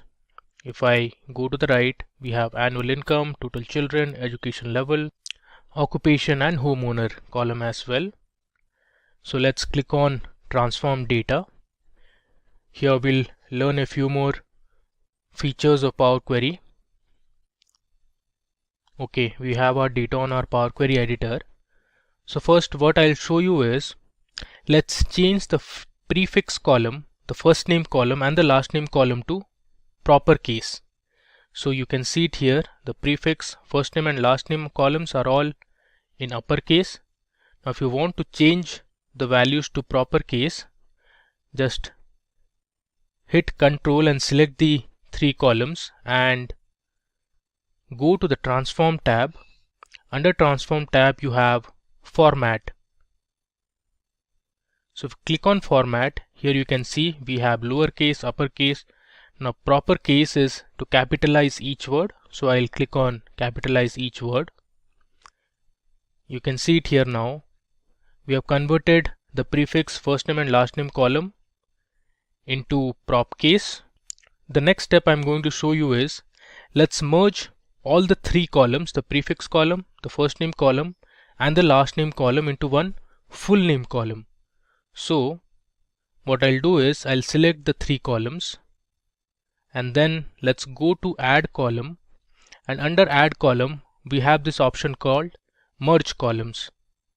Let's hit merge columns. Okay, now it's asking you to give the separator. I'll select my separator as a space and click on OK. Okay, so before click on OK, I want to change my new column name from merged to, let's say, full name. And now let's click on OK. You can see here it says inserted merged column, and if I go to my right, you can see it here, we have a full name column. Now if you want to shift the location of the full name column, you can do that as well. Just hold this and keep on dragging to the left. This will move the entire table to the right and you can place it wherever you want. So I want to place it, let's say, here. Okay. Now actually I don't want all these columns, so let's delete it. So click on this and I'll right click and click on remove. You can see we have removed the prefix column. Similarly, let's remove the other 2 columns. You can either right click and do, or go to the home tab and then select remove columns. Alright. Now let's say we want to add a domain name column from AWS customers by extracting the characters between @ and .com. So actually I'm talking about the email address. From this email address we want to create a new column called as domain name. For that we'll extract characters that are present between @ and .com. So let's see how to do it. I'll select the email address column and then I'll go to add column. Under add column I'll click on extract, and this time we want to extract between 2 delimiters. Also I'll select text between delimiters and I'll give my starting delimiter as @ and my end delimiter would be .com. Now let's click on OK. So this will insert a new column to the extreme right. You can see we have our domain name. Let's go ahead and change the column name to domain name and hit enter. Alright, you can see the step has been applied. Now we are done with our preparation of customers table. Let's just go to the home tab and click on close and load.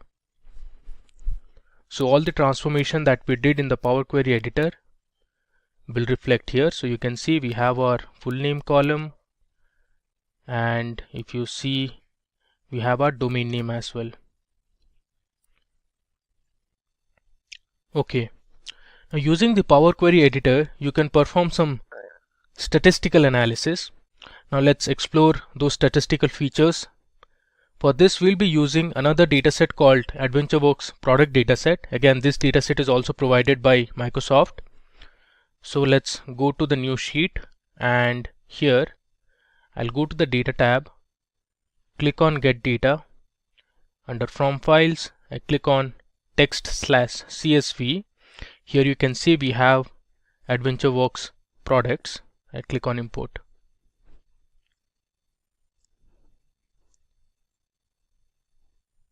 Let's click on transform data.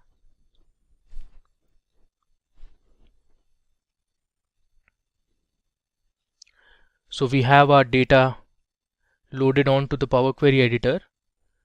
The data is mostly clean. Alter this data. Let's straight away go ahead and explore some of the statistical features that we have here. Now let's say if you want to find the total number of product names in the product table. We have this product name column, and say if you want to find the total number of product names in the table, how to do it? So what you can do is click on this product name column, then go to the transform tab. Now in the transform tab you have an option called statistics. Click on this drop down and select count values. Now this will open another window that will return the total number of products in the table. You can see the value here, it says 293. Now to move back to the query editor, so let's just click cancel or close. We are back again. Alright. Now let's say you want to calculate the average product price from the product table. So if I move to the right, you have a column called product price. So let's see what is the average product price from the product table. So I'll select this product price column, go to the transform tab. Under statistics, I'll select average. So this will give me the average product price, which is 714.4373. You can consider any unit you want. Let's say this is in dollars. Now again, we have to cancel this step to move back. Okay. Now if you want to find the maximum and minimum product price, you can do that as well. So let me select my column product price and go to the transform tab. Under the transform tab, we'll click on this status drop down, and let's say I'll select minimum. So this will give me the minimum product price, which is 2.29. Similarly, if you want to find the maximum product price, so select this product price column, go to transform tab and then choose maximum. So this is the maximum product price in the product table we have. Let's cancel this step. Okay. Now you can also round the product cost and product price column to 2 decimal places. So if I show you both the columns, you have your product cost and you have the product price column. You can see the floating values or the decimal points are not constant, it's varying. So let's limit it to 2 decimal places. What you can do is select both the columns and then go to the transform tab. In the transform tab, you have here rounding. I'll click on this drop down and select round. Now here I'll give my decimal places as 2. If I click on OK, you can see here both the columns, the product cost and the product price column, have been rounded up to 2 decimal places. I can scroll down, you can see all the values have been rounded up to 2 decimal places. Alright. Now let's say you want to add a column called discount price column by multiplying 0.9 to the product price column. And let's say you also want to round that new column to 2 decimal places. So how to do it? So we want to give a discount of 10%. So I'll select this product price column, go to column, and then I'll choose custom column. Here we'll write a formula. So I'll give my new column name as discount price, and my formula would be, I'll select product price I'll click on insert, and then I'll multiply this product price by 0.9. So this will give me my 10% discount on the product price, and click on OK. You see here we have our new column added, which is discount price. So if the product price is 34.99, if you give a 10% discount, it's 31.491. Alright, now the next question was to change the or round the decimal places to 2. So I'll go to the transform tab. Under rounding, I'll click on round. Let's say I'll give 2 and click on OK. So even this has rounded the discount price column to 2 decimal places. Now we are done with our math. Before making any English United States instead of English India, so I'll just scroll down, and here we have, and I click on OK. Now once this is done, I'll go to my data type and I'll select date as my data type. I'll choose replace current. OK. Now you can see my date column has been formatted. The date tab, you can see I have access to all this. Operations on this date column. Go to add column. Here under add column, I have select others. So I'll click on this day. Let's say I'll click on close and load. Now this will load the data set onto Excel. You can see it here. We have the data ready. Now you can use this data to make some analysis, draw a pivot table, draw a pivot chart, and do a whole lot of things. Now while working on a project, it is possible that not all your data will be in a single file. It could be stored in multiple files. So it's important to combine and bring all your data together. Now we will see how to join your data vertically. I have my data present in a CSV folder. So let me show you the folder first. So this is my CSV folder. Let me open it. And I have some files. These are named as project 1, 2, 3, 4 and 5. Let me open just one of the project files. It has a very small quantity of data. You can see it has a month column and an amount column. Let me close this and let me show it to you again. Let's open project 4. All the files have the same number of columns. You can see this also has a month column and an amount column. Now we'll combine all this data together and load it into Excel. Let's see how to do it. So I'll open a new sheet and I'll go to my data tab and click on get data. Then I'll go to from file, and this time I'll choose from folder. Now this will ask me to give the, you can see it here, it says sheet 1. Okay.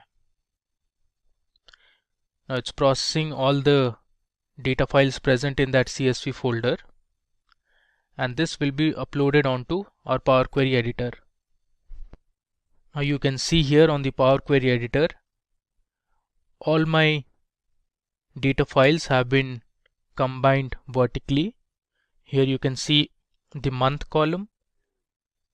On the extreme right, it's the amount column, and to the extreme left we have the source name or the source file where the data came from. So first is project 1, then we have project 2.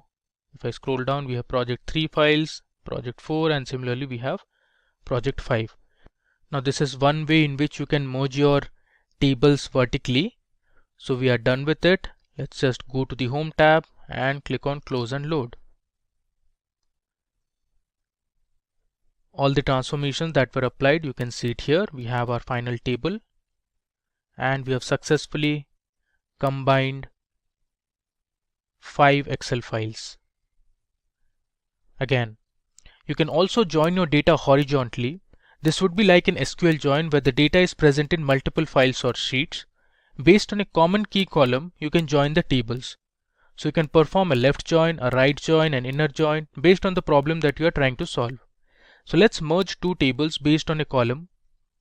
I'll show the dataset first. It's an Excel file which has 3 worksheets.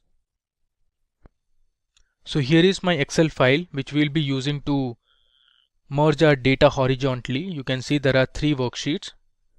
The first one is year 11, which has data regarding the student name, the gender of the student, and the course the student had opted for. Similarly, we have another for 2012 or year 12. We have the student name, gender, as well as the course. And finally, we have a courses table or a courses sheet which has all the details regarding the course. So we have the course name, the teacher who teaches or teacher who taught that course. We have the lesson type, the number of credits, and the assignment type. Now we'll use this data sets to load it onto Excel using Power Query. So I am on my Excel sheet. Let's just open a new sheet. I'll go to the data tab, and here I'll click on get data, and this time I'll choose from Excel workbook, and I'll select my file which is students and courses. I'll click on import. So we'll just see how to import 2 tables and join them horizontally. So let me first select the courses sheet, and I'll click on transform data.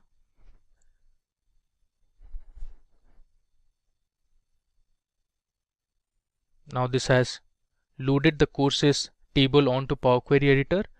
The table looks fine. We have the course column, teacher, everything is fine. Now let's load one more table and then we'll merge it. So here under the home tab you have a section called new source. I'll click on file. I'll again select my students and courses and click on import.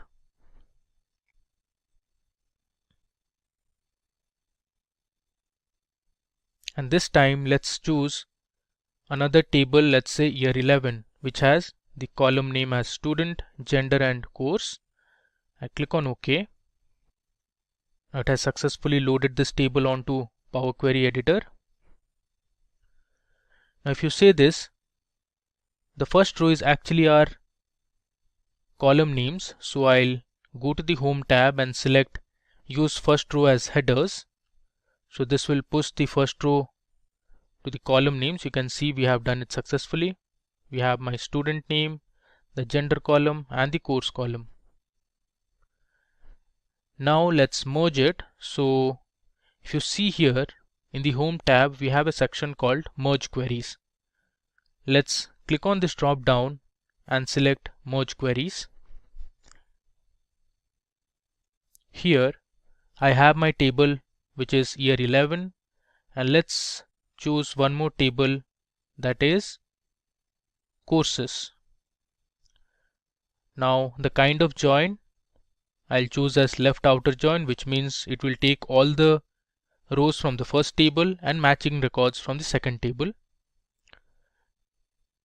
Here I need to select the common key column. So if you see both the tables, we have the course column as the common key column. So I'll select this, and now you can see there's a tick mark, which means it has selected the rows and the columns successfully. You can see it says the selection matches 175 or 175 rows from the first table. And let's click on OK. Let's just expand this and click on OK. If I scroll to the right, you can see I have successfully merged both the tables.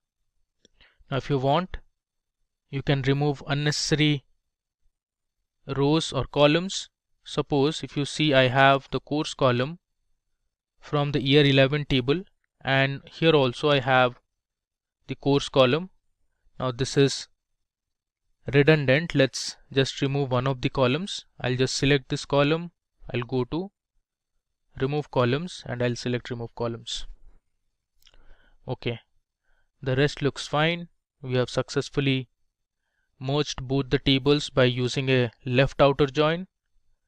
Let's just click close and load.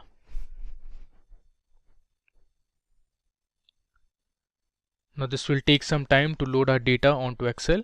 You can see it here. We have successfully loaded it onto Excel. Now we are done with our demo part. Now let's just see what all we have done in our demo. So I'll go to my first sheet. Here you can see we had imported a simple text file first, and then we plotted a graph which is a pivot chart. Then you saw how to upload a file from the web. So here we imported a UEFA Champions League table which was present on Wikipedia, and then we plotted some graphs and charts. You can see we made some analysis using pivot tables, and then we imported another web file which was based on a population data, and we used the unpivot option or the unpivot feature in the Power Query to reduce the number of columns. Then we made some calculations to our customer table which was from AdventureWorks. Then we used another table called the products table. Here we saw some statistical calculations, and we added a column called discount price where we used conditional operations. And then you saw how we manipulated a date column, and then we saw how to append and merge multiple tables. In this video, we'll be creating two dashboards using a sample sales dataset. So if you want to get the data and the dashboard file that we'll be creating in this demo, then please put your email IDs in the comment section of the video. Our team will share the files via email.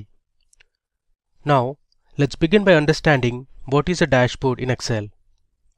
A dashboard is a visual interface that provides an overview of key measures relevant to a particular objective with the help of charts and graphs. Dashboard reports allow managers to get a high-level overview of the business and help them make quick decisions. There are different types of dashboards such as strategic dashboards, analytical dashboards, and operational dashboards. An advantage of dashboards is the quick detection of outliers and correlations. With comprehensive data visualization, it is time-saving as compared to running multiple reports. With this understanding, let's jump into our demo. For creating our dashboards, we'll be using a sample sales dataset.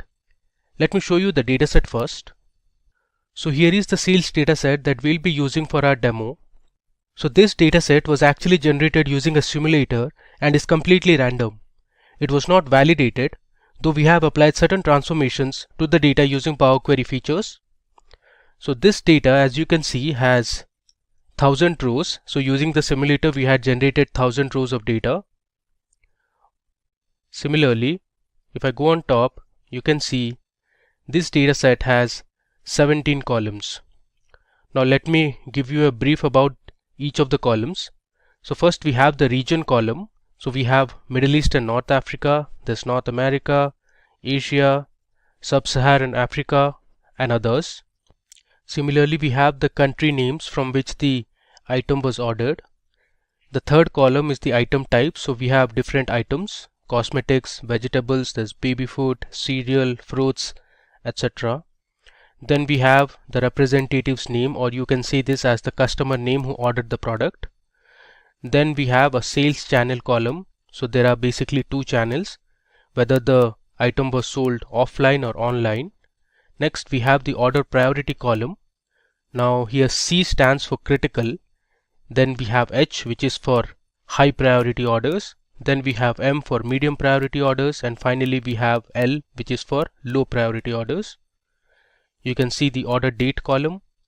Then we have the order ID, the ship date. Next we have units sold, which is basically the total number of units sold for each item. Then we have the unit price column. This is the price at which each product was sold.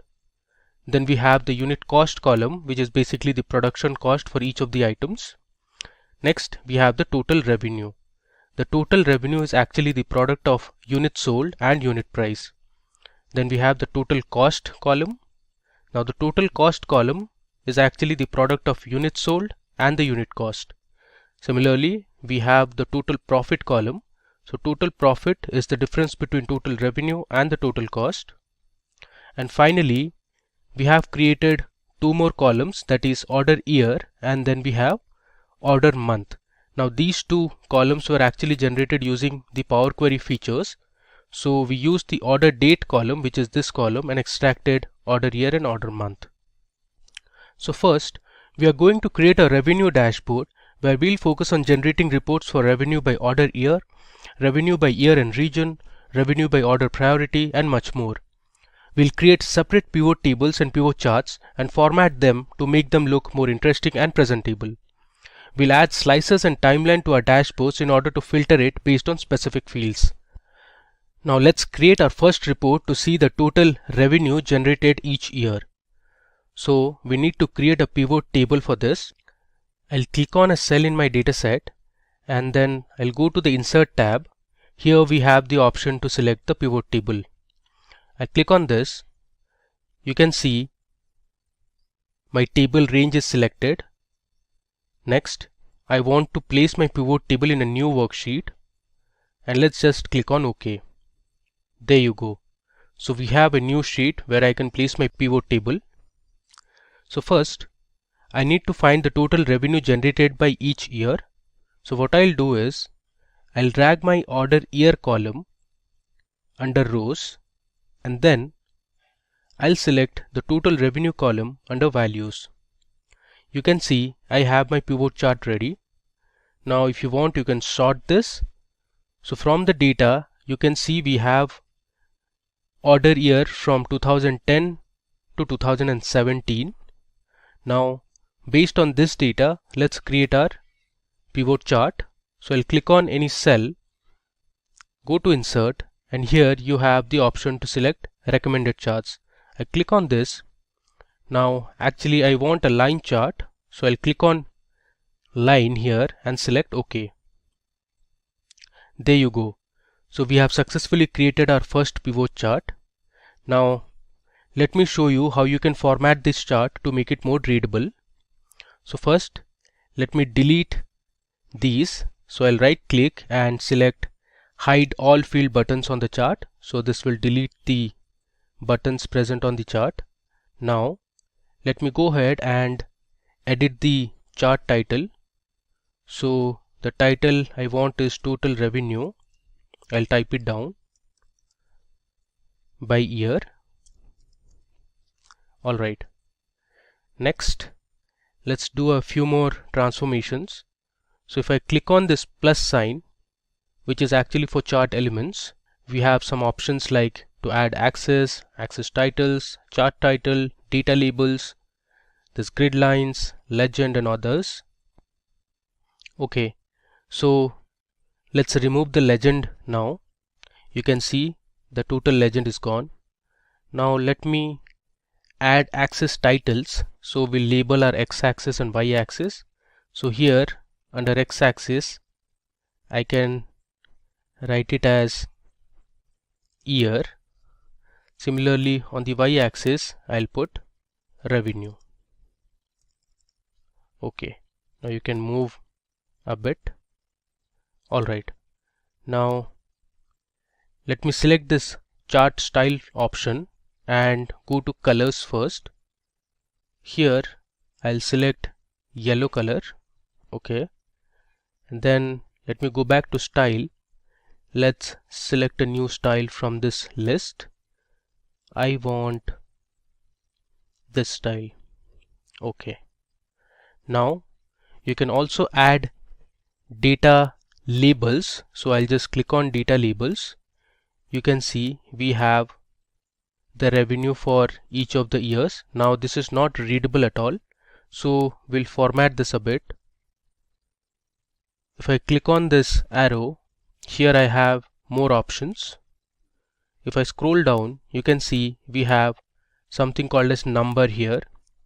I'll expand this, and under category I'll select custom.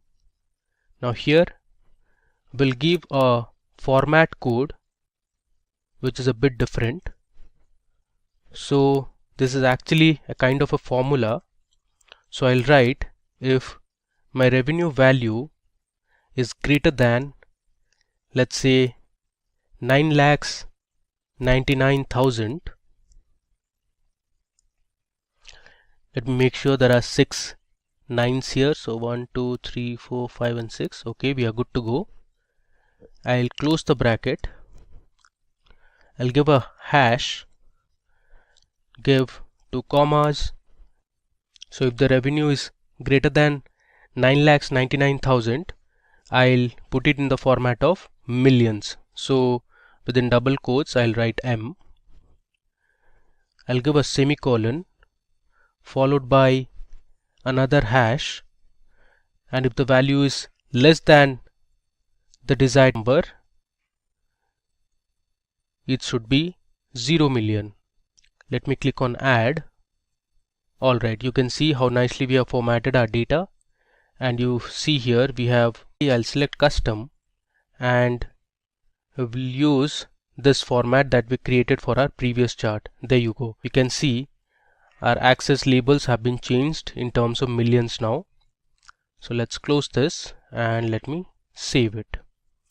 Now you can reduce the font size or increase the font size. Let me just show you. Suppose you want to increase the font size of the chart title, so you just select it, and from here you can either reduce or you can increase. You can see now it's 12. If you want, you can make it 16. Similarly, you can also edit the access labels also. By selecting the chart title, you can also move it to left or right, or you can place it in the center. As for the time being, let me just keep it to the left. Alright. Now we'll see the revenue and total cost by each region, and we'll create a combo chart for this. So let me show you how to do it. I'll go to my data sheet. I have my cell selected.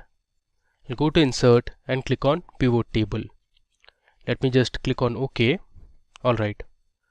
So for this, I'll select my region onto rows, and then I'll have two columns under values. The first one is going to be total revenue, and the next column will be the total cost column. Alright.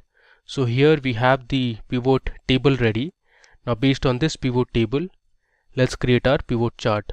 So I'll go to recommended charts, and if you see below at the bottom we have combo chart. So this is the preview of the combo chart. Alright. Now let me just click on OK. There you go. So we have a nice combo chart ready here. Now the way to look at it is, the bars represent the total revenue, which is this column. Now the line represents the total cost.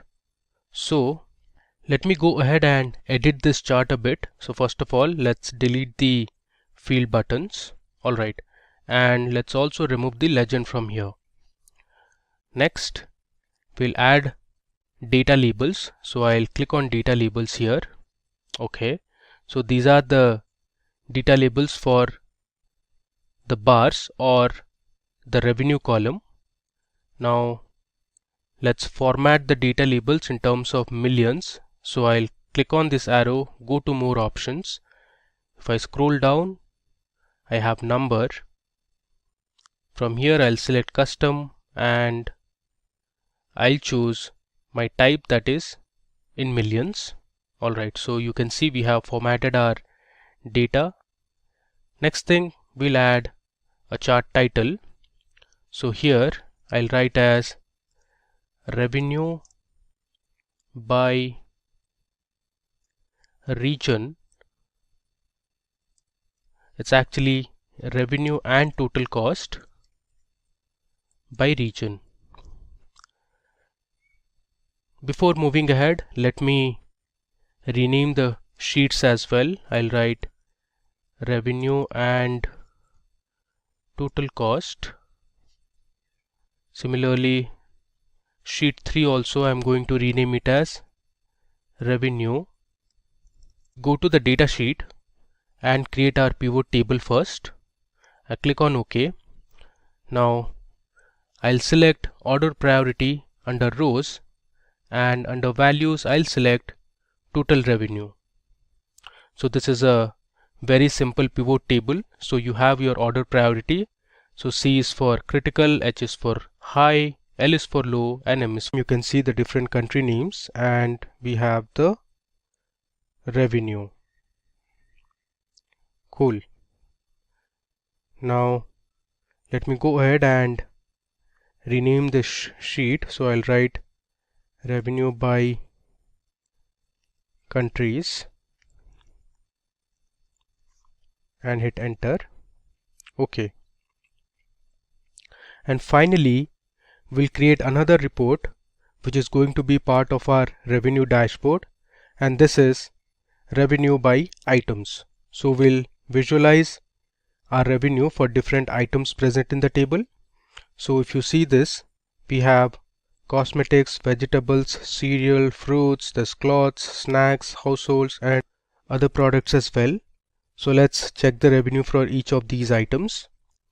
So we'll continue the same drill. I'll create my pivot table on a new worksheet, and this time I'm going to drag item type under rows and we'll have the total revenue under values.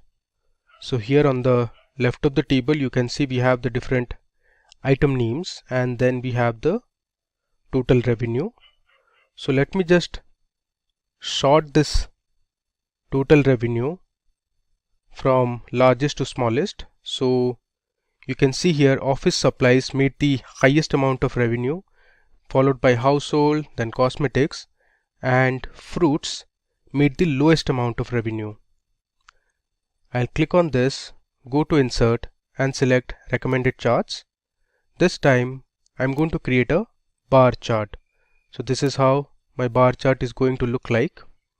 I'll select OK. Alright, now let's format this chart a bit.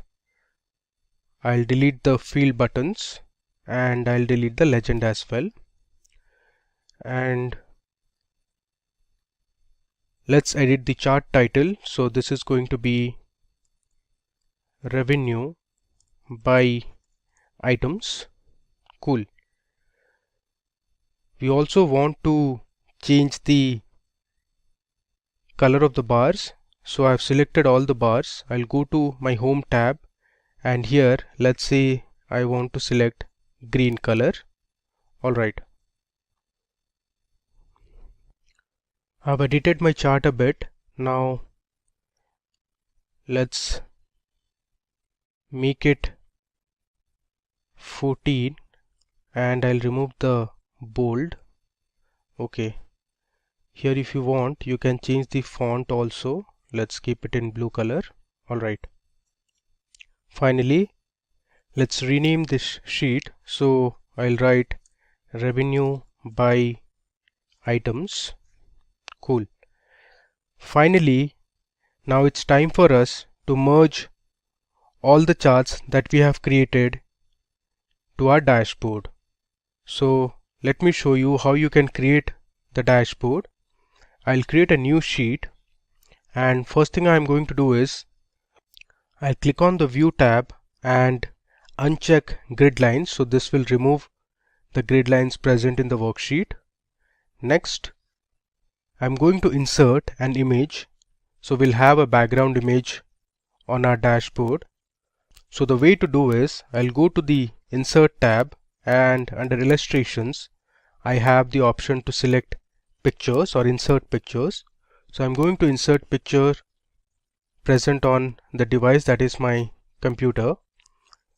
I'll go to desktop and here I have a folder called Excel dashboard files, and I'll select this dashboard background and hit insert. So this is going to insert an image. Now let me just drag this image so it covers a fair enough portion. So I'll hit shift and I'll drag it.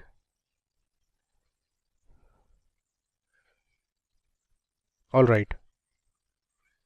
So you can see I have successfully added a background image. If you want you can still expand this background image a bit to the right. Cool. Now the next thing is going to be the title of the dashboard. So I'll click on insert and here I have the option to select a text box. So I'll click on a text box and I'm going to place a text box in the middle, and I'm going to name this text box as Excel Revenue Dashboard.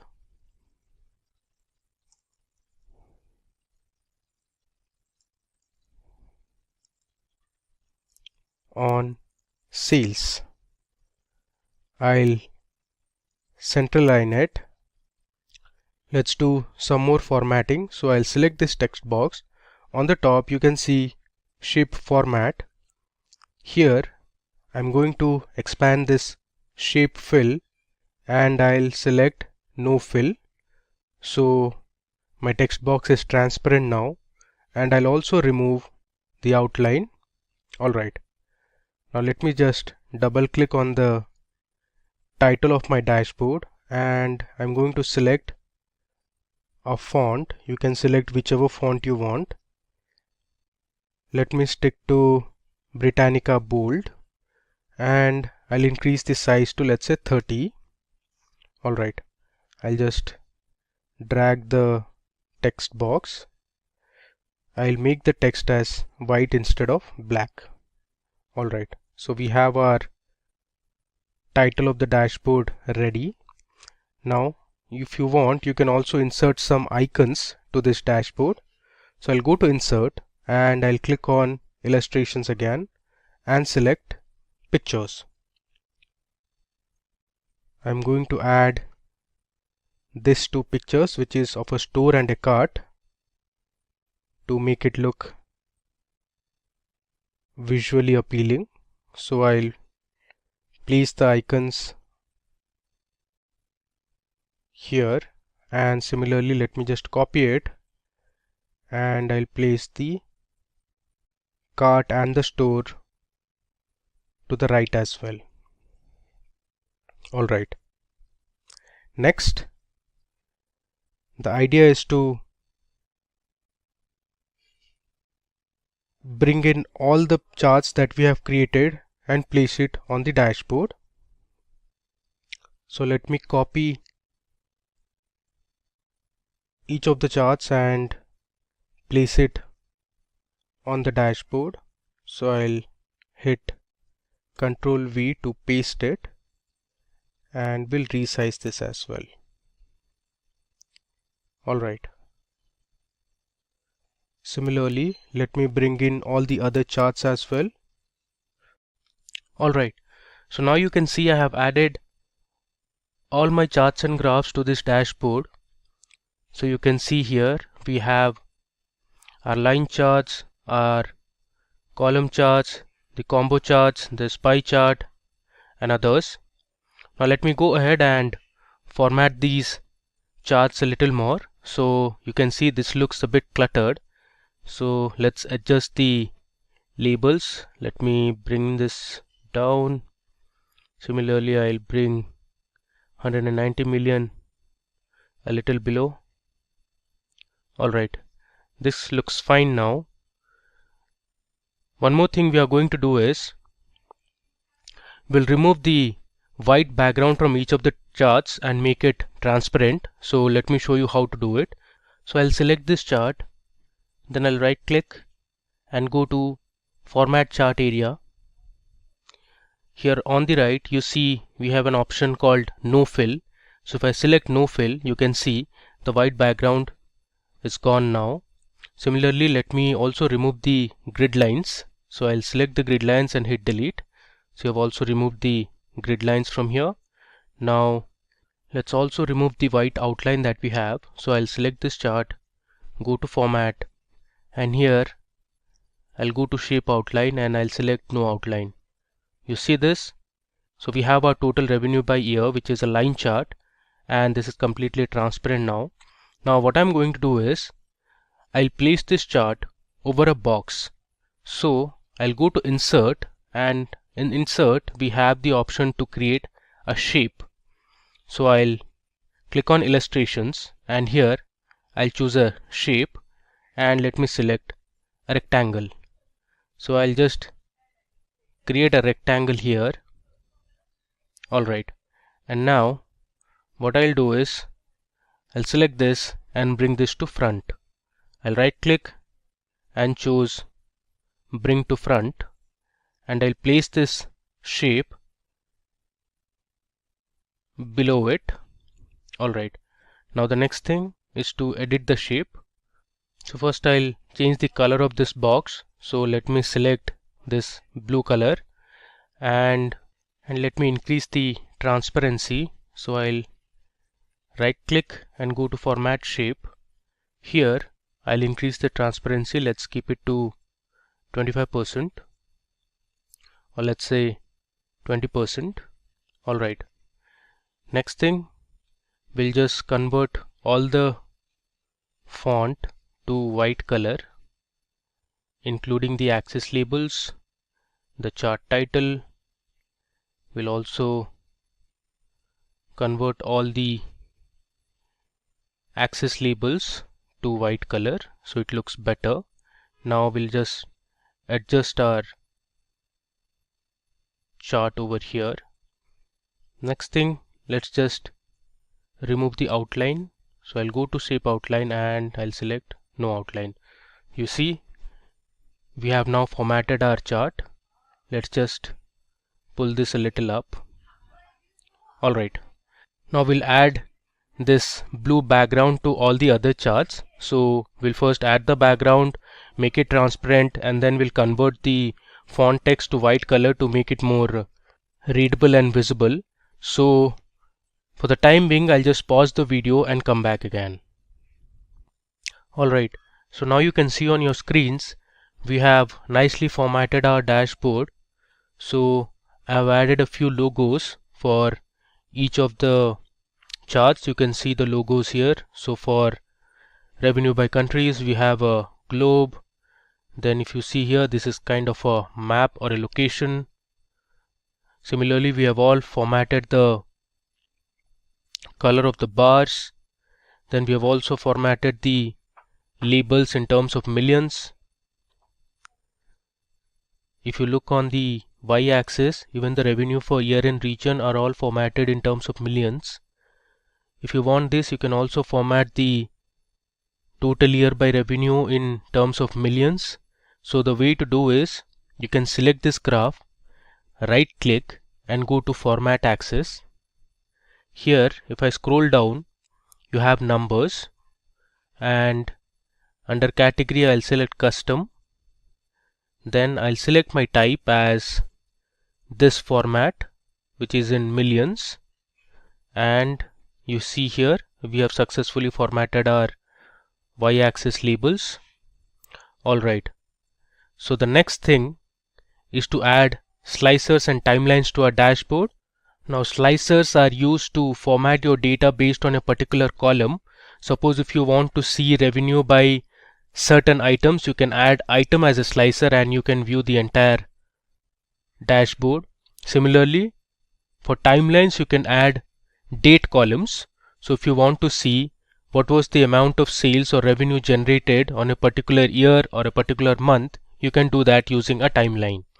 So I'll select one of the charts, and then either you can go to the insert tab, and here you can see under filters we have slices and timeline, or if you go to the pivot chart analyze tab, here also you have insert slicer and timeline option. So I'll select insert slicer here first. Now it's giving me the list of fields present in the dataset. So I'll select country, region, and let's say we want to know by item type and sales channel.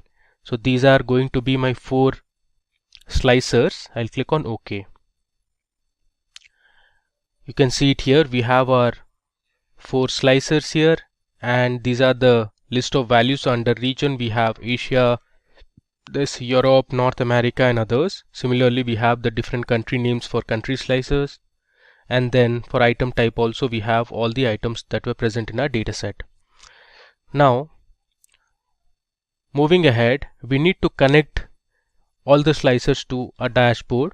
So what I'll do is, I'll right click on this option and I'll go to report connections. Okay, so under report connections you have all the pivot tables that we created. You currently see only one of the pivot table is selected, so we need to select all the pivot tables. So let me check all the pivot tables present in this workbook and click on OK. Alright, now that we have connected one of our slicers will now connect the other remaining slicers. So I'll right click on this, go to report connections, and I'll check all the pivot tables present in this worksheet. Click on OK. Similarly, let's do it for the country slicer. I'll go to report connections and let me select all the pivot tables. And finally, we have the item type. So I'll right click, go to report connections, and then I'll select all my pivot tables. And let's hit OK. Alright, now let me just organize this a bit. So I'll place my pivot tables to the right. I'll just reduce the size. Let me scroll down. Now I'll add my region slicer here.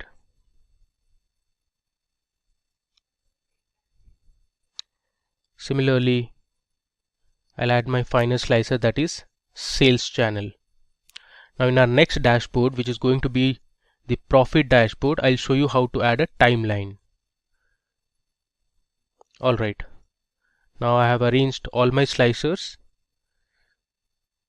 So let's say you want to find the revenue that was generated for an item type, let's say beverages. So you can just select beverages here, and all your charts show the respective revenues. So you have the total revenue by year for beverages only.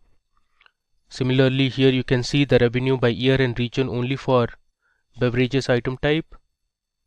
If I scroll down, now this chart represents the revenue that was generated in each of the countries only for item type beverages. Let me just uncheck it. Alright, let's say you want to see the revenue generated for a country like India. So I have selected India here, and now you can see my graph has changed only for country India. You can see here it is showing only for India now.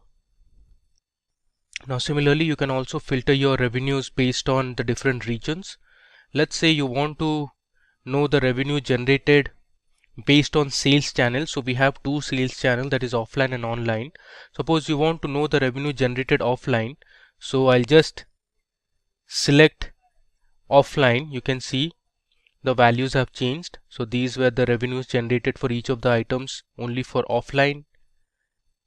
If you see here, now these were all the offline sales for the different regions. So this is our entire Excel revenue dashboard on sales. We created multiple charts and graphs. Then we applied different formatting. We added different icons. Then we formatted the labels also. Next, we added slicers. And finally, we saw how we could filter our data based on these slicers. Likewise, now we are going to create a profit dashboard based on the same data. So before moving ahead, let me rename this sheet as revenue dashboard. I'll write REV dashboard. Okay. Now we'll move to our data sheet and start creating our pivot tables and pivot charts for the profit dashboard. Alright, so let me go ahead and create my first pivot table. So I'll create a new worksheet. This time I'm going to create a line chart to visualize the profit for each year. So I'll drag my total profit column to values and my order year to rows. Which year had the highest profit and which year had the lowest profit. So from this pivot table you can see, since I've sorted this data in descending order, so 2014 had the maximum amount of profit and 2017 had the least amount of profit. I'll just do Ctrl Z to undo it. Alright, Now based on this pivot table, let me go ahead and create my pivot chart. So I'll go to recommended charts and click on a line chart. So this is the preview of the chart. I'll click on OK. Let me close this. Similarly, we are going to edit this chart now. So first I'll hide all the field buttons present on the chart, and I'll rename the chart title as Total Profit by Year.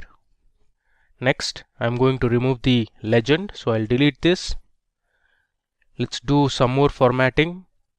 So I'll go to Style, and this time I'm going to select my style type. Okay, and if you want, you can choose the colors as well. For the time being, let's have this yellow color. Next, let me add the data labels. So again, if you see here, this is not formatted properly. So let's go ahead and format the data labels. So I'll click on number and I'll select custom here, and the type I'm going to select is in millions, and I'll click on close. So here you can see we have our line chart ready, which shows total profit by year.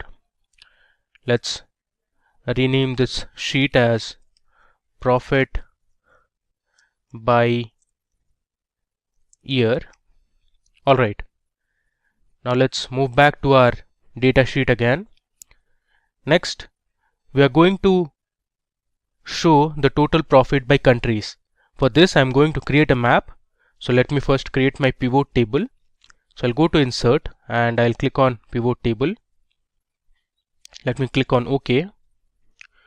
Since I want the country names, so I'll select country under rows, and then I have my total profit under values. The next thing I'm going to do is I'll just rename the row labels as countries, and then I'm going to delete the grand total, which you can see at the bottom. So here we have the grand total. Let me just delete the grand total. So I'm going to select this pivot table, go to the design tab. Here we have subtotals and grand totals. I'll switch off the grand total. Let me just verify it again. I'll scroll down. You see the grand total has gone now. Alright, now we want to create a map out of this. The way to do is I'm going to select my data, copy it, I'll go on top and I'll paste it here. Using this data, I can create my field map now. So I'll go to insert. Here we have the option to create a field map. There you go. You can see we have our map ready. I can expand this. Now as you can see, our map has a color scale which comes from light gray color to dark blue color. So the countries that are in gray, or you can say light blue, have the lowest amount of profit, while the regions or the countries that have been shaded in dark color or dark blue color have highest amount of profit. I will go ahead and delete this scale. Okay. Next, we need to connect this map to the original data source. So what I'll do is I'll right click on this map and I'll go to select data. Here, instead of the previous range, I'll give my new range now. So my new range will be my original pivot table that I had created. I'll go on top and click on OK. So we have our map ready now. Now if you want, you can change the color of the shade. So I'll just go to colors and let's say we'll keep green color. So the countries that are shaded in dark green have the highest amount of profit, while those which are highlighted in light green color are the countries that made least amount of profit. Okay, now moving on. Next, we want to create a pivot table that will show us the profit by year and sales channel. So for this, we are going to create another line chart. So I'll go to insert and click on pivot table. So I'll select new worksheet.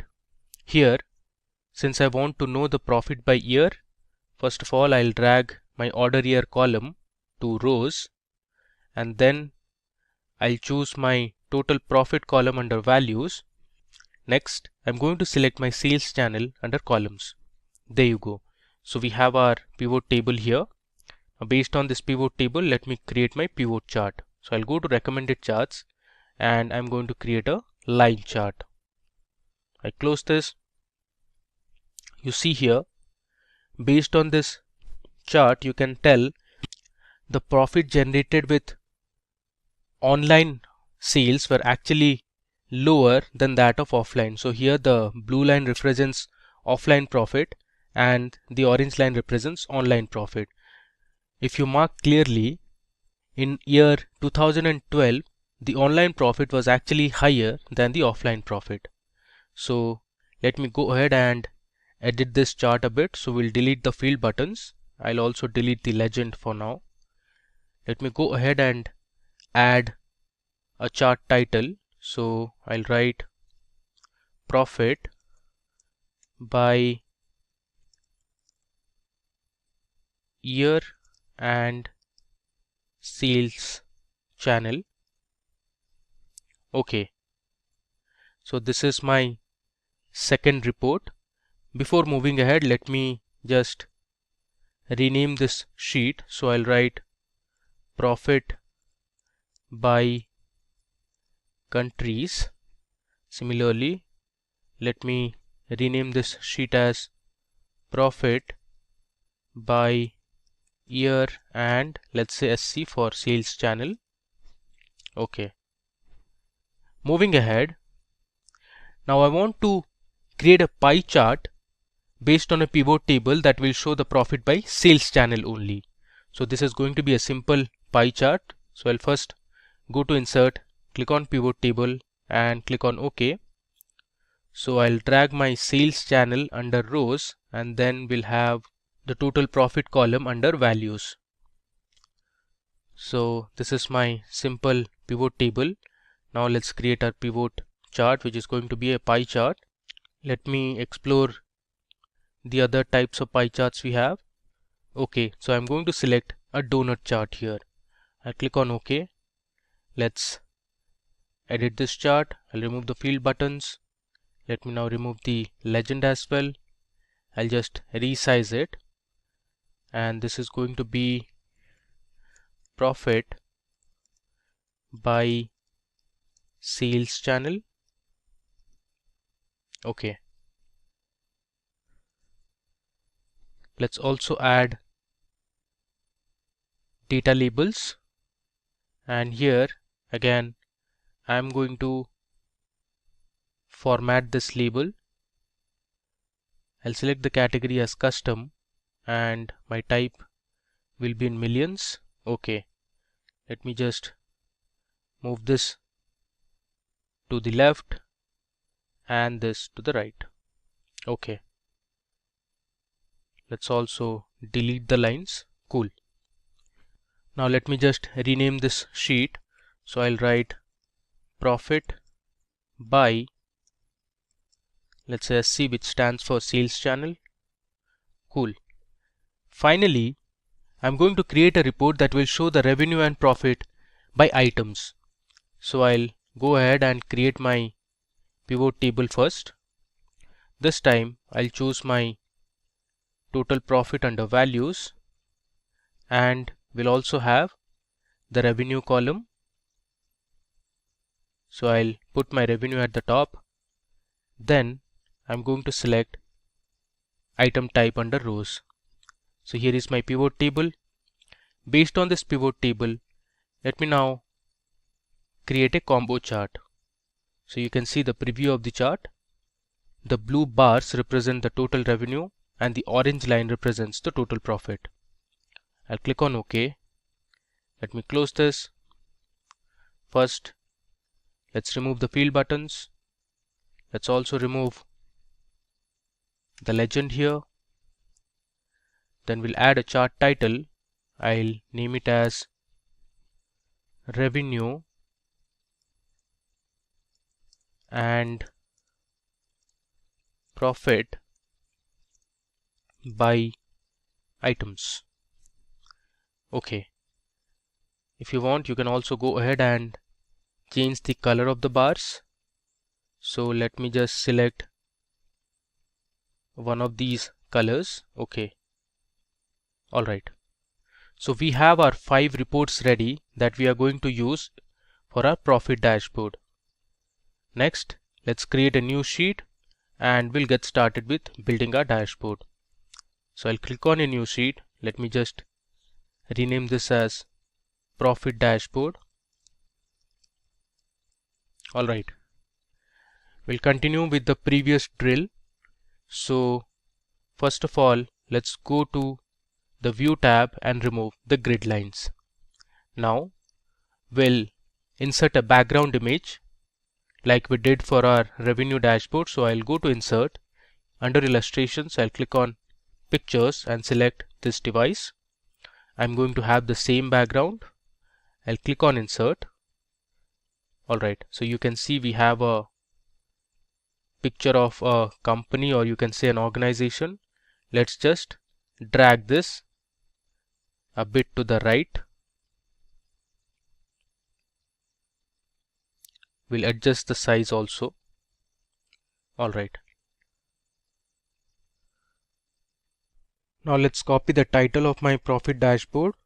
So here you can see I have brought my revenue dashboard, and I'll copy the title and the logos that we used for the revenue dashboard. I'll paste it on my new dashboard. Let's just align it in the center. Alright, the next step, let me now go ahead and edit the title. So this is actually going to be Excel profit dashboard instead of revenue. Now we'll copy each of the charts that we just created. For example, the revenue and profit by items, then we had profit by sales channel. All this we are going to copy one by one and put it on the profit dashboard. So let me just copy a few now. I'll paste it here, and later on we can make the adjustment. I'll copy this as well. Similarly, I'll bring the other 3 charts onto my sales dashboard. Okay, so here on my profit dashboard I have added all the charts and have aligned and reshaped it so that it looks good. I have also made some formatting. For example, I have reduced the size of the chart title. Now let me go ahead and show you a few more formatting that we also did for the revenue dashboard. First, let's remove the white background from all the charts. So I'll select the first chart, I'll right click and I'll click on format chart area. Here under fill, I'll select no fill. Next, I'm going to remove the grid lines, so I'll just delete it. Let me close this. Now we also have a outline, so I'll go to design, actually format, and I'll remove the outline. Next, I'm going to add a blue box at the back like how we did for the revenue dashboard. So let me select a blue box from here and I'm going to paste it here. Okay, now let me just select the chart and I'll bring this to front and I'll move this to the back. Next, I'm going to change the font color all to white so that it's clearly visible and it's more readable. I'll do it for the x-axis as well. Okay, so here I have my first chart ready. The same I'm going to do for the rest of the charts. Okay, so now you can see here I have formatted all my charts. I have also added a blue background. You see here I have also formatted the Y labels in terms of millions, which is actually the profit. Similarly, here I have added the data labels. This is for revenue. Some of the charts also have the data legends. So here you can see the blue color represents offline and the red represents online. Similarly here you have the legends. I've also formatted the map as well. Okay, now the next thing is to make this dashboard more interactive. So we'll add our slicers as well as timeline. First, let me show you how to add a timeline. So I'll select one of the charts and I'll go to insert. Under insert, I have the option to create a timeline. So I'll just click on timelines. So timeline is actually based on date columns. So since in our dataset we only have two date columns, one is order date and one is ship date. So Excel has only shown us two columns. So I'm going to create my timeline based on order date. So I'll select my order date column and I'll click on OK. You can see here this is called a timeline. I can expand this. Now this timeline is based on months now. If I scroll this timeline, you can see here I have my order year 2010 and I have all the 12 months. Similarly we have for 2011, then we have for 2012 all the way till 2017. Now you can filter this in terms of years, quarters, months or days. Let me just select year now. So I have years from 2010 till 2017. Let me just squeeze this and I'll place it somewhere here on the right. Now let me go ahead and create a few slicers for my profit dashboard. So I have selected one of the charts. Under insert, I'll click on slicer. You can see it gives me the list of columns from which I want to create slicers. So I'll create a region. Let me also select country. Let's say I want the representative's name or the customer's name, and I'll click on OK. So here I have created three slicers. Let me first resize it and I'll place it on the right. So I'm going to click on the multiple select option and go to report connections. Here I'm going to select all the pivot tables that are related to profit. So here I have selected 4 and I need one more, which is pivot table number 10. I click on OK. Similarly, let's create or connect my region filter to all the pivot tables. So I right click, go to report connections. Here I'll choose all my pivot tables which are based on profit. I'll click on OK. Let's do it for the country. Select all the pivot tables related to profit. Then I'll click on OK. Let me now go ahead and create another slicer based on sales channel. So I am selecting one of the pivot charts. I'll go to insert, click on slicer and I'll select sales channel and hit OK. So I have my sales channel slicer. Now let me connect it to all the respective pivot tables that are based on profit. Click on OK. Now let me just bring it here. Alright. The next thing I want to show is how are we going to use the timeline first.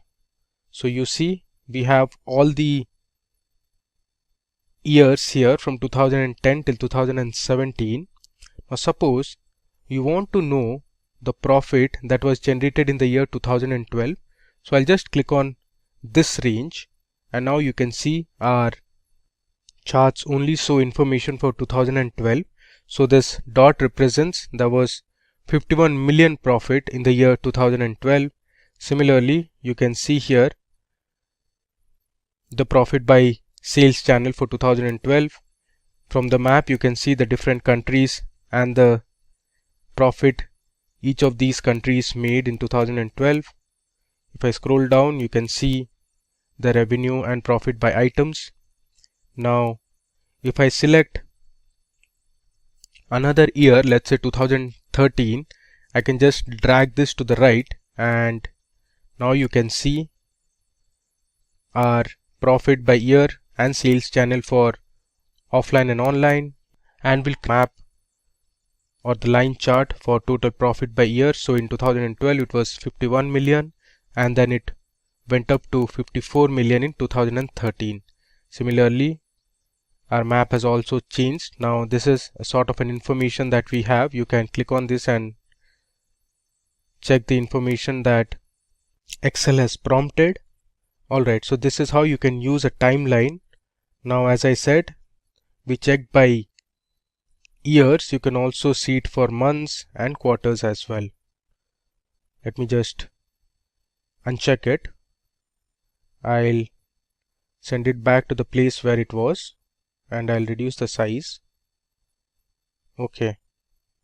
Now suppose you want to check the profit made by different representatives. You can select them one by one. Let's say Adam Churchill. This is the profit generated by Adam Churchill. Similarly, you can select multiple persons as well. Now suppose you want to see the profit by different countries, so you can use the country slicer. Let me just bring this to the middle and let's expand our chart a bit. Okay, so here you have the profit by different countries chart. I'll just bring this to the front so that you can see it clearly. Okay, now here suppose you want to see the profit generated in, let's say, United Kingdom. You can select United Kingdom. So this is the map of United Kingdom, and it tells you the total profit that was generated in United Kingdom, and below you can see the revenue and profit for all the items that was sold in United Kingdom. So you had beverages, clothes, household, office supplies. So you can see clearly office supplies item made the highest amount of profit in United Kingdom. Now you can also select multiple countries. Let's say I want to know for France as well. So my map will change accordingly. So now I have United Kingdom and France selected, and the other charts present in my dashboard change accordingly. Now I have my country selected as India. You can see the map of India here, and these were the respective profit values.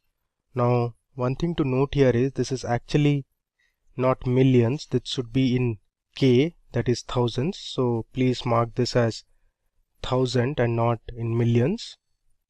Even for this is actually K and not million. Alright, so we have successfully created our second dashboard, that is on profit. Let me just resize this a bit and we'll place it where it was earlier. Cool. So we saw how to create different pivot tables and pivot charts, and then we formatted our pivot charts based on our requirement. We saw how to edit the colors. Now let me show you one more thing. You can also change the look and feel of the dashboard by going to the page layout tab. Under page layout you have themes. So here you can select different themes. Currently we are with the office theme. Now let me just select another theme, let's say Facet. You see the colors have changed and it looks really beautiful. Similarly, let me try out another theme, let's say Organic. You see our chart has changed. Let me just delete this. Okay, so now once you change the theme, the text also change a bit. You can see the slicers are in a different font. Let me explore one more theme. Let's say this time I'm going to choose Depth, and this is more of a green type of color.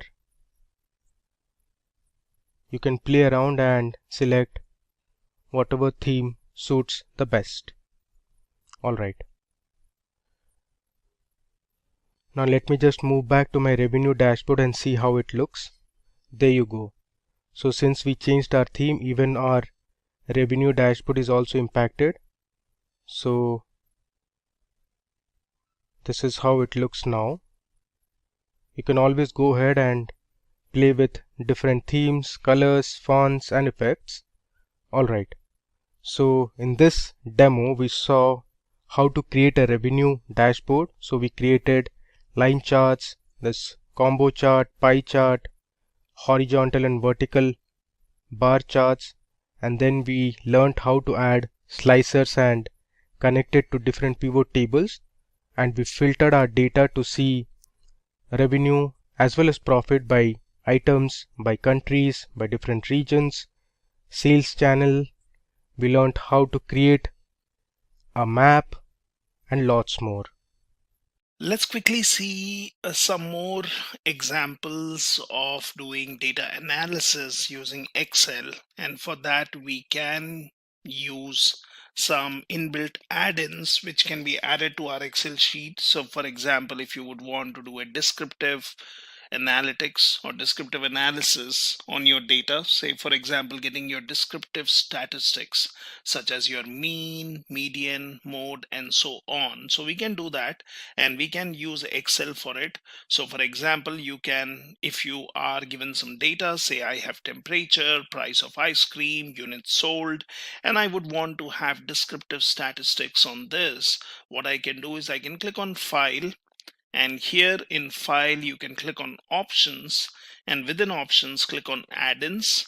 Now within Add-ins you have Excel Add-ins, which is selected here. So click on say Go for example, and that shows what add-ins are available, and you can choose which ones are you interested in. So for example, I have chosen Analysis Toolpak and Solver add-in, and click on OK. Now that basically should add more options to your Excel. So if you click on data, so here you see data analysis and solver, and this is what we would want to use to get our descriptive statistics for these three columns. So for example, let's say temperature, or you can even give the names later once you get your descriptive statistics. So for example, let's go for data analysis, and here it says what are you interested in. There is a two-factor with replication, you have correlation, covariance, descriptive statistics, you have histogram. So let's click on descriptive statistics, click on OK. Now this one basically asks your input range. So while your cursor is blinking here, also it is said grouped by. So let's give it a range. So for example, I will say temperature. Now if I do this and I have selected the heading, just look at that, and now you need an output range. So let's just select this, and then you can have your cursor blinking in here. Let's select say fields here, and this is where I would want the output. Now it also said what options do you want, so it has output range. We can then select summary statistics, confidence level. So I will say summary statistics is what I'm interested in, say OK, and this says input range contains non-numeric data. Now why is that? Because we chose temperature, the heading also. So click on OK, and here we will alter the range. So this one is our range should be only the values, numeric values on which we would want the descriptive statistics. We have output range already selected, we have summary statistics, and now you can click on OK, and that basically gives your descriptive statistics for temperature. So here I could basically given a value for this, so I can say temperature, and that's my descriptive statistics for temperature. Might be I can just do some formatting, and that's it. So that gives me descriptive statistics for the values here. Now similarly, we can do it for price of ice cream. So what we need is we need to basically go for data analysis, descriptive statistics, say OK. Now you need to give a range. So here I will change my range to these values. Output range is already selected. Now we are interested in summary statistics, click on OK, and this says output range will overwrite existing data. Press OK to overwrite data in range. I will say cancel. No, that's not what we want to do. We need to give a new range. So let's select our new range, which is here, and now click on OK. So now we get the values, which is for your price of ice cream. So again, we can basically select this and say price of ice cream, and we got our descriptive statistics for price of ice cream. And like we did earlier, I can select this, I can basically do a merge and center, and that gives me descriptive statistics for price of ice cream. So we could also basically change this. Now I can go into data, and I can go into data analysis, descriptive statistics. So we know that we had selected this B2 to B8, and this one, which is H6 to H19, we would want to shift it, might be 2 columns up. So might be I can just say H5, and I can manually change it to H17, and let's say OK, and we will basically get this, and I can get rid of this. So I can have it in the same range. So similarly, so this one will have to be renamed, and I can basically say price of ice cream, and that's basically my descriptive statistics for my price of ice cream. And similarly, we can do it for the third column, which is units sold. So we would want to have this. Now let's see, we can click on data, we can click on data analysis, descriptive statistics. So we need to give the range correctly. So this time our range changes to units sold. Now we can also say labels in first row, okay, if we were selecting the heading. So let's do it in this way. So in my range, let me empty this. I can basically select this, which we know has non-numeric data in the first row. Say for example, I'll say labels in first row. I'm interested in summary statistics, and this range will now have to be changed from H to basically something like J. So let's say J, and let's select these values. So that should take care of things. And now you see you have your units sold. You did not have to manually rename it, and you have basically got the descriptive statistics. So this is how you can simply perform analysis using data analysis here. You can basically get your descriptive statistics for your columns, and then you can do whatever needed formatting you need to basically make your data look in a good way. Now let's look at one more example of data analysis where we may want to look at the frequency of values, or frequency of values occurring in a range of values.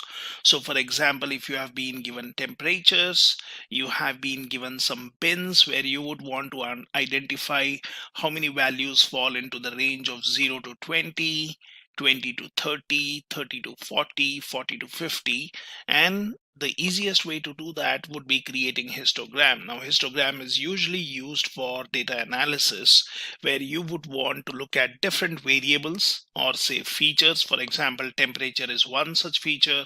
There might be one more variable or feature such as sale of ice cream, and you would want to see if the increase or decrease in temperature affects the increase or decrease in sale of ice cream. Might be sale of ice cream is a response based on temperature. So it depends. So sometimes you may want to find a relationship between two variables, whether they are positively or negatively related, or you would want to do different kind of analysis. And in certain cases we may want to first do analysis on one single variable, look at the frequency of values, might be also look at the defects, and for which we can use something like Pareto chart. So we can go for histogram, and that basically gives us the frequency of values. Now how do we do that? So we have already added the add-in, which is data analysis earlier. So we can just use the same thing again, Here we would want to create a histogram. So let's say okay. Now I have already selected input range. So if you see here, my input range is temperature, which is also with the headings, and I have bin range, which is basically the range of values. So for example, I can select this, and that's my bin range. I am selecting or the option labels because I'm using the first row which has the heading such as temperature and bins. Now we need to give an output range. So for example, let's say I would want my data here, and that becomes my output range. So you can have a sorted histogram or basically a Pareto chart. So if that's what you're interested in, looking at the frequencies for your different ranges, and here I'm also selecting chart output because I would want to have a visual histogram which gives us the frequency. And it's as simple as this. Just click on OK, and now you get your bins. So it basically tells you frequency of values, which is basically 20, but that does not mean it is only talking about the values 20. It is basically talking as a range of 0 to 20. So we have 0 to 20, that is 2. So we can basically say there is 120 here, with the 20 being the maximum value, and then there is one more 20. So that's your 0 to 20. Then you have 20 to 30, which shows 3 values. So might be in that case, I can say 26 is one thing. Then I can say 30, that's the second one. And then basically I can look at 22. So basically this one does not select 20 as the lower range, but it basically selects 30 as the higher range. So I do see 20 to 30, there are 3 entries. Similarly, we can see values for 40 and 50. And since we have selected Pareto or sorted histogram that shows in a descending order, what is the highest frequency of values within a particular range. So that shows me highest frequency is 5, and then you have 3 and 3 and then 2. So this is how we can create a histogram and we can perform analysis on a single variable. Now, as discussed earlier, as I said, sometimes we may be interested in finding out the correlation between different variables, such as say here we have temperature, price of ice cream, and units sold, and we may want to find out the correlation between one variable to another variable, or we would want to find out the relationship between variables. Are they linearly related? Are they positively related, negatively related, and so on? And for that, we can use the correlation of your data analysis add-in. So for example, you want to find out correlation of temperature and units sold. And what we can do is we can find out that using a formula. So for example, if I search for something like correlation, and let's search. So there is a function called correlation which we can use, and we can use this to calculate the correlation of temperature and units sold. So for example, let's select this, and that's the function. So it says give me an first array and a second array. So we are interested in finding out correlation of temperature and units sold. So let's select the range of values for temperature, and then I'm interested in finding out the correlation of temperature in units sold. So let's select this, and that basically gives me a range of values. It gives me the correlation value, which is 0.2859. Say OK, and that's your value. So similarly, we can do it for temperature and price ice cream. So let's go for correlation. So that's the function we are interested in.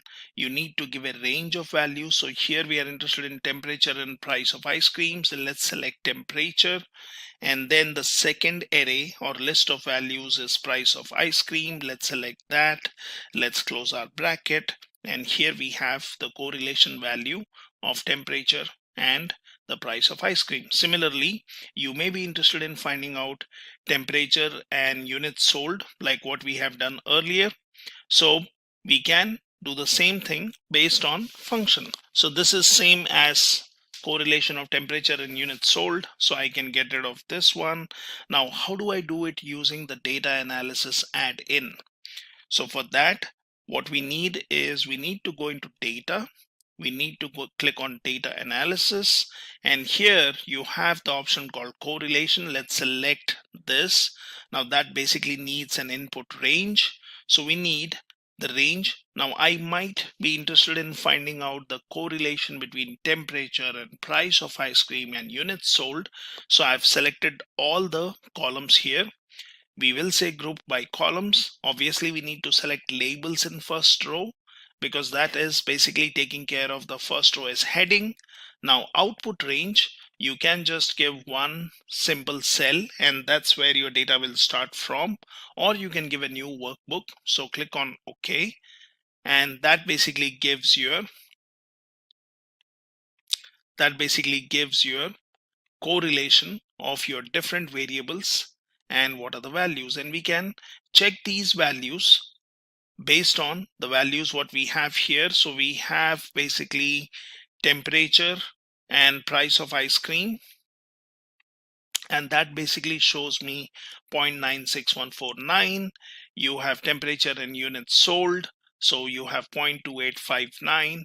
Now you can also look at units sold and say, for example, price of ice cream. You can look at these particular values. So if I would be interested in finding out what is the relationship between these variables, I can easily find using correlation. So I could be basically writing in a formula here and selecting what are the cells. So here we were selecting A2 and C. Here we were selecting A and B. Now might be I'm interested in price of ice cream and units sold, and if that's what I'm interested in, then I will give a range of B2 to B8, C2 to C8, and similarly you can get your analysis or correlation values. So it's very simple in Excel, and you can use either the data analysis tab and get your correlation, or you can use formulas and do that. Now, one more important part of data analysis is doing your sampling. Now, sampling could be periodic sampling or random sampling. So sometimes you may want to look at a variable and you may want to get some values based on periodic data. That means might be I'm interested in range of values. I'm interested in seeing a sample of values for a particular period, which could be basically a range of values, or you could just do a random sampling. So for example, if I go for periodic sampling, so out of these values which I see here, might be I want to see, say, periodic sampling, that is a frequency of 2 values, how many times we have these values occurring here. Or I would go for random sampling. So basically randomly I would want to pick up, say, 3 temperature values. Now how do I do it? So for example, here I have 7 values. Now if I go for periodic sampling, the sample or periodic sample value which I need to give has to be lesser than the total input values. So for example, we can do this. Let's go in here and let's go for data analysis. So we can go for sampling here, click on OK, and that needs a range of values. So we will select A2 to A8. Now I could have selected all the values for this one, temperature, and in that case I can give labels, which is going to take care of the first row. Now here we can go for number of samples which we are interested in, or giving a period. So let's go for period and say, for example, I have 7 values. So what if I select 5? So for example, if I say 5, that means I could just get one value. So basically when I'm saying 5 out of 7, so that's just giving me out of 5, I want one value. So I can then just give an output range. So here I can basically select this cell.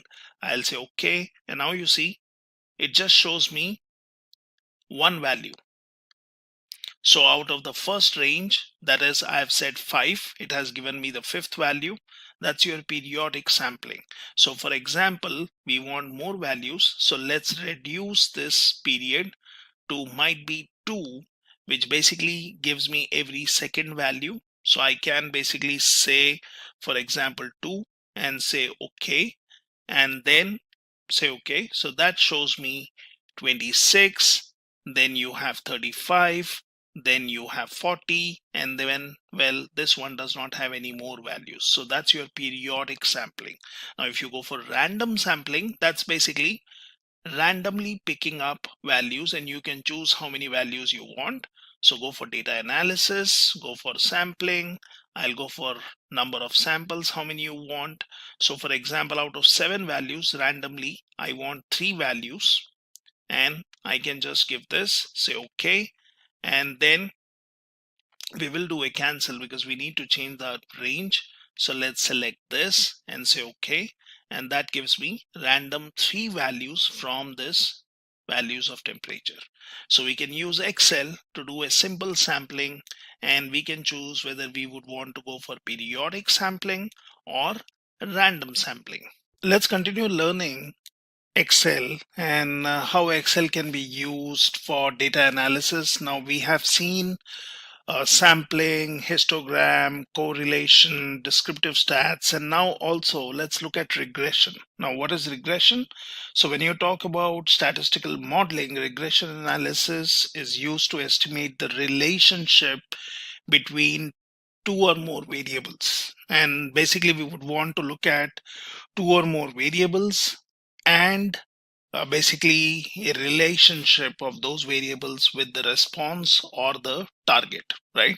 So for example, if we look at our data here, we have temperature, we have price of ice cream, and then we have units sold, and we can go ahead and make predictions. So for example, when you look at regression here, you see something like this, which is regression statistics. You have ANOVA, you have different plots, which we have here, which is x variable 2, and then you have normal probability plot. Now we have already seen how you can have your add-in, that is data analysis, which helps you in doing different kind of data analysis here, right?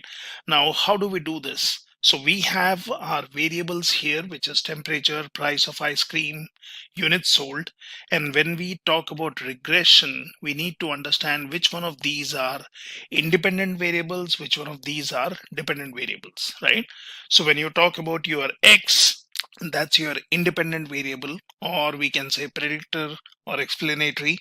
So when you talk about your independent variables, or as we say predictors or explanatory variables, these are the factors that might influence the dependent variable.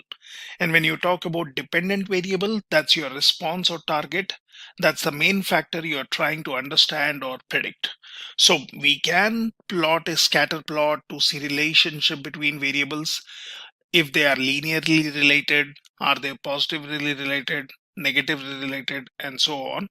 We can also get values such as R square, which is coefficient of determination, regression line, and then analyze the relationship between variables. So here is one of the links of one of my other videos where we are learning on machine learning and also on regression, but that's programmatically and using a processing framework such as Spark. Now here, let's see how do we do this in Excel. So basically we would want to use our variables, which is temperature, price of ice cream, units sold, and then get these plots. So what we can do is, for example, I can get rid of this, and might be I can just say no borders. And when it comes to these plots, we can have them generated again. That's not a big deal, using your data analysis add-in tool. So we have been given variables here. Now, as I said, when we talk about your regression analysis, we need to understand whether we have one variable or we have multiple variables, right? So you might have heard of univariate analysis, bivariate analysis, and so on. Well, here we are focusing more on using Excel to do our regression analysis. So I'll not go deeper into regression topics, but certain things as basics should be known, that when we talk about regression analysis, what does it do? It helps you understand how the dependent variable changes when one or more independent variables vary. And it basically allows us to mathematically determine which of those variables really has an impact. So technically, when we talk about regression analysis model, that is based on the sum of squares, which is basically a mathematical way to find the dispersion of data points. So mainly the goal of the model is to get the smallest possible sum of squares and draw a line that comes closest to the data. So that's what we mean by our regression line, or basically looking at the points and seeing if the points fall on a regression line, if there are residuals, that is points which do not fall on the regression line. And in terms of statistics, when we talk about statistics, we differentiate between a simple and multiple linear regression. So you have something called a simple linear regression models, which basically gives you the relationship between dependent variable and one independent variable using a linear function. And if you use two or more variables, that is explanatory variables, to predict the dependent variable, we are actually dealing with multiple linear regression. So if the dependent variable is modeled as a non-linear function, because the data relationships do not follow a straight line, we have to use non-linear regression. Now, what we will do is we'll see how we can work on this. So here we have some variables, and if we look at this, might be based on temperature, price of ice cream, we would want to find out how many units were sold. Now, what we can do is we can basically start looking in by creating a simple scatter plot, which is quite easy in Excel. So if you have been given variables, what you can do is you can click on insert. You can then choose the kind of plots which you want, and here you have insert scatter plot. So we can choose this, and you can choose the first option, so that gives you a blank layout. And what you can do is now you need to select data. So for example, let's click on select data, and then you can say add. So what we would want is we can give a name. So we want X values and we want our Y values, right? So when you talk about Y, that's your dependent variable or your response or target. So that is in our case units sold, and X values are one set of features or variables or multiple variables. So here I can click on this series X values, and then I can select this. Now in Y values, what I can do is I can select these, and then I can just say OK. So that shows me that it would be giving me a regression scatter plot. Now let's say OK, and we have some points plotted here. Now if you would want to see the impact of one individual variable such as temperature or price of ice cream, you could as well do that. Now what you can also do is you can add more meaning to this by giving in a title, or you can also go into quick layout and you have various options here. So you see, it gives you what is the access title, what is the series, and I would prefer to use here something like this one. So that gives you your regression line, that also gives you your R square, and that gives you your Y and X, that is your coefficients. So let's select this one, and then we have some values which we can use to compare. This also shows me the regression line, and you can keep this for reference. If you would want, you can change the chart title to something else, say scatter plot of dependent where's independent variables, and you can give any name which has more meaning. And we can get rid of this one. So we have series, and we can say what are these points if you would want to add in legend, if you would want to do that, or I can just get rid of this and I will keep these values here, which we will see when we do a data analysis. We can always compare these values. So here I've created a simple scatter plot, and then I can look at dependent versus independent variables, or I could have selected one particular variable. So this is just for reference. Now we can add more details. We can say what is my x-axis, what is my y-axis. So basically you can here say, for example, just say y, and might be here I will say x, and we can rename that later. Now, how do we perform data analysis or get into regression? Right now, what we would want to do is we would want to do the regression analysis to demonstrate the relationship between dependent and independent variables. So normally when you talk about your linear regression equation, you might have known about it. So it is basically y.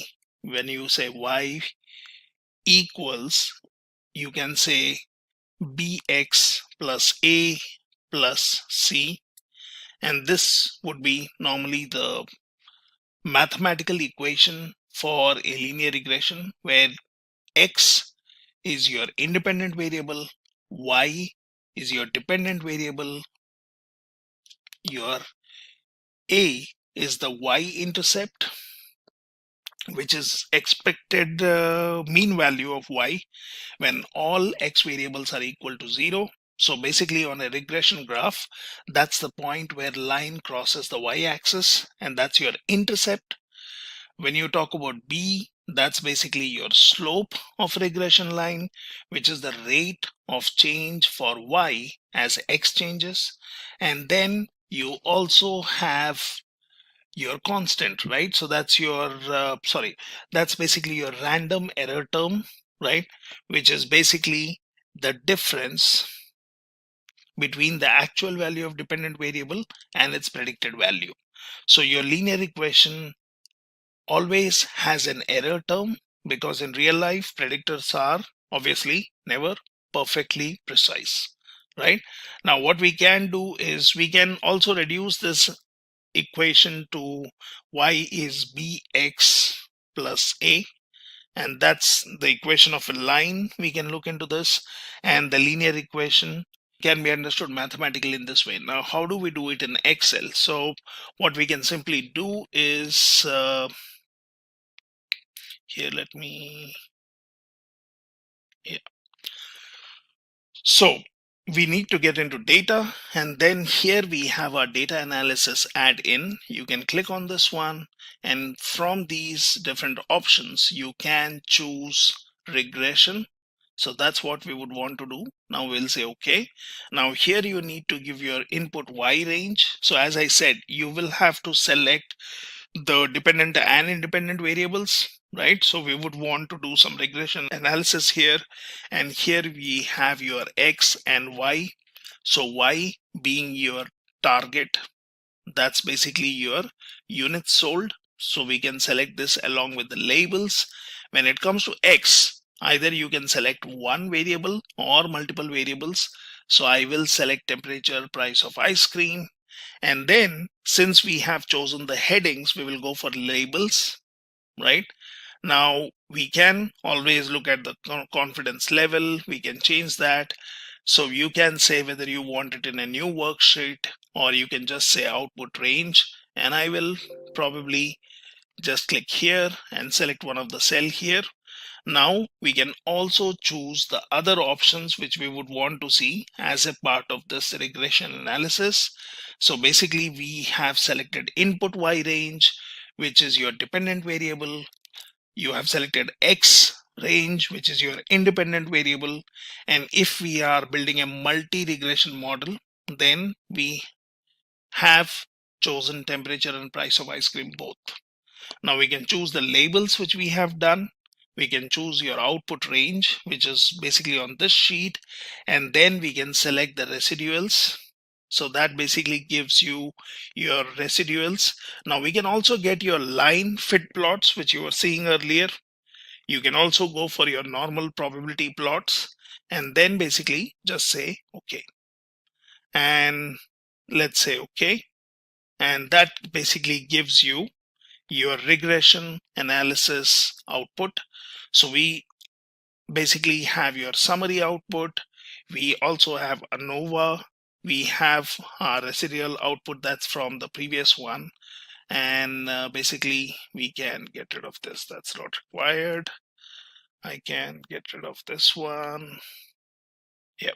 So now we have our regression statistics. We also have our plots. So we can basically look into these. So we have our normal.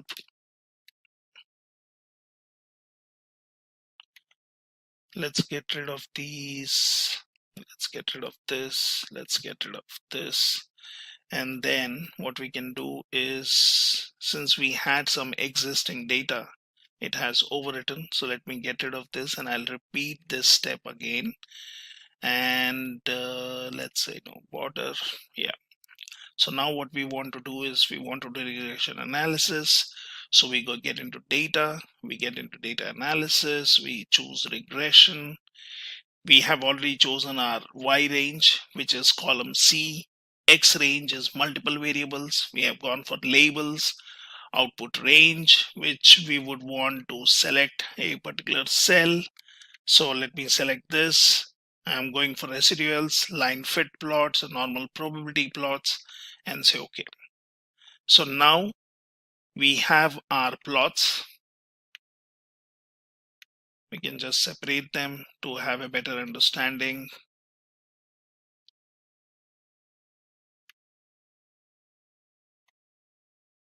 Yeah.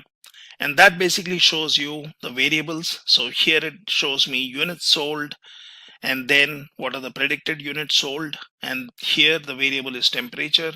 Here the variable is price of ice cream, right? So that's your one variable and second variable.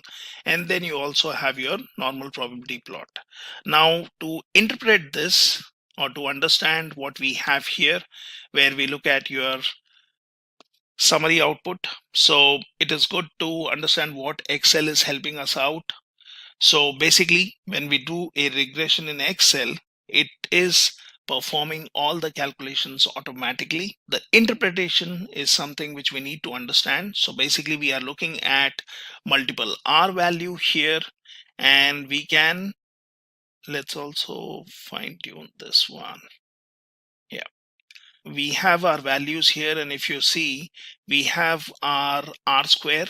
Now we can then basically look at our multiple R. So what is your multiple R? That's your correlation coefficient, which basically measures the strength of linear relationship between two variables. So this can be any value between your, when you talk about your correlation coefficient, it can be any value between -1 and 1, and its absolute value indicates the relationship strength. So the larger the absolute value, the stronger the relationship. So 1 basically means a strong positive relationship, -1 means a strong negative relationship, and 0 means no relationship at all. Now when you're looking at R square, that is the coefficient of determination, which is used as an indicator of the goodness of the fit. So it basically shows how many points fall on the regression line. So your R square value is basically calculated from the total sum of squares. When we say precisely, it is the sum of squared deviations of the original data from the mean. Now, when we talk about looking at the value of your R square, so it is basically, we can be seeing that this is 0.450788. That's the value which I'm talking about. So it basically means 45% of our values fit the regression analysis model. So in other words, 45% of dependent variables, that is your Y values, are explained by the independent variables, that is your X values. So normally if you have R squared value higher, then that is considered as a good fit. And here we have considered multiple variables. Now when you talk about your adjusted R square, it is the R square adjusted for the number of independent variables in the model. So you would want to use this value instead of R square for shows the precision of your regression analysis. So the smaller the value, the more certain you can be about your regression equation. So when we talk about your R square, that represents the percentage of dependent variables variance that is explained by the model, and standard error is basically an absolute measure that shows the average distance that the data points fall from the regression line. So you will have to look back into regression statistics terminologies to basically understand more of this. And if you're already from data science background, then you already know what I'm talking about. We are just seeing how Excel easily helps us in doing these things. Now we can also look at observations here, which is basically the number of observations in our model, which is 7. Now, when we talk about regression analysis, and if we look at analysis of variance, that is your ANOVA values here. So we basically see DF, you have SS, MS, F, and significance F. Now, to understand these, so basically what we are doing is, or what Excel is doing is, it splits the sum of squares into individual components that give information about the levels of variability within your regression model. So when you talk about your DF, that's basically the number of degrees of freedom associated with the source of variance. You have sum of squares, that is your SS. So smaller the residual SS compared with the total SS, the better your model fits the data, right? Now, when you talk about MS, that's your mean square. You have F is basically the F statistic, or you can say F test for the null hypothesis. Basically, it is used to test the overall significance of the model. And then you finally have your significance F, which is the p-value of F. So when we usually talk about simple linear regression, the ANOVA part is not really used, or it's rarely used, right? But when we look at the significance F value, that gives an idea of how reliably or statistically significant our results are. So if significance F is less than 0.05, that's 5%, our model is okay. If it is greater than 0.05, we will have to better choose another independent variables, right? Now we can also look at the output of coefficients, and that's what we would want to look at. So you basically have your intercept here. So when you talk about your intercept, temperature, price of ice cream, so we know we are looking at our variables, and then we are also looking at our intercept, which basically gives you more details on your coefficients. So the main important thing when we talk about regression analysis is basically your coefficients. It basically enables you to build a linear regression equation in the form of y equals bx plus a, which I explained earlier. And then basically we can understand our regression analysis output better. Now, when we look at the residual output, which we are seeing here, so that gives you your observations, how many observations we have. It shows what is the predicted units sold, and then it also gives you your residuals. So we can compare the estimated and actual number of sold umbrellas based on the observation. So we have 11.209 here. And if you compare, that's basically 12. The second one is 15, and here it is 13.5.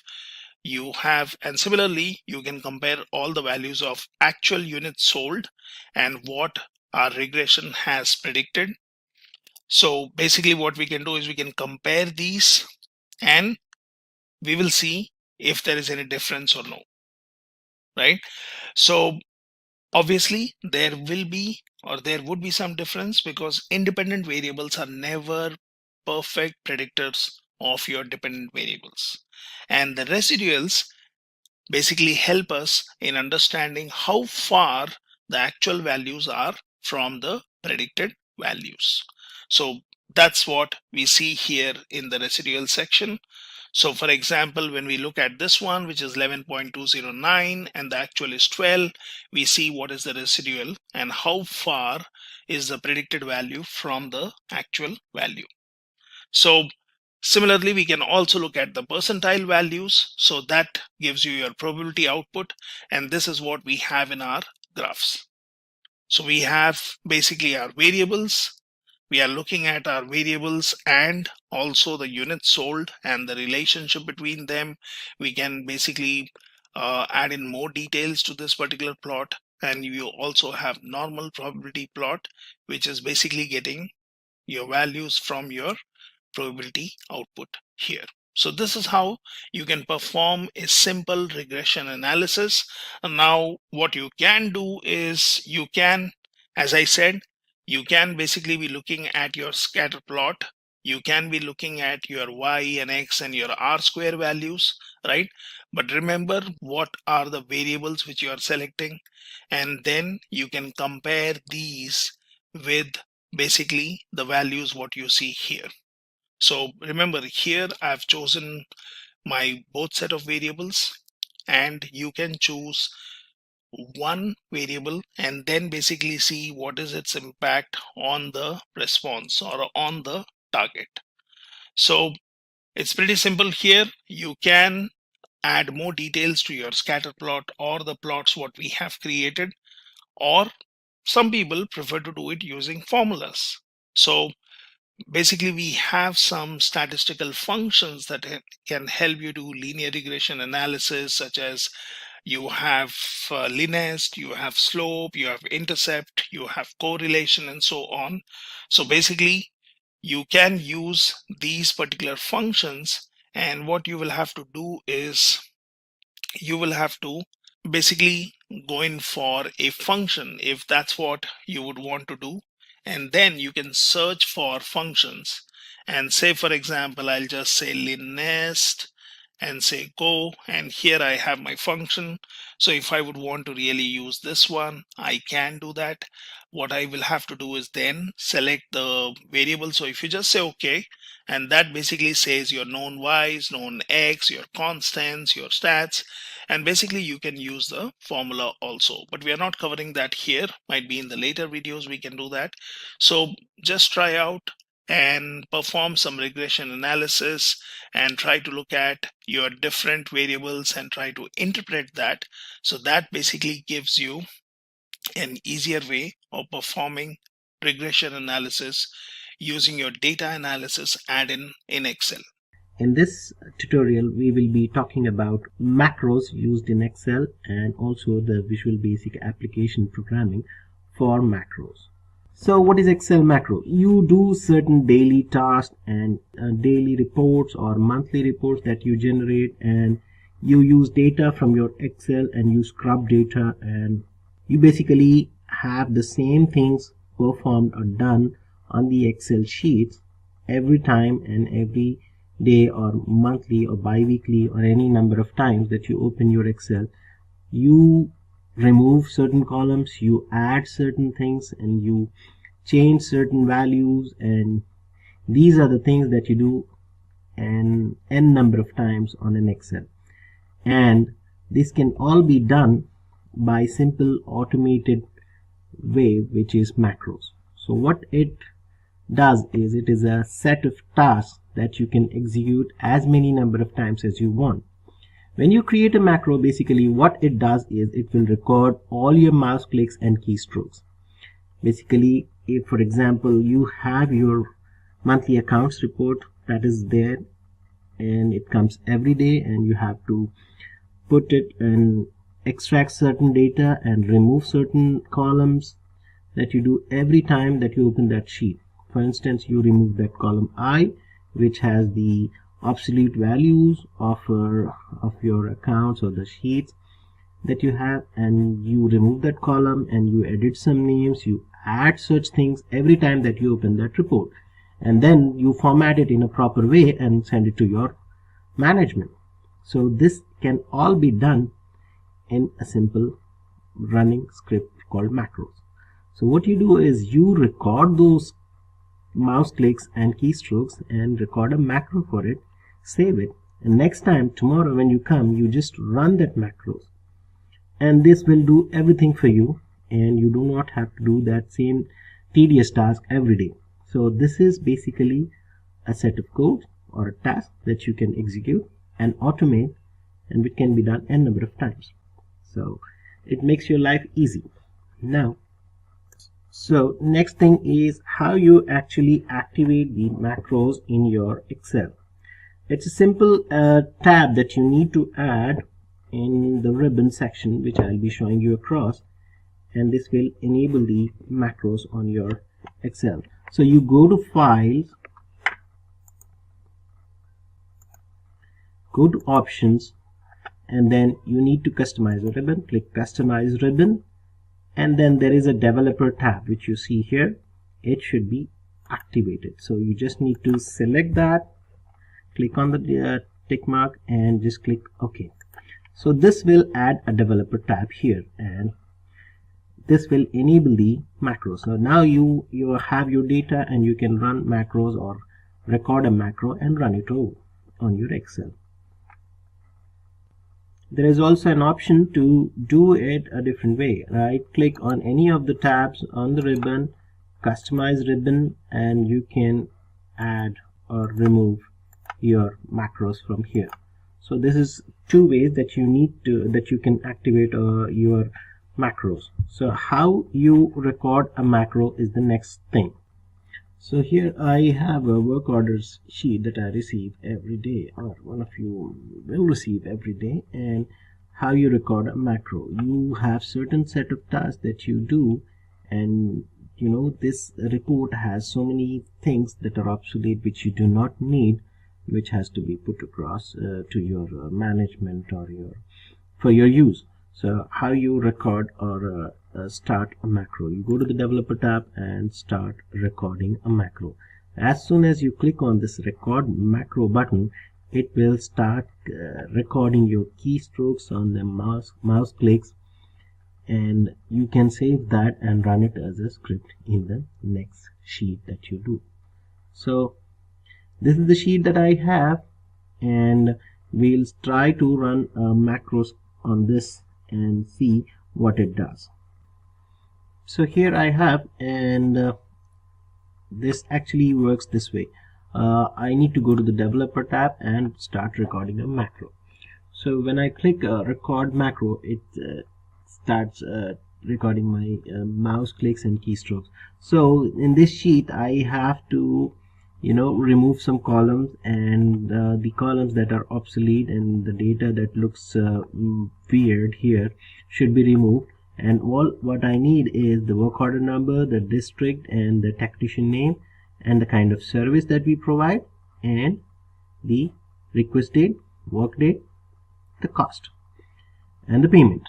So this is what I want, and I do it every day when I receive the sheet, and I have to make these changes and send it across to the accounts team.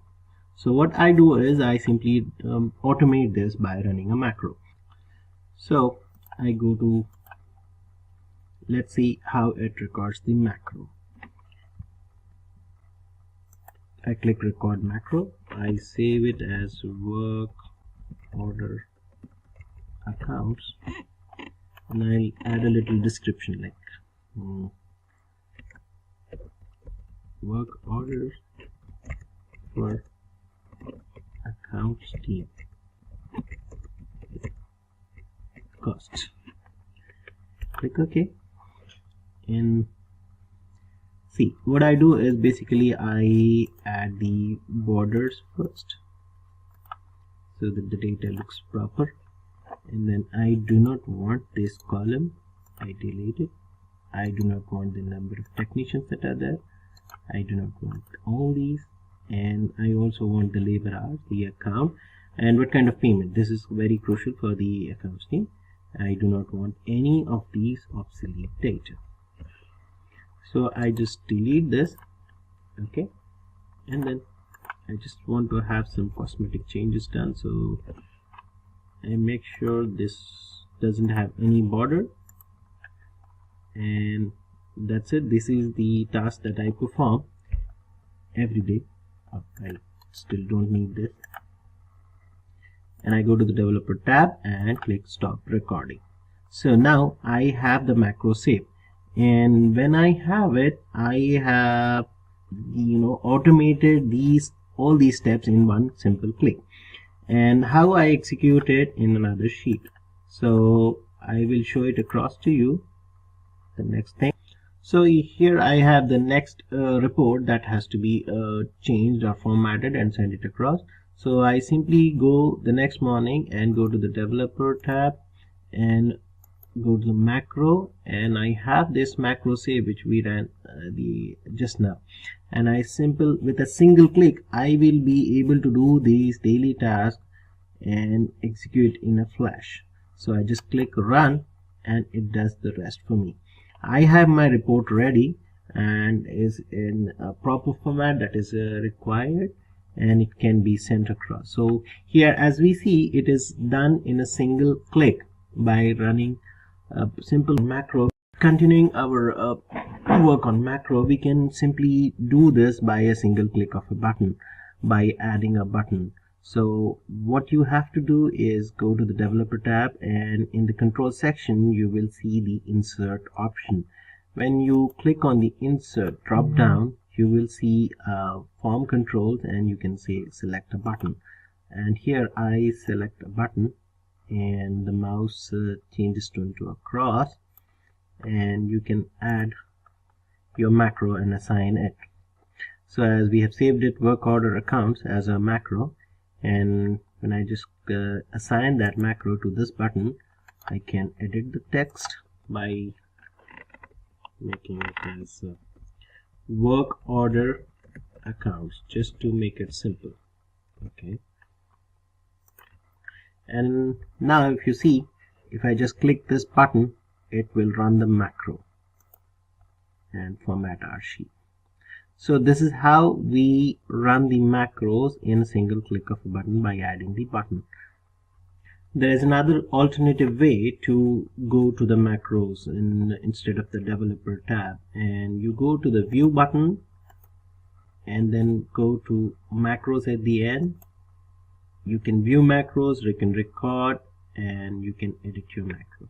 So when I click view macros, it will show you what are the macros that I have and that I can run, and you can simply run it.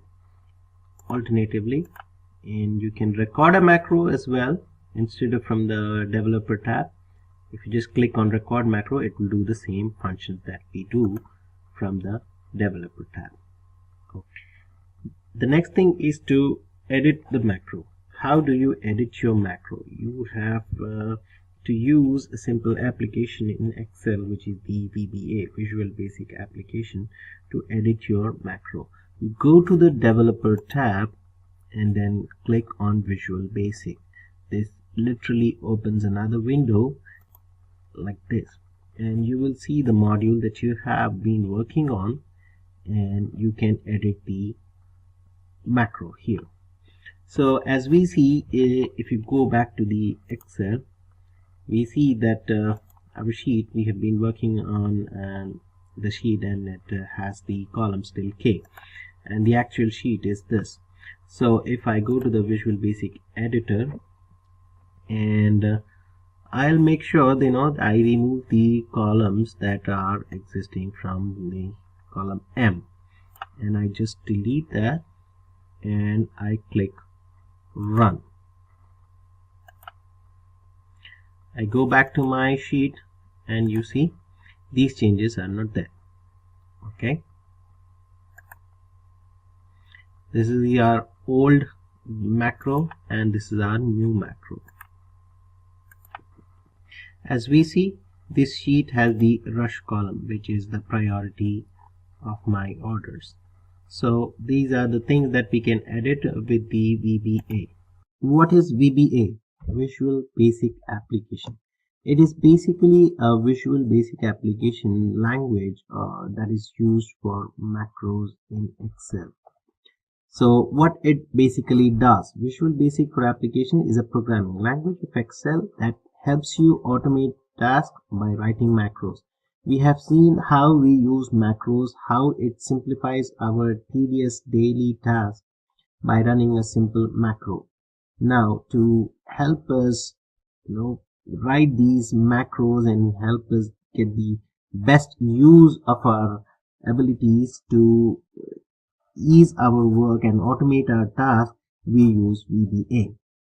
So, why VBA? There are many advantages of using VBA and why we prefer VBA in macros for Excel. So basically it is a very simple language. It saves time in performing tedious tasks. You have number of tasks that you do every day, as we have seen in the previous section, how you can simplify your daily task by just running a simple macro.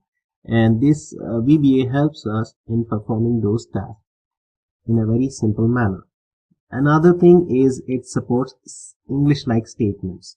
There are multiple statements that you can use and which are very basic English language statements, and this can help us, or it is very easy to program or code or edit these commands. You can select a range, you can it is like a if and else statement and things like that. We'll look into those in details in the next sections. Now, one more thing is it improves the functionality of Excel by allowing you to make Excel behave the way you want. There are multiple functions that you perform in Excel, like selecting a number of rows or columns or selecting a set of cells in particular. You do it on a daily basis. So these things can easily be performed and easily be edited and executed by using VBA. We will look into those in detail. Now, what is the VBA editor interface? This is particularly an interface which you will have look in detail, where you can edit your commands or your codes for your Excel. Now, how this is achieved, we will see it here. Now, this is basically the VBA editor interface, where you can see this is the toolbar section where it shows all the options, where undo or save or file. We'll see those details in the next section. This is basically the toolbar section of the VBA editor interface. The next thing is the menu bar. Menu bar, as we all know, it shows you the menu, wherein you have all the options like file, edit, view, insert. Insert is the one very important menu bar option, and when you can insert different modules and buttons and all. We'll look into those in details. Run is one more important thing. All these things fall under menu bar. The next thing is the VBA code window. VBA code window, as it says, is the code window where your actual code resides, wherein you can go into it and edit the code or write the codes and select the different range of functions that you can perform. And this is basically the VBA code window, where you edit your or write your codes. The next thing is the Project Explorer. Project Explorer is simply like a Windows Explorer, but this is in particular is specific to your VBA, wherein it shows the different options that are there, the Excel sheets or the worksheets that you're working on, or the modules that you have saved, and so on. Basically, it is an Explorer for your VBA, like a Windows Explorer, which is for the File Explorer. The next thing is the Properties window. Properties window shows you the properties of the worksheet that you're working on. For instance, here we are working on the sheet 2, and it shows the properties, what are the kind of worksheet that we have, the page breaks, the right to left, whether it is enabled or not, the name of the sheet, and so on, whether it's visible and things like that. The next thing is the immediate window and the watch window. Now, what is the immediate window? Immediate window is basically a tool or a window wherein you can run and execute simple lines of codes, individual Excel code that you can run. It will allow you to test individual lines, which is very useful and handy when you're writing and debugging codes. The output of the lines that you execute can be seen here in the immediate window, whereas watch window Watch window is similar to it, but it displays the value of the watched expression in its current state. So this can be extremely useful again while we are debugging the VBA code. Adding a watch is a great utility, and we'll see the advantages of having a watch window in your VBA interface. So these are the things that we'll learn and look into it in detail in the coming section. Now we continue our topic for Visual Basic for application for macros, and I'm going to show you how to run some codes and run some macros in the codes and perform some simple to complex tasks using the VBA for macros. So there are two ways to open the Visual Basic application, and the first thing is you can run Alt F11, click on the sheet and just press, and it will open the Visual Basic for application window. Or alternatively, you can just go and click on the Visual Basic and it will open the sheet for you, the code window for you. And as we have discussed before, these are the windows that we see. This is the code window, and this is the project explorer, and this is the immediate window where we can run some testing codes. Immediately it will show you the output. So here we see the project explorer window where we see the modules and all for our Visual Basic for applications. So as we see the code is empty here, we'll try to record a macro and see how the code develops. Okay, so I just go here and click record macro, and I save it as a format and columns. Okay, just quick, and I just save it, click OK, and it has started recording. So now what I'll do is I'll make it simple, and I just delete some columns here. Okay, I do not need this. I delete this. Is there a weight? I want this. I want the mode of payment, parts cost, labor hours. I do not want this. Number of technicians, forget it. Okay, and I go further left and see what all do I need. I don't need this. I delete all these, and I just expand this so that it's clearly visible, and then I want to change the format, the font. So I select this and I change it to Times Row. Okay, I'm going to go back to my developer tab, click stop recording. It is saved.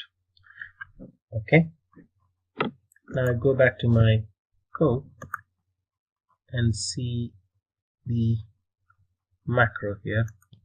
So we see the macro here, and we can see in detail what it looks like. So we see the code, what it's doing, and what the macro run has generated the code with.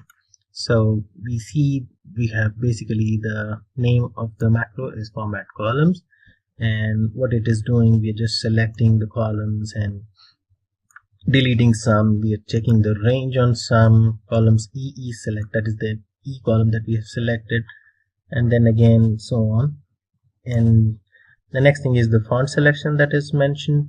We are changing it to Times New Roman, size is 11. So it is basically a basic VBA code. So it starts with the sub and it should end with end sub.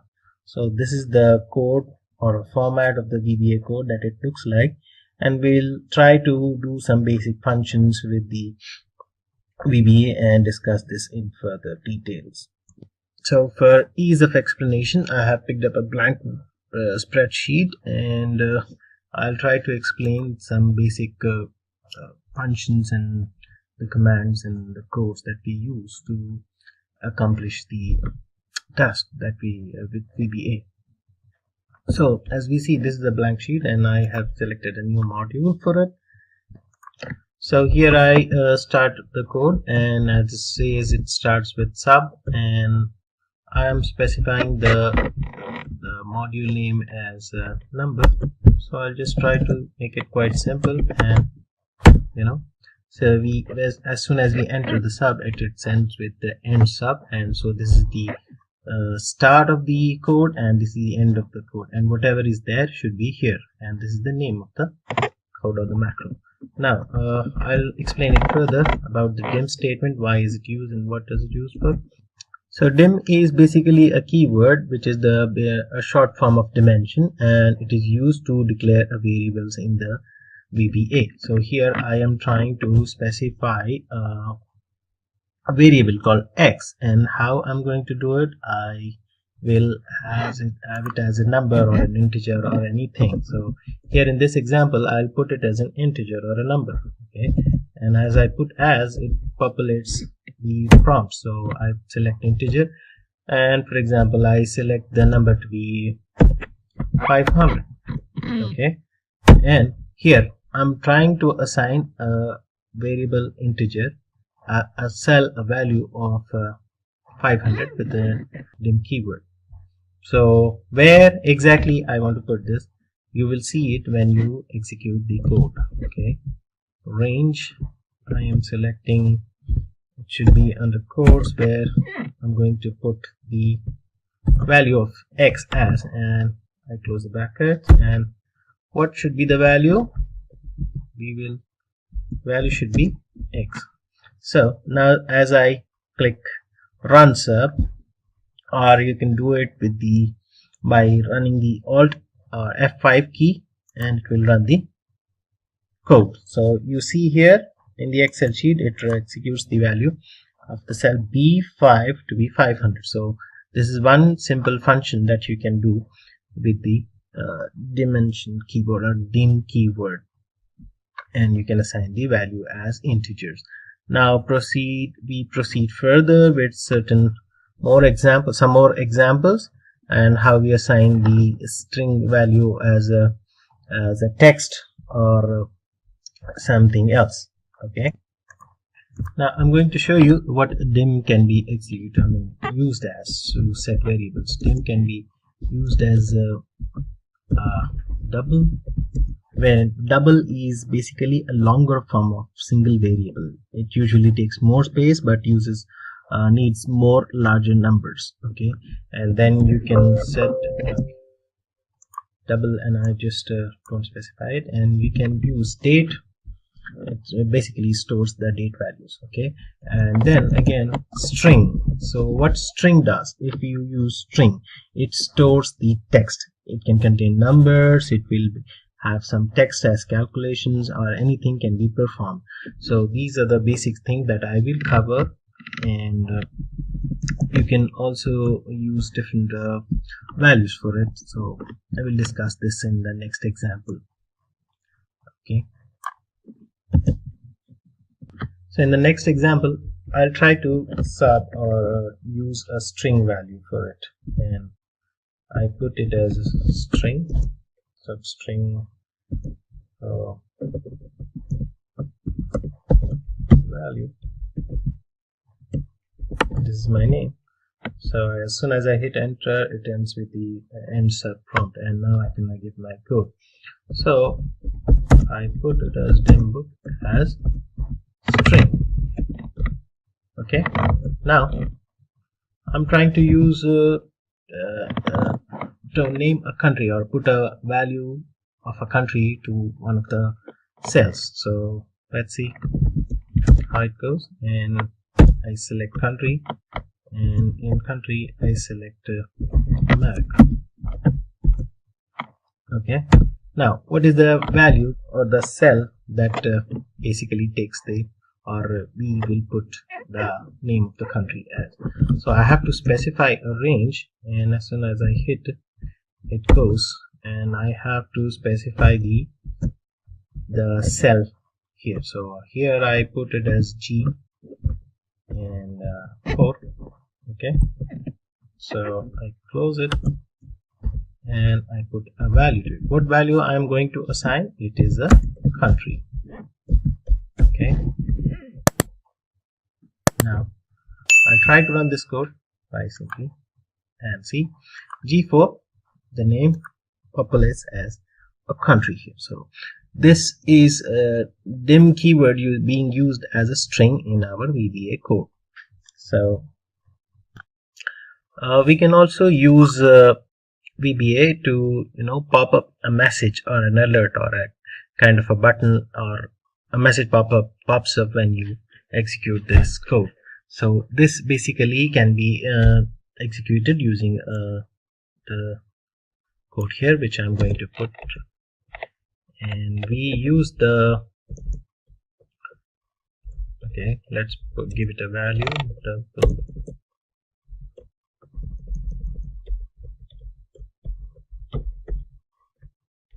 I'm going to name it as double value, and again the dim keyword, I'm going to use the keyword as double. Okay, why double is used is basically it gives a longer, it can be used for a longer form of single variable.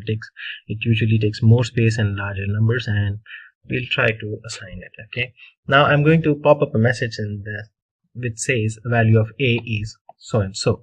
So I'm going to give value of a as 250.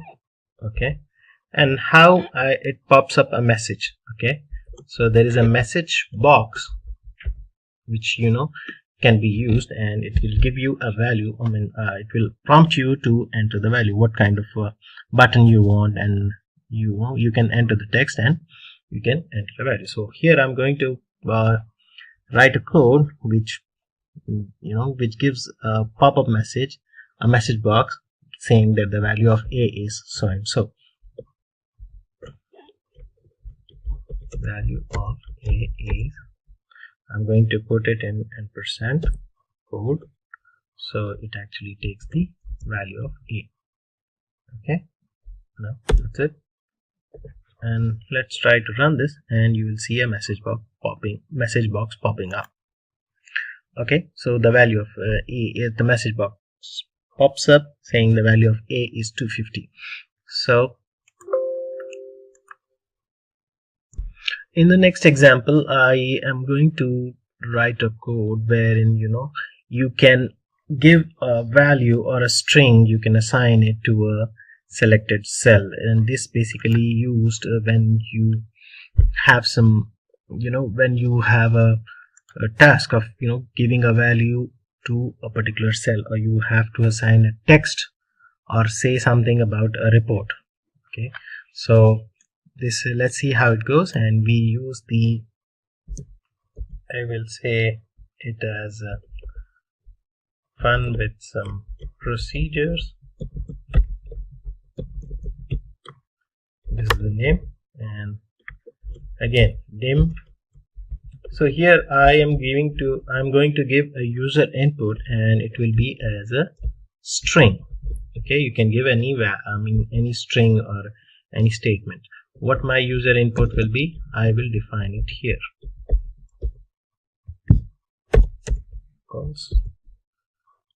This is the report for VBA. Let's make it simple. Okay, and where I'm going to put it is in the active cell, or the cell that I have it. Select. Okay, what will be the value? The value will be the user input. I have defined user input as this is a report for VBA. So this cell turns into this is a report for VBA. I run this and you see this. So in some cases you need to run this, and it makes life quite simple when you use VBA for this. As we have seen before, we have used message box. Now I'm going to use the same message box to display my name, or you can use it to display your name. So let's see how it goes. I'm going to name it as name.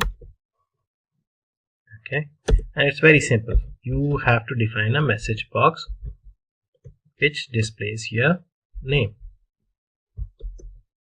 and I'm going to put it under quotes that my name is Irfan, and we'll try to run it.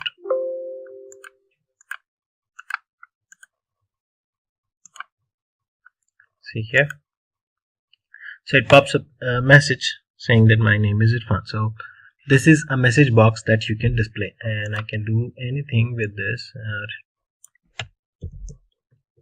This is a PBA basics workshop.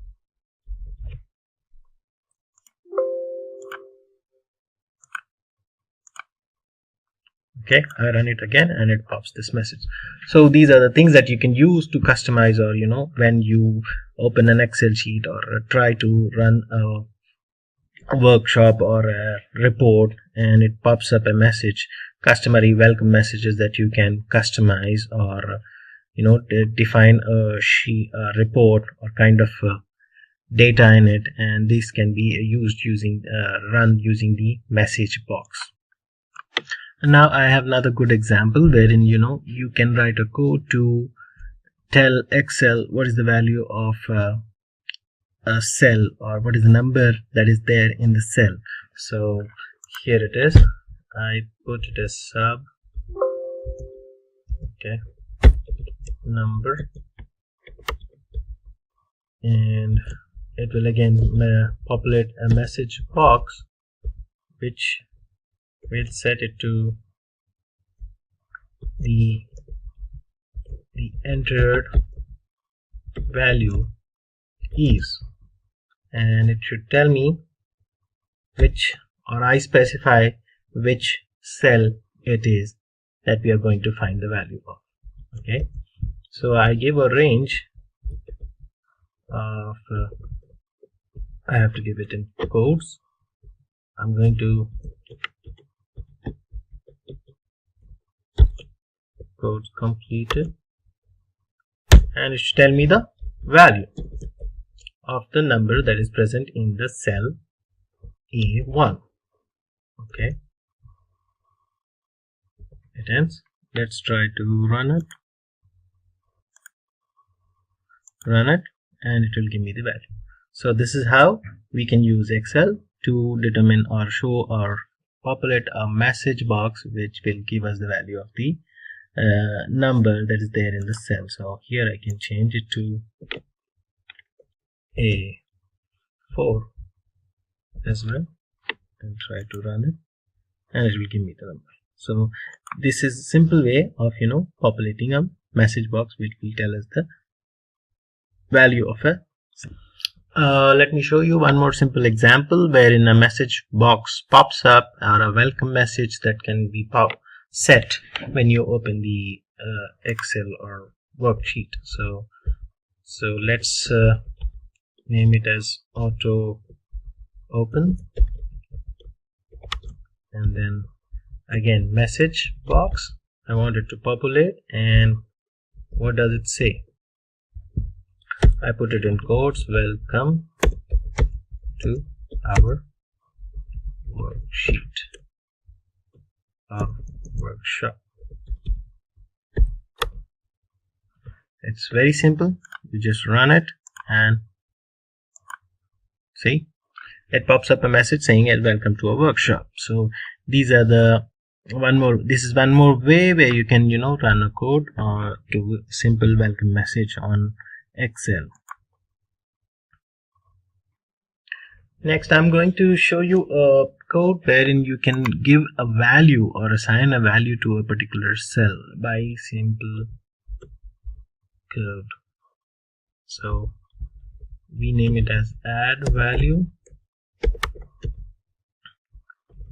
Now I specify the range, where I'm going to specify a cell where the value will be given to the cell. Now I'm going to give it as B5. Okay, to put it as quotes, close the parenthesis. What is the value that I'm going to give? Value equals 250. Okay, so now with this code, I'm going to assign a value of 250 to the cell B5. Let's see. Run it. See,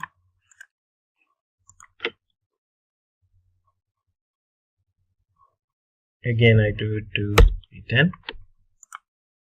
Okay, so this is how you can assign a value to a particular cell.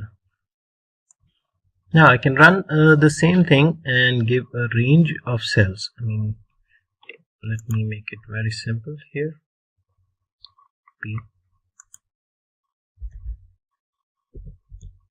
I give it as B1 through B5 as 450. So let's see what it does. See, here I'm specifying the range to be B1 through B5. So it is doing it for the whole range. Okay, and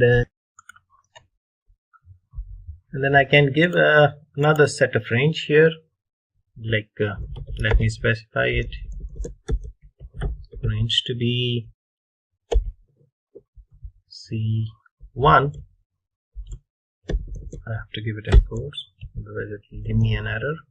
C1 colon C4, and I separate it with a comma, and I can specify another range. So the next one will be D1 to D4, and then I close the quotes, close the parenthesis.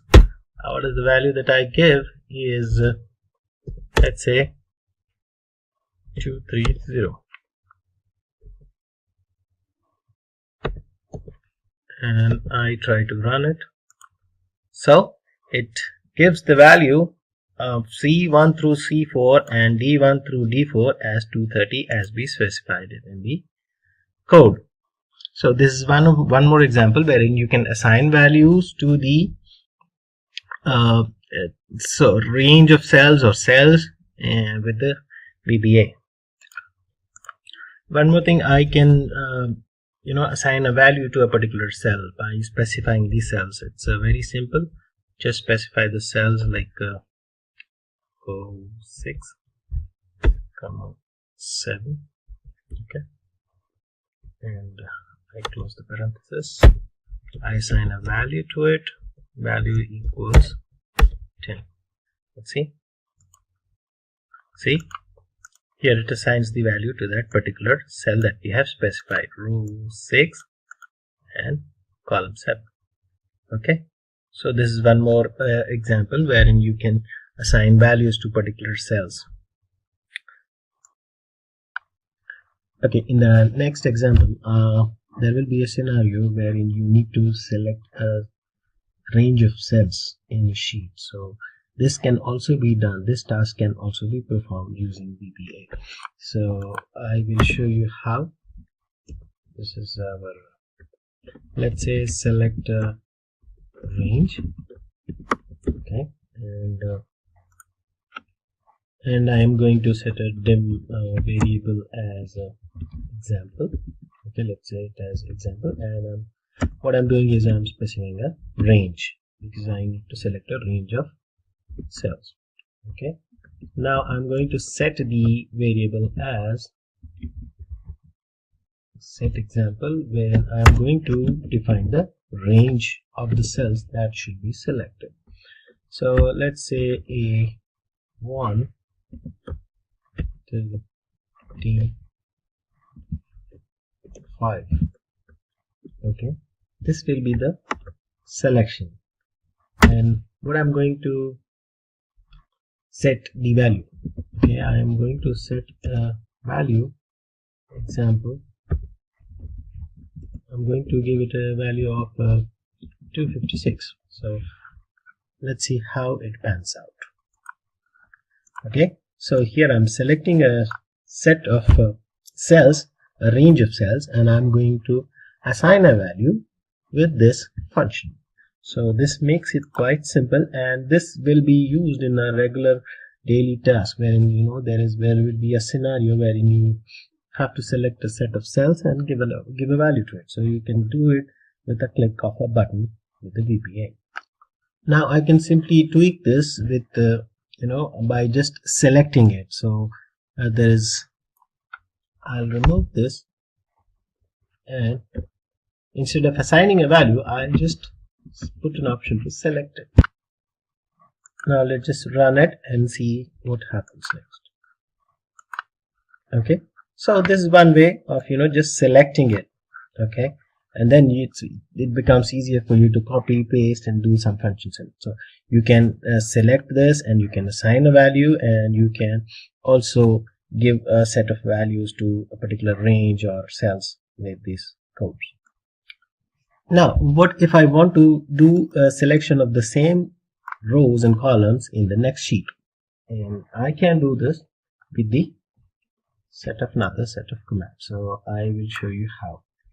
So here, let's say we set the same thing and we specify the worksheets. Okay, worksheets, I want it in sheet 2. Okay, so I just put it as sheet 2 and I activate it, basically activating it. And now I am going to specify the worksheet 2, and what is the range that I'm going to select?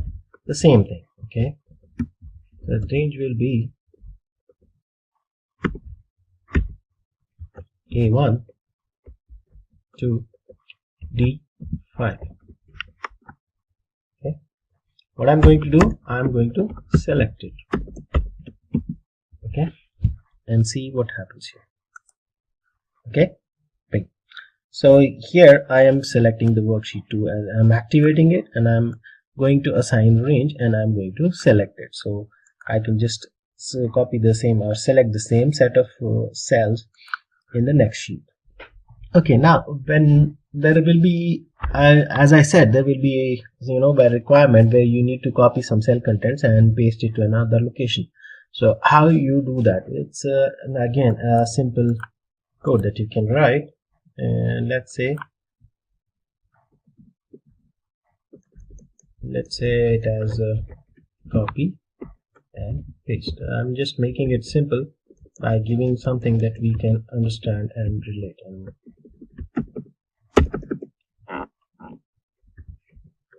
Copy, paste.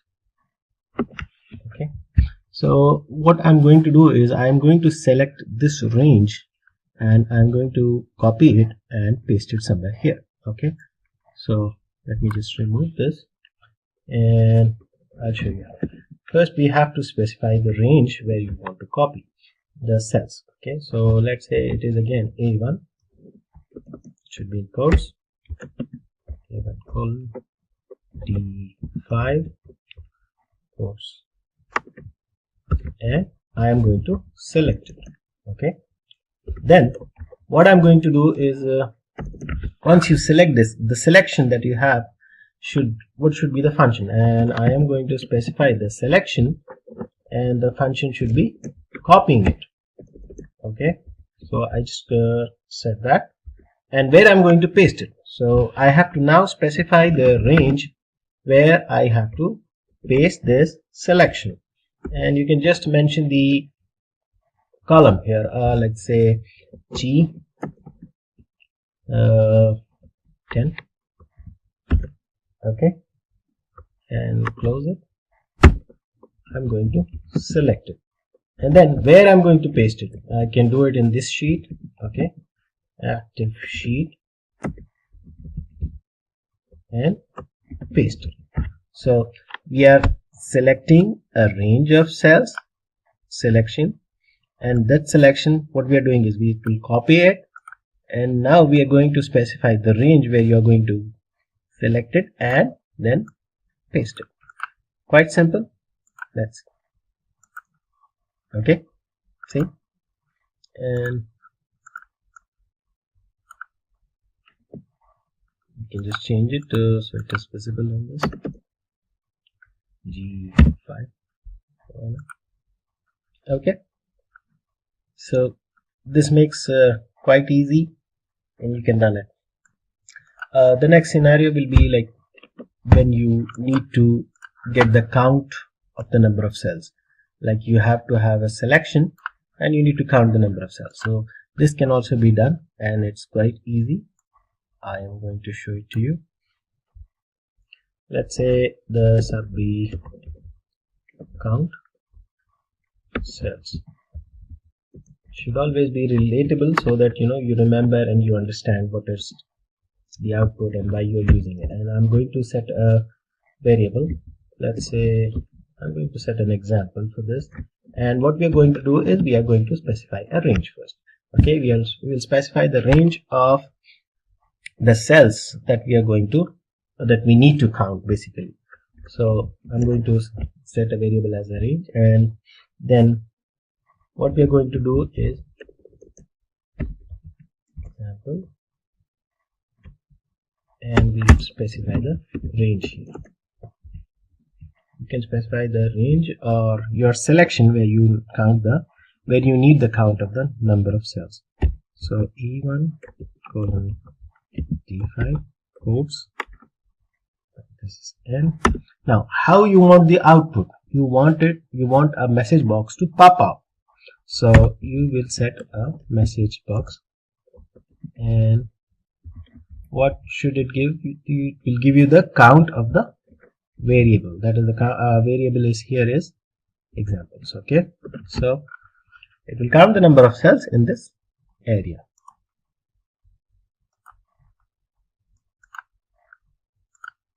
Okay, let's see, it says okay, here I think I missed it, so I just specify the number here, and let's see, so it gives you the number of count in this 20. Okay, now let's see, I want to 6, so it gives you the selection. So it's quite simple. It will be very useful in our daily task and wherein you need to count the number of cells. So this is one way to get it. Well, I can further tweak this and to determine count the number of rows or columns. So it's again very simple. I just need to do some changes here. I have to set the column count. So if I want to calculate the number of columns, just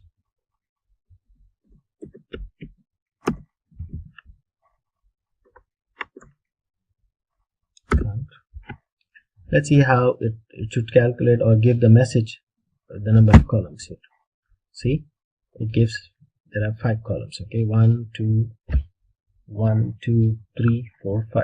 Okay, so it gives us the number of columns here. If I change it to, it should give me 4 columns. Okay, similarly you can count the number of rows here. Just change it to rows. See, it says 6 rows are there. Okay, should give me number of, see. So this way you can calculate the number of count the number of cells, number of columns, number of rows with this. The next thing I'm going to talk about is the if statement. If statement is one of the most widely used statement, and whoever is in programming are very much familiar with this function.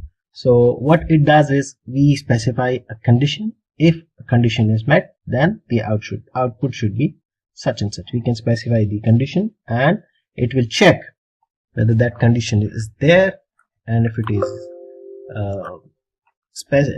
is achieved, then you will have to specify the output as well. So this can be achieved with the if statement. Okay, and it is very easy because it understands the basic English language, so it's not very complicated, and I'll show you how.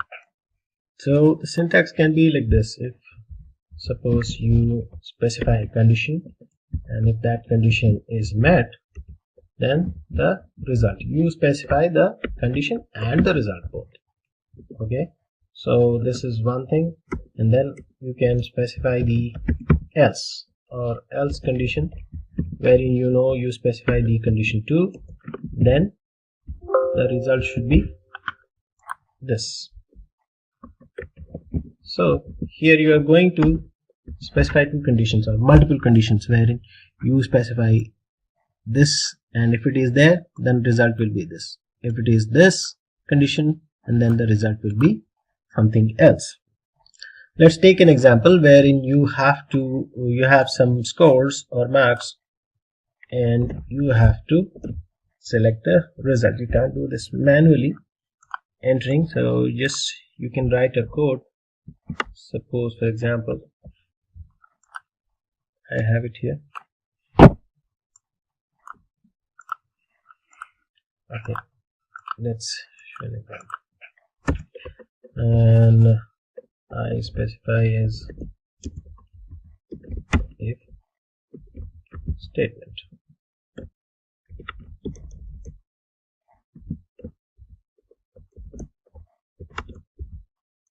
Okay, now I have to specify the variables. Now I have two variables. I have a score and I have a result, and the score is an integer, the number, and the result is a string, pass or fail. So I specify this. Okay, dim score, I specify it as integer. Okay, and then there's another variable that I have to set, result as string. Okay, now what the score will be? The score, I have to specify the range. Score, I'm giving it as a range. I mean it's in my cell A1. Okay, I specify the range. What is it? It is a value. Okay, sorry, it should be a dot. Okay, and then I'm specifying a condition here. If score the variable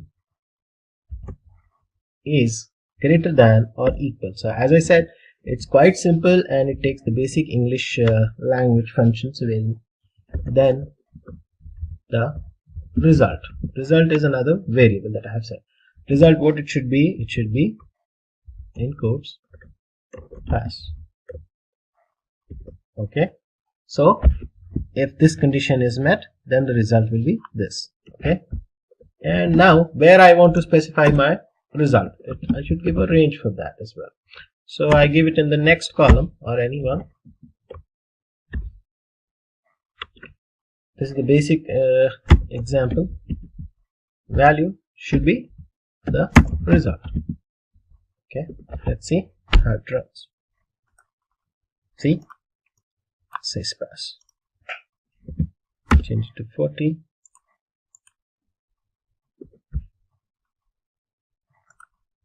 It doesn't give me anything because I have specified only one condition here. Okay,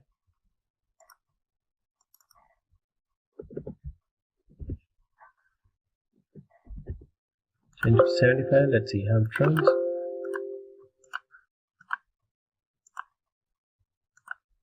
See, so this way it's very basic condition that you are specifying. You are specifying two variables, the score and the result, and then you are giving a value for it, and you are specifying the condition. If the score is greater than, then the result should be pass.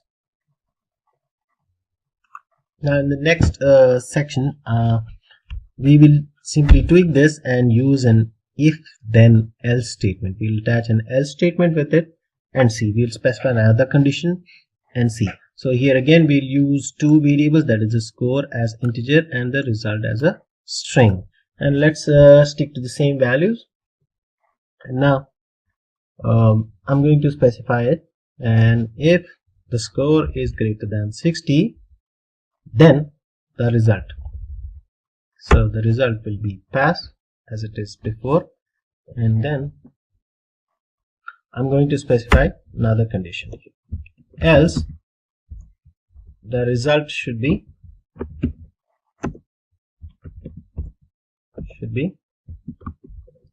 fail. Okay, and now I have to put it as a end if statement. I have to specify the end string, and the result will be again in the value, the range will be b1. So let's see, if it is more than 60, then it is pass, otherwise it is fail. Okay, it is passed. Let's see, 40, and run it again. So, okay, so we are specifying two variables again. We are giving it a range and we are specifying one condition. If this condition is met, the result is passed, otherwise else it is failed. So another set of example.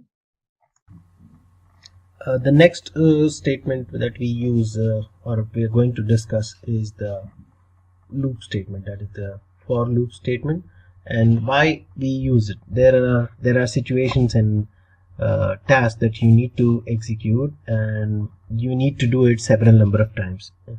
These are basically executed sequentially. It means one after another.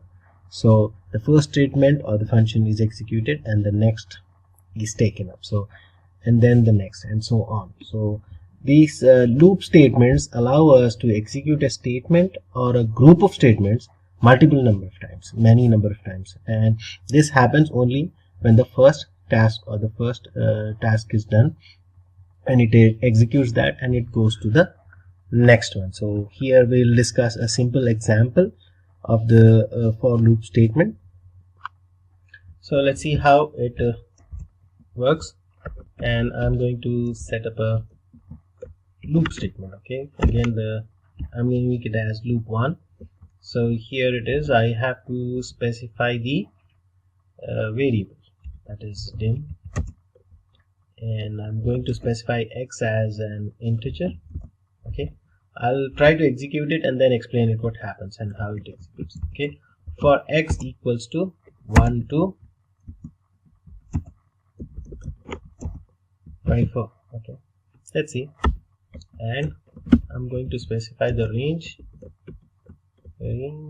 as, so what I'm going to do is basically I'm going to fill the column A from 1 to 24 with some value, from 1 to 24 with the values of 1 through 24. Okay, so I'm setting up a range, and how it ends is it gives me a value. Now it executes this and goes to the next. So I'll explain you how.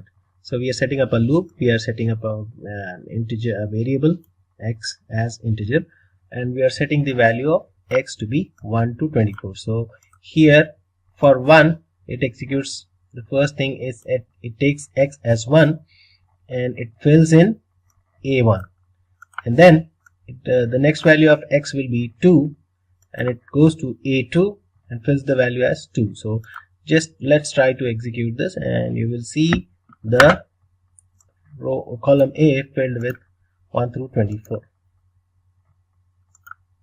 See, it's quite simple. It executes one condition and then goes to the next, and we are defining it with the number of values and the variable as x, and the number of values is 1 to be 24.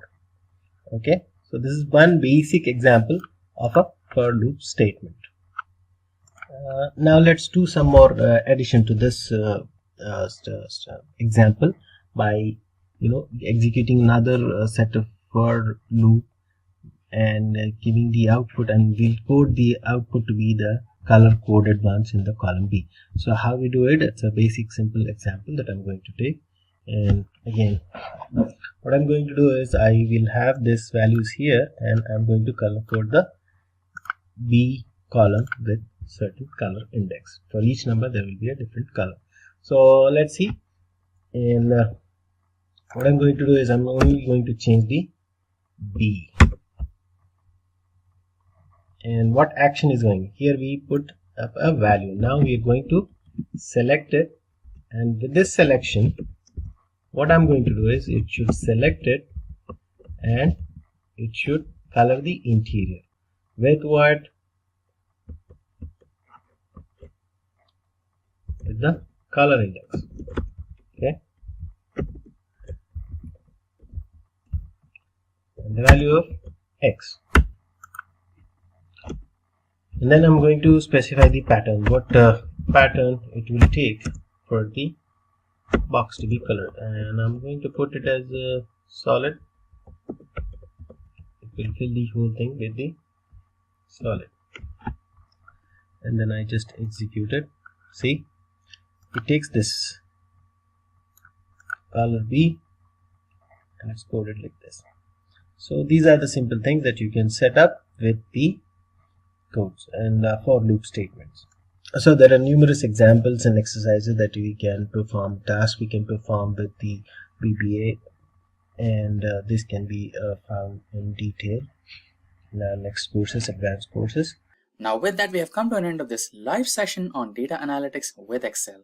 If you have any queries regarding any of the topics covered in this session, or if you need the resources used in this particular session, then please feel free to let us know in the comment section below, and our team of experts will be more than happy to resolve all your queries at the earliest. Until next time, thank you, stay safe, and keep learning.